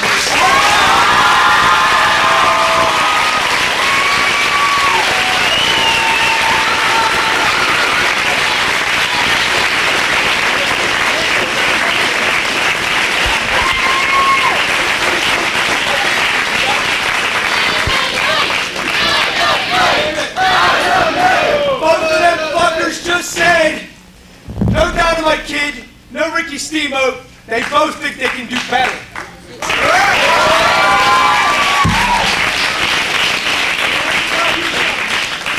March 1st in Indianapolis, you proved to the world, CM Punk, that you are the best because you are the IWA World Heavyweight Champion.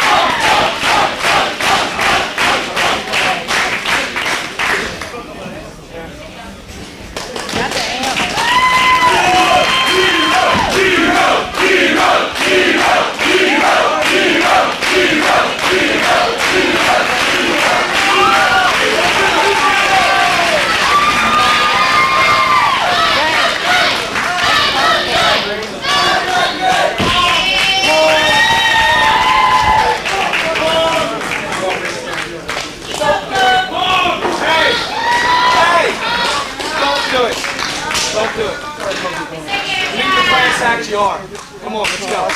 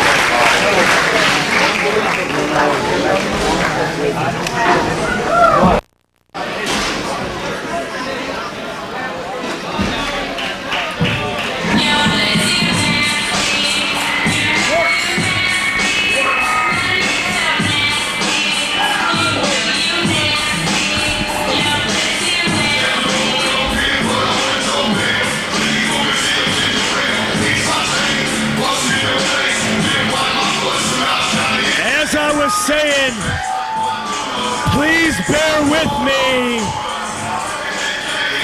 I lost my voice. I lost my voice during the last matchup.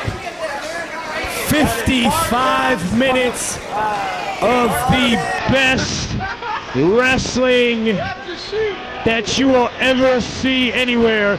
Two guys pulling out all the stops. Phenomenal matchup.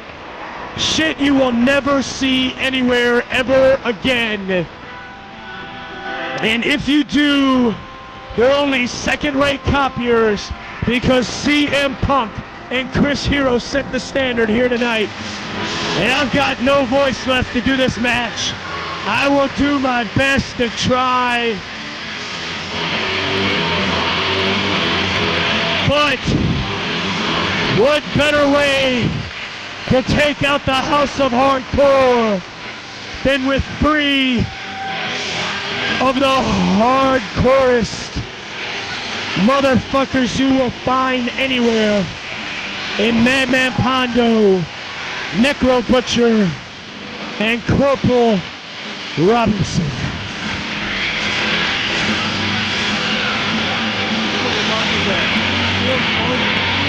An additional match afterward, right? Yeah. Bonus footage. It's like the hidden feature on a DVD or something. Bonus footage.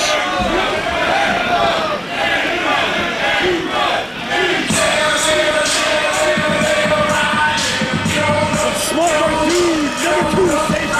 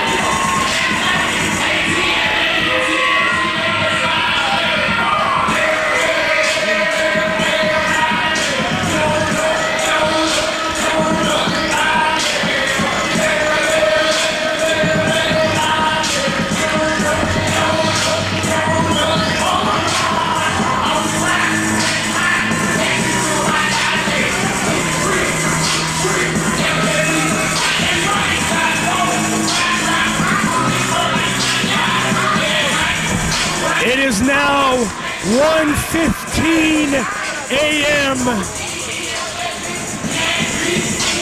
The IWA Mid-South closing out the House of Hardcore in Charlestown, Indiana. Going out with a bang.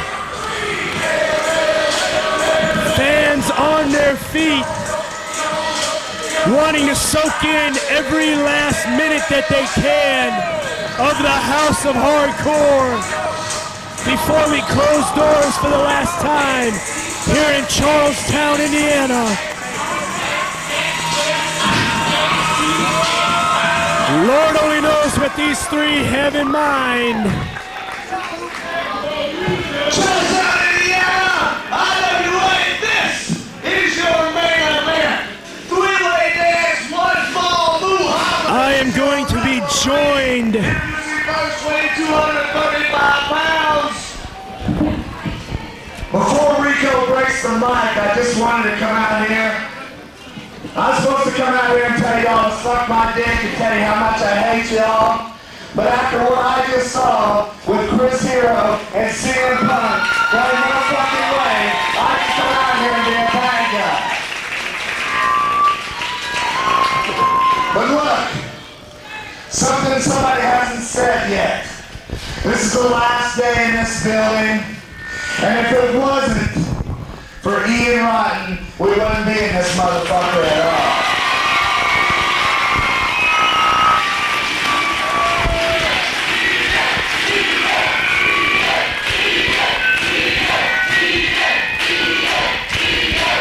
Listen, people, I ain't out here trying to stroke your dicks. I ain't trying to get cheap pops out of you guys. About 5.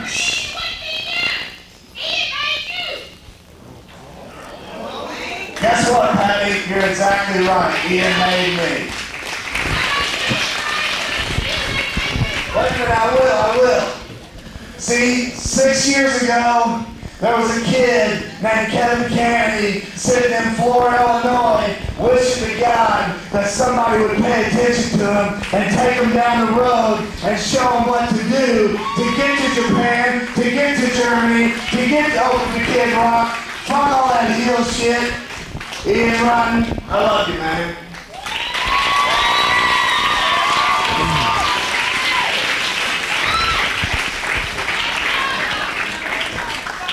Hey, I'm gonna leave this to you guys, but let me tell you something. There was many things we had against us when we first started. And you're right. and my wife who takes the most pride in me is right. Without me and without IWA, Man Pondo doesn't exist to the extent that it does. But kid, you're the one who went out there and took the bumps that you took. You're the one that did the things that you did. I gave you the stage to play on, and brother, you tore that motherfucker down each and every time. And I want to tell you something. One of the greatest, what we call, what four guys standing on this ring, not John Nuggets, but four guys standing on this ring called one of the greatest danger match workers of all time, paid this man the greatest honor right there on his wrist, and his name is Masanaga. And let me tell you something. Even though you went to Japan, even though you went to CW, and even though you went and you got the open in front of 25,000, even though you get, what's that fucking radio guy in Chicago, his name? Man Cow, all that shit. Pondo, he ain't been on there yet. Pondo's never once bitched about money. Pondo's never once bitched about doing what needed to draw time and time again. And brother, we've had our ups and downs. Boy, we had some ups and downs. But as long as I have a company, you'll always have a place to wrestle. You guys can do what you want from there. Corporality. I took you from the biggest cesspool shithole in Mike Sample's KCW, CWK, or whatever it was, and I didn't think you had a fucking prayer of surviving here.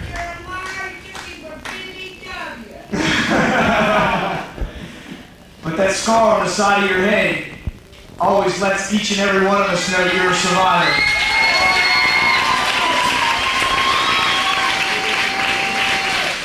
And without a doubt, you are one hardcore motherfucker. I took you all over this country and we battled each other. And Necro, you know what? We both had a lot of respect for a guy named Black Park, a guy who brought you to business, a guy taught me a shitload of stuff. And like the boy said to you last night, I'm sure he didn't teach you anything you're about to do. But this guy moved from Texas because he believed in one thing, and that's to be the best, you gotta compete with the best. And he wanted to be here in IWA.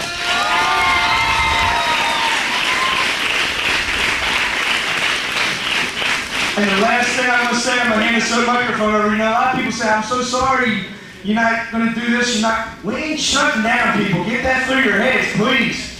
We ain't shutting down. Ain't no fucking way. Ain't no way. We ain't shutting down.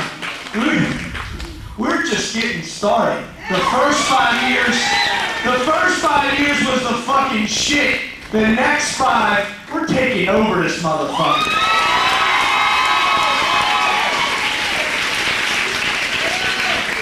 Alright, people, no matter what I've said in the past, you all know that I appreciate each and every one of you. And we want you to show us that you appreciate each and every one of us. This is the last match in the House of Hardcore. Please, don't sit on your ass except for Charlie. Please, get up, tear your chair down, and let's tear this motherfucker down! Ladies and gentlemen, like I said, 3-way game, one fall, your official Muhammad, introducing most weight, 235 pounds, and it's Pondo Brown Pain, Madman Pondo. Alright, motherfuckers! And from Central Texas, the Necro Butcher. And their opponent, and Kentucky, undoubtedly a hardcore motherfucker, Corporal Robinson. IWA, Northtown, Indiana, let's turn this motherfucker down tonight. I'm joined by on commentary making his commentary debut with me up here, Nick Manawa. Looks like we're going to get to close out this building on a high note, Nicky. These three, they're peeling off their shirts. You heard the message from Pondo. Get off your feet, put your chairs on the ground, and be ready for this building to be tore apart. The mayor is running to the highest point possible in this building. The top row of the bleachers, hiding behind Christie. Can't say I blame him for the position he's chosen. That might be the safest place in the building, because I don't think these three guys want to harm that. So the mayor's safe, Charlie's safe, everybody else, including us, I don't know about. But let's see what these three have in store for the closing of the House of Hardcore. And they're off.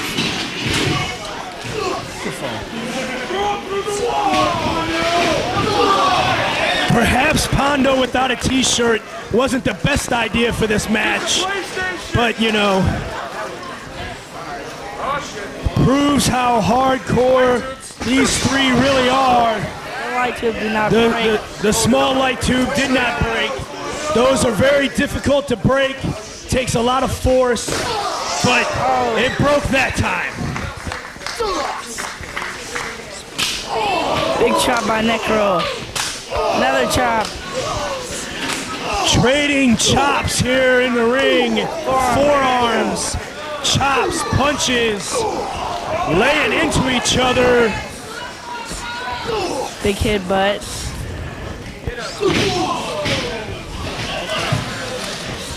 Headbutts. You see the big trophy in the corner.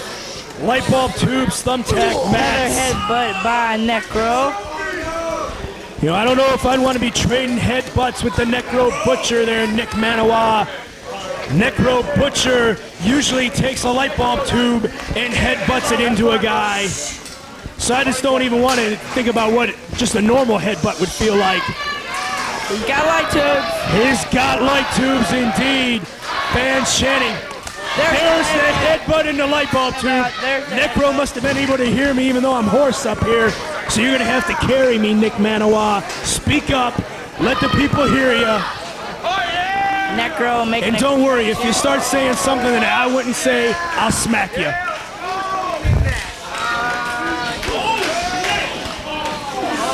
Necro picking him up for a power. Whoops.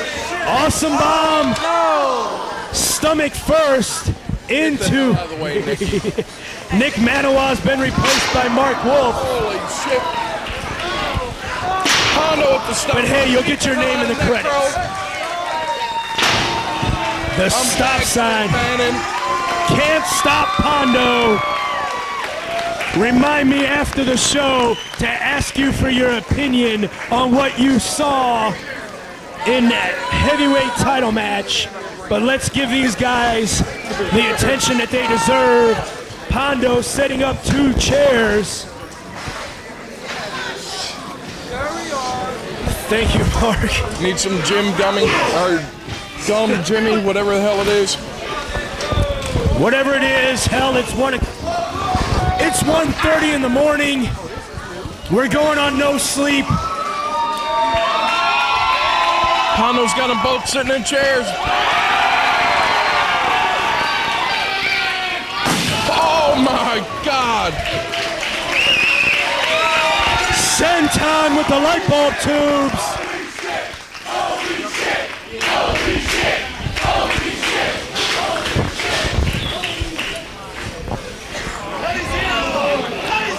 shit! He's got the hedge clippers.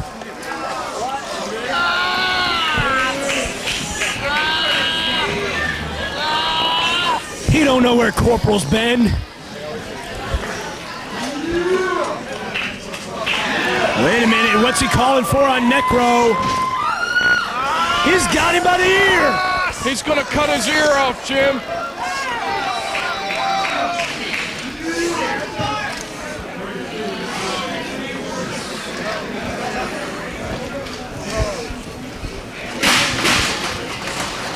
Pondo disposing of the broken chair. Taking it to the floor.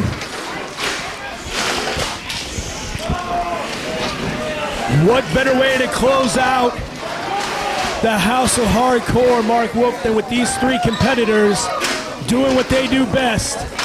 Trying to kill each other.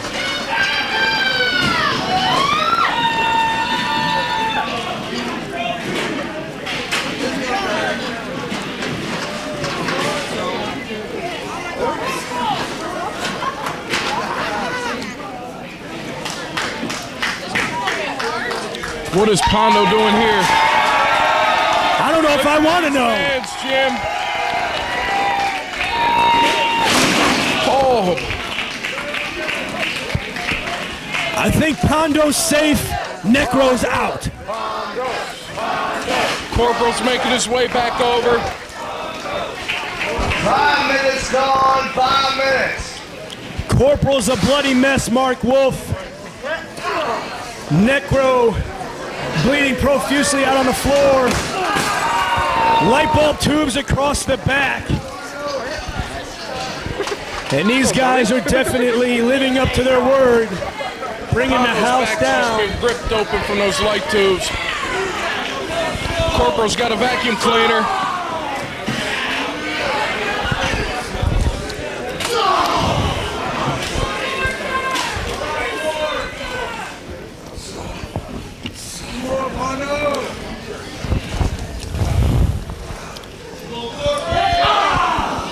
Corporal waited too long there with that light bulb tube, Mark. Allowed Pondo the opportunity to cut him off. Someone just threw a barbed wire wiffle ball bat into the ring. Pondo, Russian leg sweep with the light bulb tube. That could have just cut the chest open on Corporal Robinson. What does Necro have? Didn't catch him in the throat, Jim. That was awful close to the throat.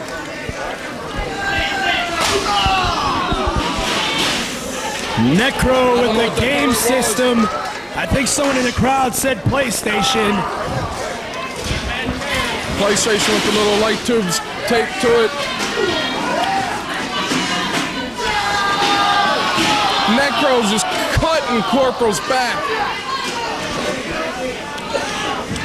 Necro Butcher proving he is one. Fans helping Pondo collect several chairs over here. Corporal just busted a light tube over Necro's head. As a light bulb. Light something.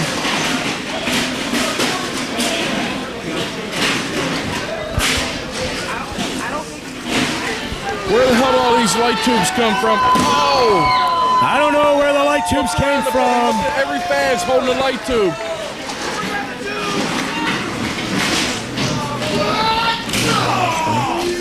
I don't know, but there's about 13 chairs piled up out here on the floor. Light tube in the middle of the ring. Now he's carving his head up. There's like a pyramid of 13 chairs out here on the floor. There's an ironing board of thumbtacks. Trophy. These guys have been beating the hell out of 14 each other chairs. for years. Rubbing alcohol. House of Hardcore. I don't think they're gonna be happy until they kill each other tonight. Richard X doesn't like what he's about to see. Ironing board of thumbtacks to the head of Necro. Pondo just lit a chair on fire. Flaming chair pyramid. Flaming chair pyramid.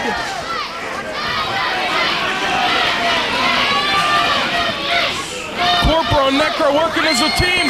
Throw Pondo on the flaming chair. Pondo sent through his own creation.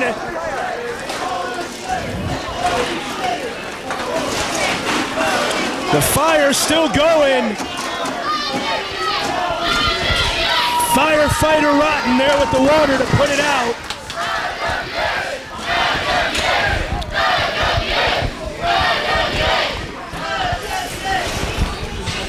Now Corporal setting up chairs in the middle of the ring.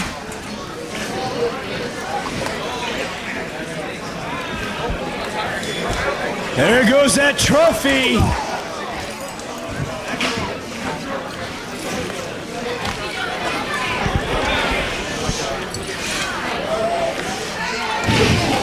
Pile driver into the, or DDT into the blue chair.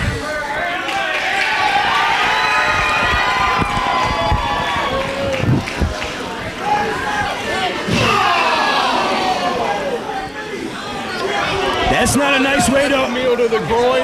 I think it was. That's not a nice way to order a Big Mac.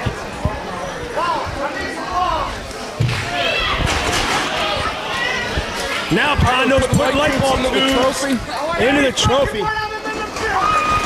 He's calling for every fucking light tube in the building.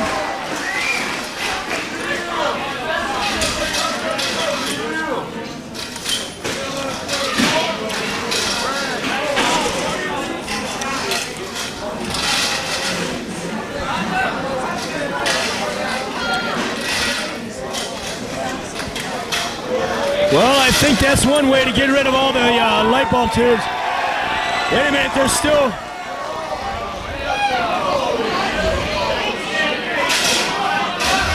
Holy shit, what are they gonna do?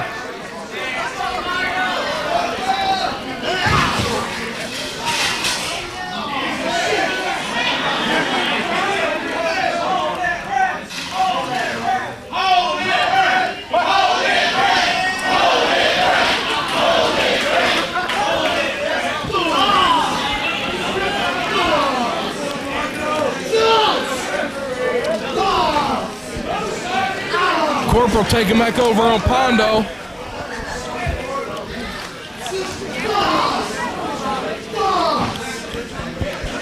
Oh no. I hope this isn't a superplex through that contraption.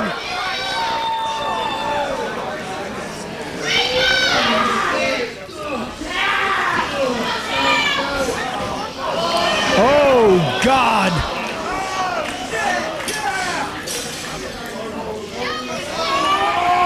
Holy shit! Corporal!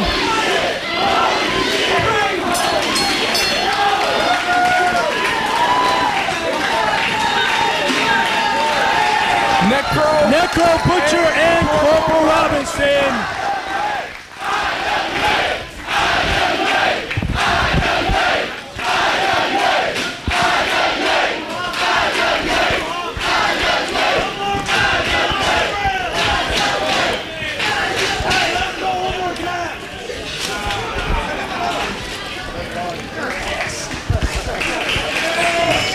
Well, Mark Wolf, we've had a hell of a time in this building. One hell of a great time. Had a lot of good memories, a lot of bad memories. But it's going to be a sad day to see this building go.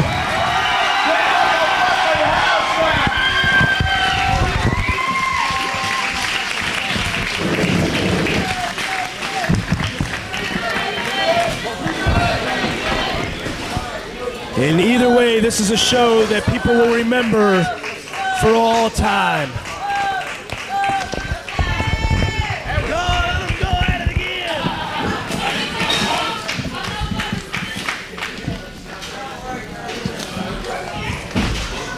I think there was 3 winners.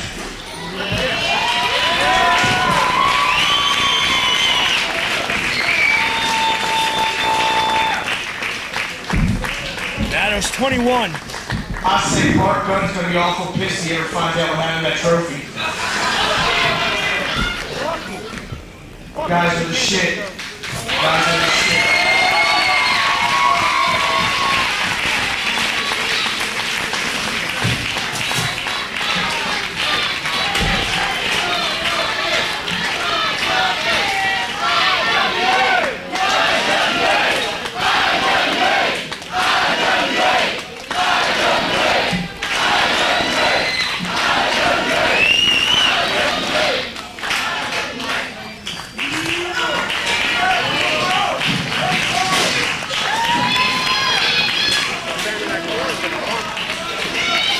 Make sure you call the hotline or a website. It ain't gonna be a long lapse. and we'll be back and running. And if you got a feed for IWA, March 1st, we're in Indianapolis, Indiana. With Eddie Guerrero and Rey Mysterio Jr. and all the IWA boys. This is the beginning of IWA. You must take a picture because this is the best, no matter where it's at in the goddamn country. Listen, people. Rest assured, no matter where IWA goes, you're going to get a group of guys that bust their fucking ass off for you each and every time.